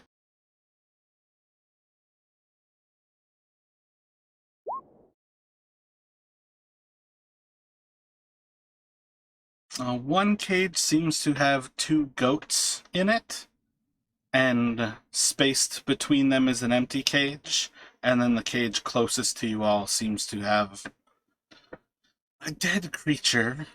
It seems extraordinarily large, but it's hard to really figure out what it is. It's definitely well dead and no threat at all.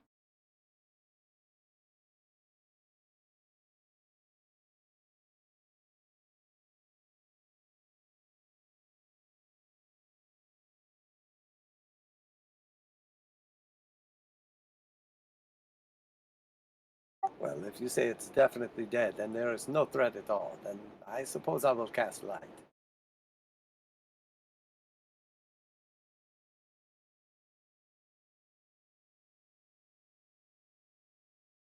I just feel like since we were told all about like middle of the darkness and stuff, that these are gonna be like, I don't know, things, undead goat creatures that come and start chewing on our bodies. Do the goats seem dead? Goats do not seem dead. Great. Is the dead big thing moving? As you light up the area and you start to see a good bit more, it's pretty clear that the dead thing seems to be an undead creature of sorts. It's still not really moving at present, but it does seem to at least have a little bit of animation that still seems extraordinary.